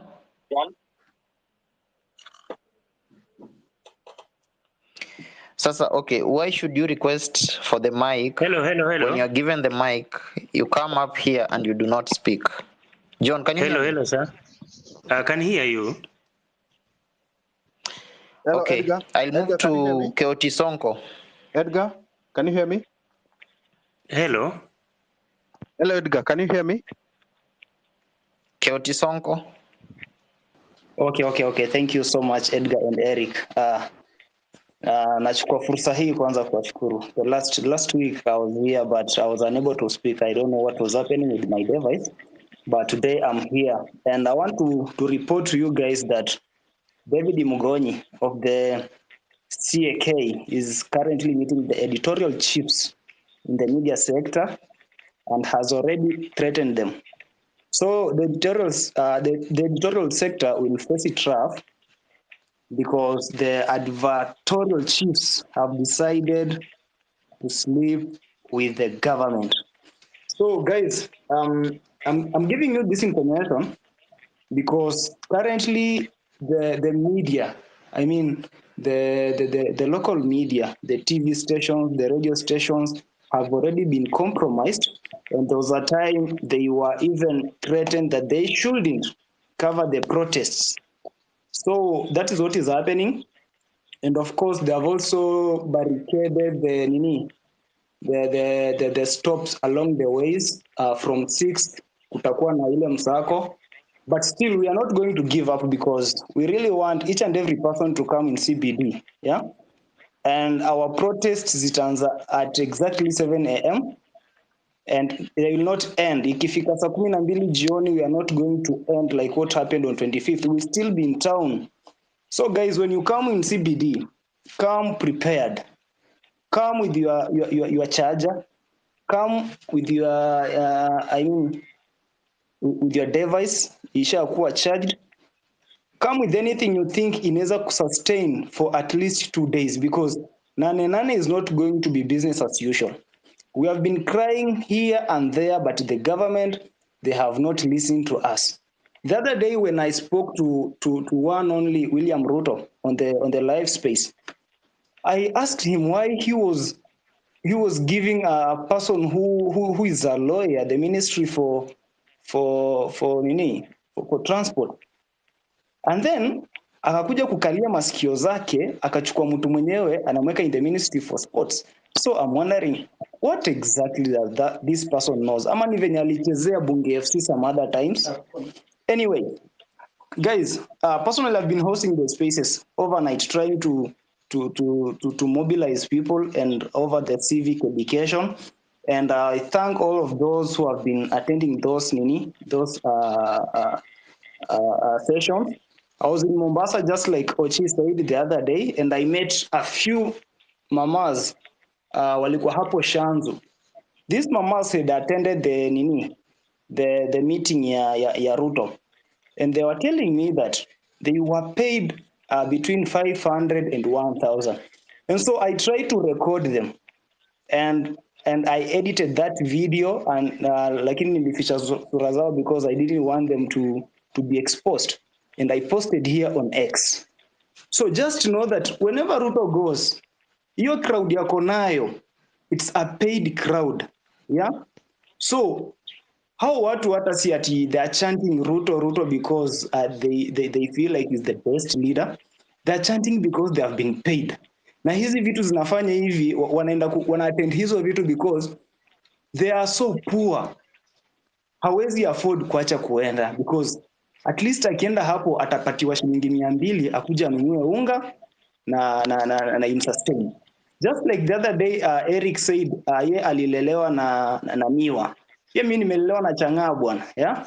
Na I don't want my children and my grandchildren to go through what I've gone through. Yeah? So we are asking people to come out in large numbers on Nane. And those influencers who are here, especially wale socialites and celebrities, musicians, we are calling you mkuje pia nyinyi mu amplify this voice, because sisi hapa ma small wigs peke yetu hatuwezi, and Makiu, even the government is trying to divide us by promoting sijui the small wigs na big wigs, sijui big wigs our support small wigs, yeah. So we find out that the TL is so messy, watu wanagombana left, right and center. So guys, I think we should end all those hizo mavita tumekuwa nazo hapa TL, and come we stick together, because if you are going to be scattered, then you are going to perish, just like Eric had said. So wale mko TikTok, Facebook, Twitter, here on X, I mean, Telegram, Instagram, WhatsApp, usiwahi lala kama haujongelesha at least watu 10 kuambia tarehe 8 mwezi wa 8 tuko nje hadi masaa 8 za usiku wa manane. Anyway, thank you so much Edgar na Eric. Edgar. Hello Edgar. Hello. Hello, can you hear us? Yes, Edgar, it's John Osebe. Can you hear me? Yes, I can hear you. Yeah, go on. 2 minutes. Yeah. Okay, first of all, I can say I'm a small wig, and my focus today was I wanted to talk about small wigs being abducted because they are complaining they are not getting attention when they are abducted. I think small wigs can just use the LSK contacts. Another way we can help these small wigs is we can dedicate a channel, one account on that day, on Thursday. If they can all tag maybe Cyprian or Eric, you just tag one person specifically for you to be heard, and you can find help. Besides abductions of small wigs, I wanted to say on Thursday I will attend for the first time. I've been really amplifying online, retweets, likes.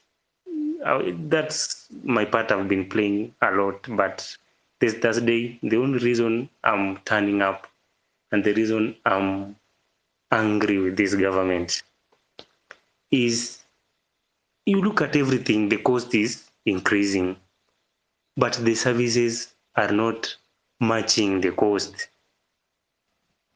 You can imagine an ID that was being given free. Now you have to pay and wait. It's not even waiting, beg for you to get your ID. Passports, we cannot even start to talk about that. I don't know if there is a service in government that is working. I don't know if there is a service you can just walk in an office of a government and you go home with the service you came to seek for without bribing or begging or just waiting without knowing whether you will get the service or not. It is just discouraging. And about jobs, if there is a pandemic right now, it's joblessness. We are just covering it very well. Thank you. Joblessness is a very serious issue. Thank you very much. Okay. Thank you. All right. Asante sana. I can see, Edgar, are you there? Today, the network was a bit bad, and I'm thinking I'll be buying Starlink. Who is next? Mkenya Daima. Then we continue. Edgar, are you there? Mkenya Daima, go on.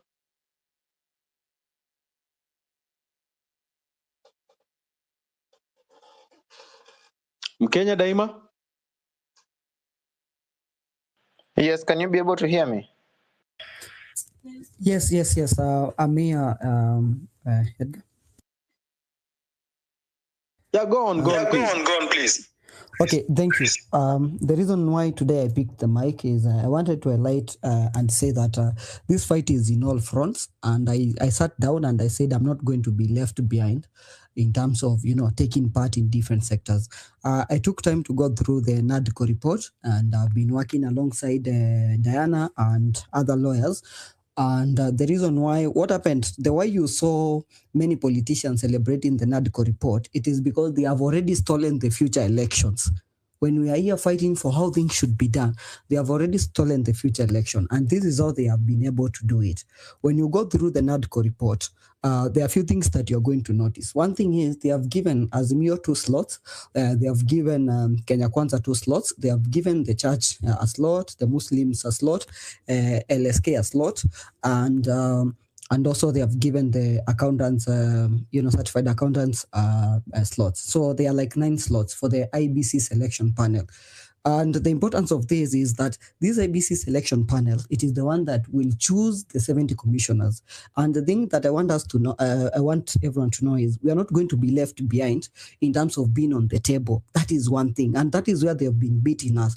So I sat down and I said, I will not just be left behind. I'm going to go through the 520 pages of the NADCO report to make sure that I understand this report and also collaborate with other people. This is the first petition that will be presented to the parliament that I am part of. I don't care whether I'm a villager from Sekuru. For those who know me, I'm a villager from Sekuru, and I've been mobilizing for Nane from Sekuru. So I don't care about that aspect. Right now, I've realized that we are not going to take a back seat and say, oh, watatupangia. No, we are going to be part of those conversations. We are going to be on those tables whereby even when things go wrong, we clearly know that there is person for us. There are people who are telling me, Mkenya Daima, whatever LSK, the church, and the rest of the people decide to choose a youth. No, these are things that we demand. Youths and people living with disabilities have always had a representation in every aspect of our country. Where is it that when we come to the critical issues of IBC selection panel that is responsible for how we select our leaders and everything, that the Kenyan youths have been left out?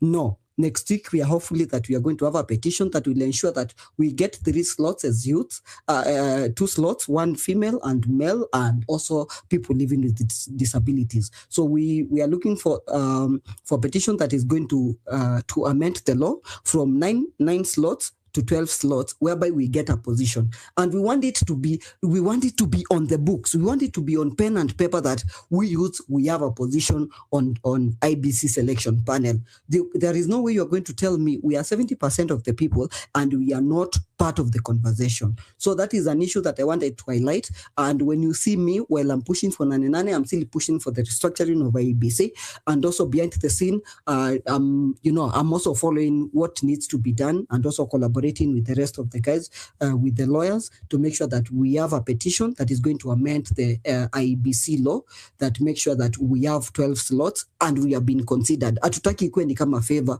That is, we have already moved from that. We are going to determine how we are ruled in this country. We are 70% of the people, because remember, we are projected to be around 57 million and we constitute around 14 million voters. So we are not going to let on people make decisions for us, because when you look at that, Azimio and Kenya Kwanza, they are together.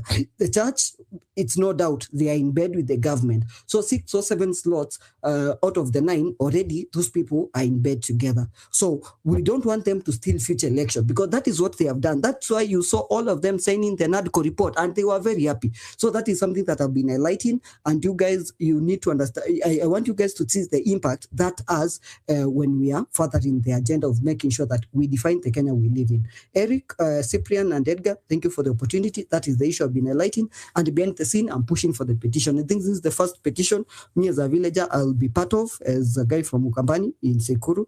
And I'm urging you, when you see it, just support it. Thank you, because I'm pushing for us to make sure that we are part of the conversation. Thank you.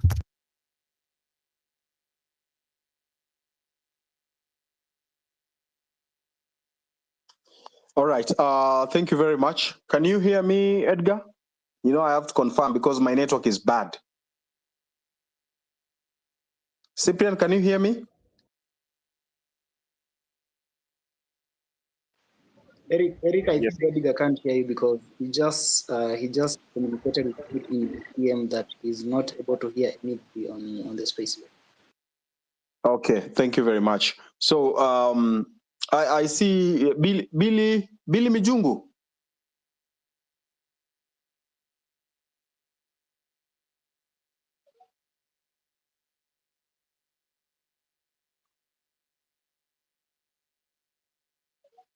Ben Sirkal.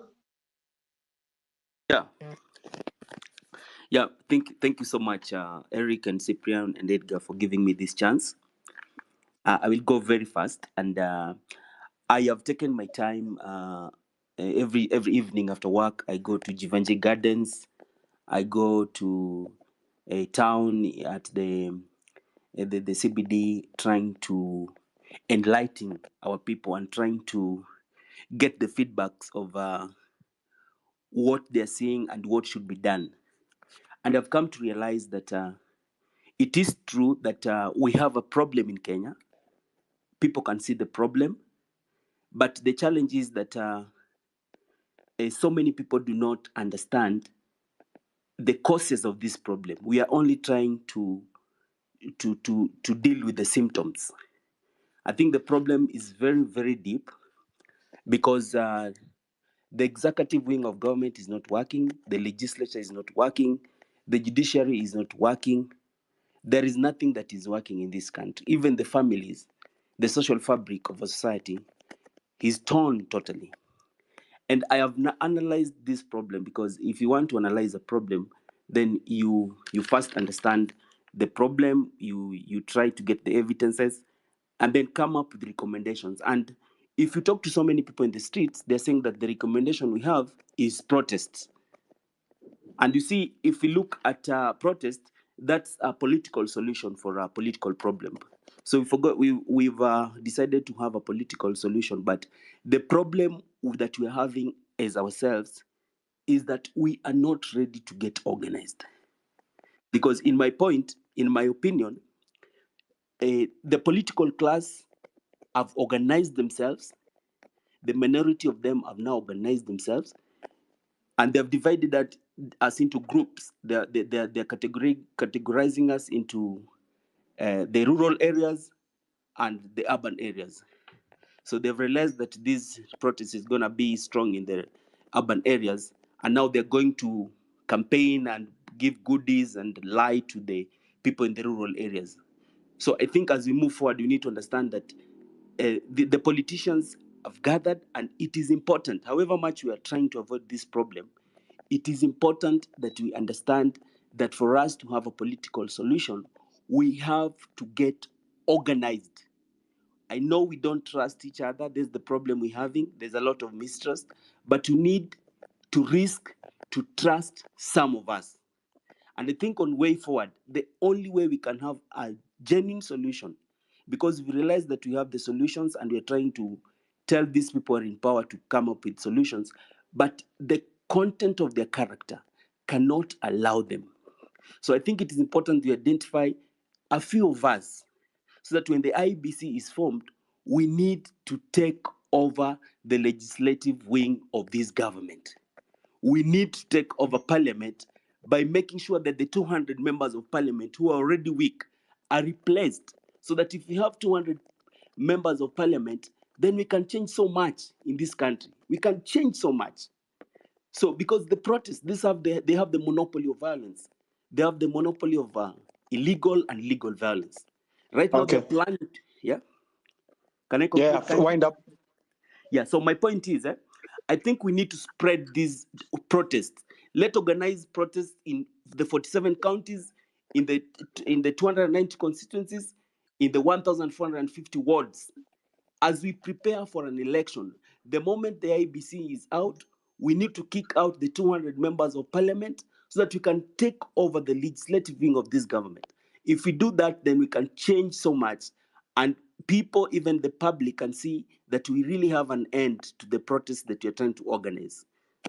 Thank you so much for the opportunity. And you can go to my channel is in the TikTok, Ben Sirikala. I'm trying to do a lot of civic education in the streets, in the churches, everywhere.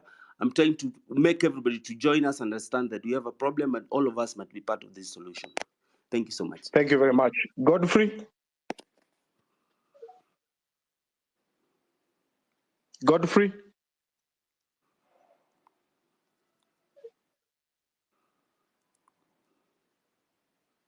Shadi Oti?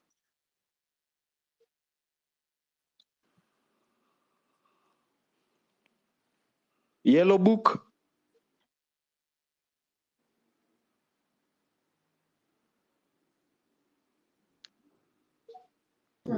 Hello guys, can you hear me? Yeah, speak. Okay, thank you very much for the opportunity. I'm just going to try to be as fast as possible just to air out my brain. So I'd like to thank the legal Aching for clearing the glass for maybe something I wanted to mention before. Yellow Book, mute your mic. I'd like to say that every system has can you hear me? Am I breaking? Hello. Hello. Yeah, go on, please. Okay, so every system has individual components with specific functions to perform, and we have done well so far. Kudos for our efforts. It's over time. Eventually, we are becoming smarter with time, but I feel like we're moving also slow. That's my naive point, but allow me to explain why. My great concern is that as much as we don't want to acknowledge it, we are playing a political game. Worse enough, we are against politicians, people who have a sense of humor, while mentioning their cute net worths. So our movement, it has caused a great shake, and it has resulted to response that none of us expected, actually, because we wanted to benefit, but only the political class is benefiting now. How are they benefiting? They are becoming united. Why are they becoming united? For their longevity.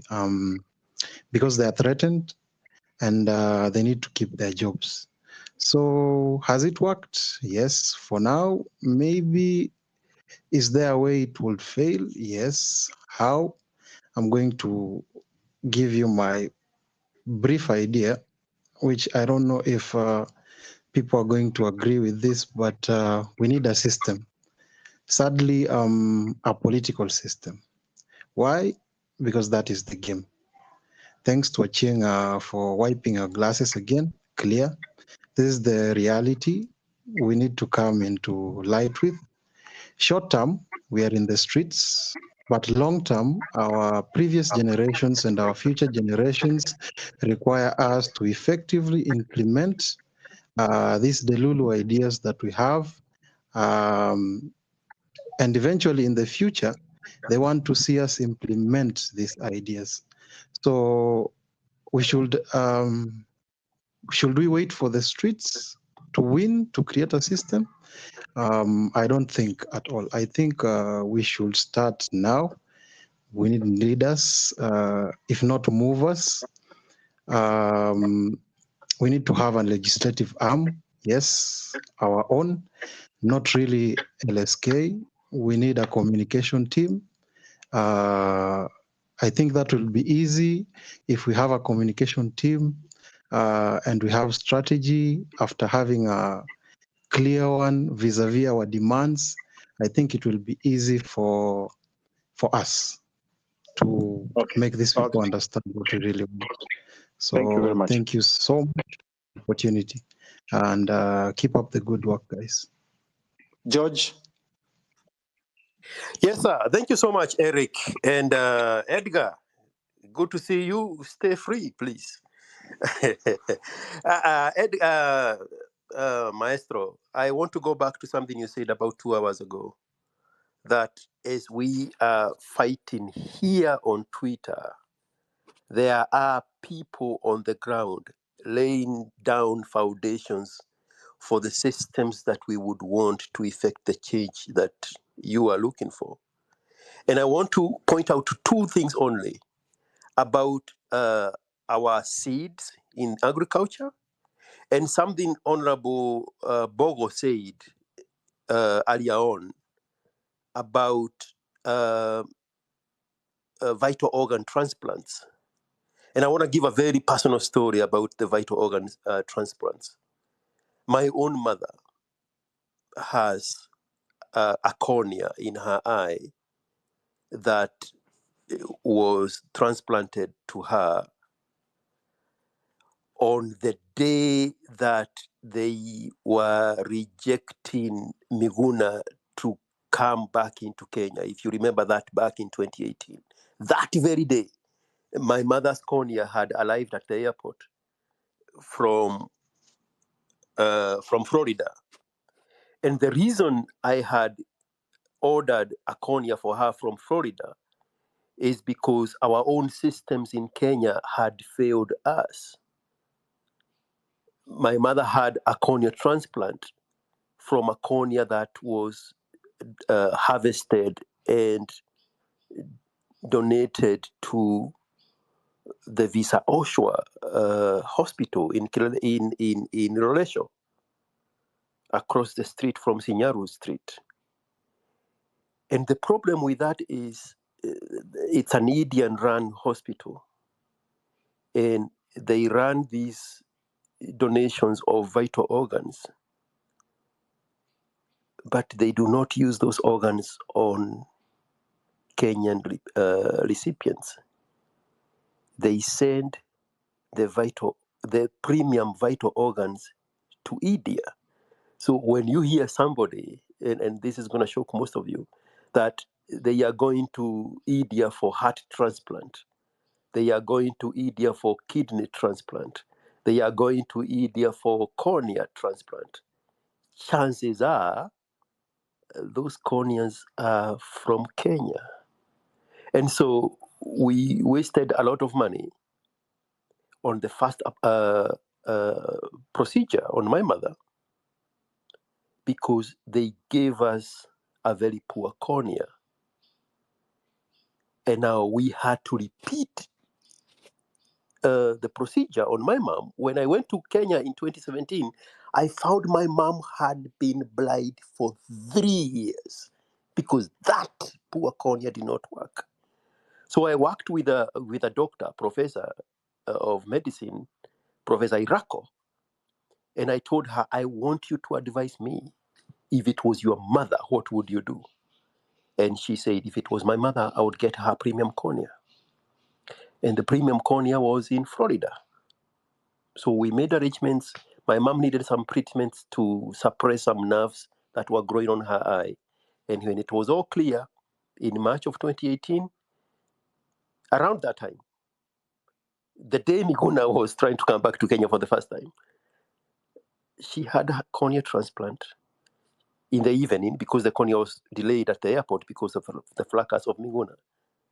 And she was told, come back tomorrow at 10 o'clock. And I was on a video call with my sister as the nurse was removing the dressings on my mom's eye. And immediately she started seeing. After 3 years being blind. And I'm only saying this to point out what you said. There are people on the ground making systems work for us. And what Honorable Bogo alluded to, as we are fixing things, we also need to fix the issue of vital organ donation and vital organ transplants so that we are not being shortchanged. Our own people are the ones donating. Most of the time, and I'll tell you this, most of the time, you don't even know that your loved one who passed away had their vital organs harvested. So we need to mainstream that aspect so that our own people benefit from those procedures and we stop going to India to chase a heart that was harvested at a public hospital in Nairobi.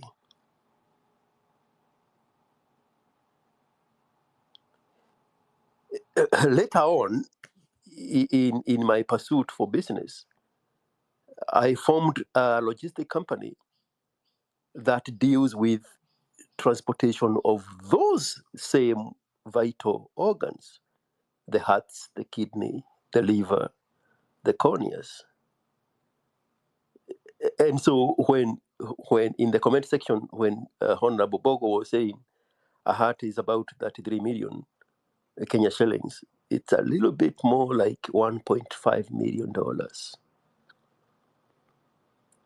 But if we had those procedures done in Kenya, because you know it or you don't, those vital organs are being harvested from our loved ones that have passed on. That's an area we need to fix. Area number 2, very briefly, we have been talking for the longest time about the agricultural seeds problem. I only have 2 brain cells. Sometimes it's only one that is working. So when I see a problem, I immediately activate a solution. So instead of us talking about the problem of GMOs and Bill Gates and this, they are doing this to us. How about we create systems that work for us?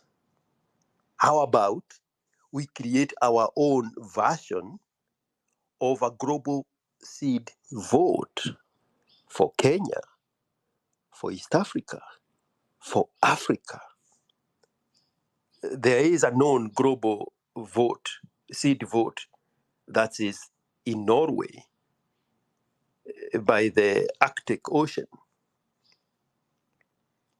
So we have those indigenous seeds. I saw you, Maestro, posting some very colorful seeds, including those of maize, that are indigenous to our sub-Saharan region. Those very seeds are the ones that the Mexicans are thriving in the native Indian places of Mexico, because they are holding dear to their culture, their traditions, and their agricultural seeds. So those colorful corn, those maize seeds, that's what you would see in Yucatan region. I've been there. And when they are serving you food, like the tortillas, they would come in multiple colors. You know, coming from North America, you would think they put a food color on it. No, they are natural colors to the Yucatan Indians in that section of Mexico. How about we go back to when my grandmother was growing organic millet and sorghum and finger millet and dengu and jugu and dhuu, and then we have a vote where we are preserving those seeds for the future generations, so that when we need to replant, we are no longer victims of Bill Gates. We are supplying those seeds amongst ourselves from our own votes, dependent on the climate change, the climate sections of our Kenyan beautiful landscapes. Instead of being victims, let's be proactive and create food banks, seed banks for ourselves. And the reason I'm so insistent on lobby groups, special interest groups, is because those special groups, if you are a farmer from the Rift Valley, if you are a farmer from Ukabani, where Jugu and Imiji Dengu come from, then those farmers would form a special interest group that they can come together and lobby a member of parliament to push a bill in favor of their special interests, so that we are no longer victims of Bill Gates. We have people in positions of power that are shaping policies towards what is favorable for us. I don't think I need to add anything else. And thank you so much for giving me this opportunity.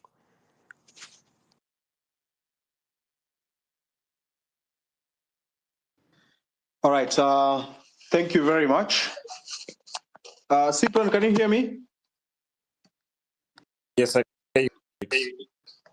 Yeah, my network has been bad, but I've received some very good, is it donations?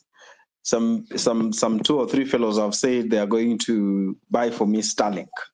The network has been bad, and I'm also told our space has been reported from, of course, you know those fellows who receive money to come and abuse people here. So they have been reporting it massively, I think more than 100 times. So it keeps on going down, and people are unable to fetch it. So as we approach the tail end of the discussion, I just want to bring in someone called the real something. The network has been so bad today. I don't know if it was deliberate. I don't know, but it has been so bad. Real quick, Maestro, and as you speak, you look like you are still muted on my end.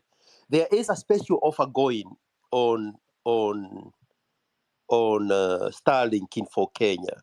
Are you familiar what that price is? I didn't check, but I think there is. Can you hear me, George? Yes, I can hear you. Yeah, I think it has gone down to 39,000. I think so. That From 9,000. 69. That is 40,000. Yes, but I would say the monthly subscription remains 6,500. I will send you 50% of that, and then the rest of the people can figure that out. Thank you very much. Thank you very much. We are effecting the change that we want. Asante sana. I'll be on your inbox for your M-Pesa. Okay. Vincent. Hello, everyone. I think who is speaking? The real Vincent is me. Vincent. Yes, go on. 2 minutes. Yeah, I'll be very brief. I don't think I have a lot to say. We meet on the streets, and very fast after 8, I think we need to start acting. We've been empowering each other on the space so much. We need to come with guidelines that how we are going to start hitting on the ground. When Ruto wanted to become a president of this country, he went on the streets and he went on the ground to manipulate our people. Kenyans don't get news on social media much. The only enlightened population that gets social media networks news are our youth. So if we want to, the big chunk of the population that we need to face are our parents. And this is politics. And if we have to change anything, we have to do politics. If you saw South Africa, there are people who came out to lead these movements. If you go to America, the likes of Martin Luther King, those guys were speaking on the podium. We need to have people who are speaking. And for us, for me, I'm ready. On the ground, we need to hit those ground and have rallies. Let us come with a strategy and raise funds. We don't even need to start registering a party now. Let us just go have Gen Z movements or Gen Z rallies. We say this weekend we will be in Mombasa. Next weekend, we give them a schedule. The same way is having a schedule to go to Mombasa, to go to Nyeri and to go and lie. Let us also go there. Let us go and speak to the people. The people will record this messaging and also spread it. Another thing, let us dare the government. If any case the loans are being taken from the World Bank and the loans are what is weighing us back, let us come out with a till number or even a pay bill to KCB that you want to pay the World Bank. Let's say we have an account in KCB and tell them we are going to plead with the world that loans are choking our economy. Let us come and raise anything that we can, any money that we can raise. Let us go and offset the loan. They will be scared and they will also know that at least something is going on. If we continue holding spaces on X and we are not acting on the ground, and with them, you see, the reason why they needed Baba, they know Raila has masses, and the people, so many people follow Raila. When Raila was oppressed in the parliament, he left the parliament walking and he went to Kibera and told them, if you don't want me, bring the change again to the people. The people will always feel you when you go to them. Let us face this thing. Tusiogope tusiseme nani atatubetray, nani atatubetray. No, let's have the people who are courageous enough. We have enough young people outside here who can speak, who can address these issues. Let us go to the podium. Tuende tu kata Kamkunji. Hata kina Raila walienda sijui hiyo 77, walienda Kamkunji. Wengine walienda Uhuru Park. Let us go somewhere and say, we are going to Kisumu this weekend. You will see people will turn up and this movement will be a threat towards 2016 because the only thing we can do is vote at the ballot. The last thing, IBC, you see they're setting up IBC. We should also be ready on this other side. We are good in tech, we are good in mobilizing hosting servers, and we are also good in having a communication relayed from the villages. We will have each and every polling station having our people. We have our tallying center, we have our server backing all those things up. That is when we will have democracy leading in Kenya and we elect leaders who can deliver for us. That is the only submission I have for tonight. Thank you. All right. Thank you very much. Can you hear me, Cyprian? Yes, Eric, I can hear you. Am I clear? Yes, you are. Yeah, maybe I can give you 3 minutes. You say something, then we wind up. Okay. So it's been a very engaging discussion, and it was nice to get to hear everyone share their views, and we tried to pass the mic around as many times as we could, but the space appeared to have technical issues throughout, so we tried our best, and I hope as many of you got to express your opinions. So yeah, it's important to keep having such conversations and having such engagements. So let us hope that next time we get to have this conversation, we won't get to have too many technical issues. But all in all, it was engaging, and we got to hear some very insightful remarks. So thank you so much to everyone who joined, and have yourselves a good night. I think that's all. All right. Thank you very much. Can you hear me? Yes. All right. So we have MC Njagi, who came here with a very painful story. We didn't finish that story because many speakers wanted to speak out. So if you're in a position to support him, if you're in a position to give him a second opportunity, possibly to restart his career or restart his singing talent, you can of course get me in the inbox. I'll give you his details, his number, so that we can pull him. Our interest is to pull people from the bins. Otherwise, thank you very much.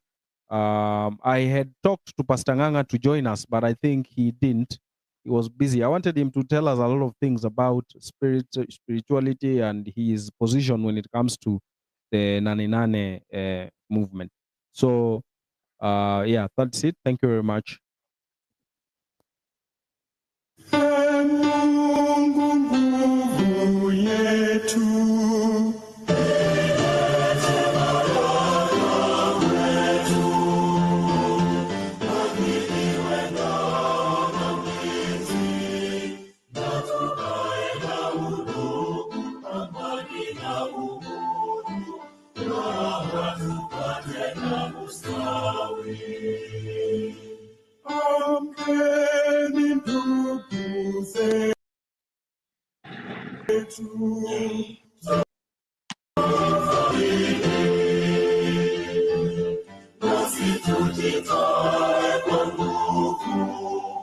Nchi yetu ya Kenya tunayoipenda, tuwe tayari kuilinda na tujenge taifa letu.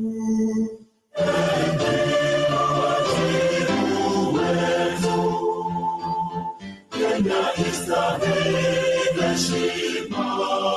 Tuungane mikono pamoja kazini, kila siku tuwe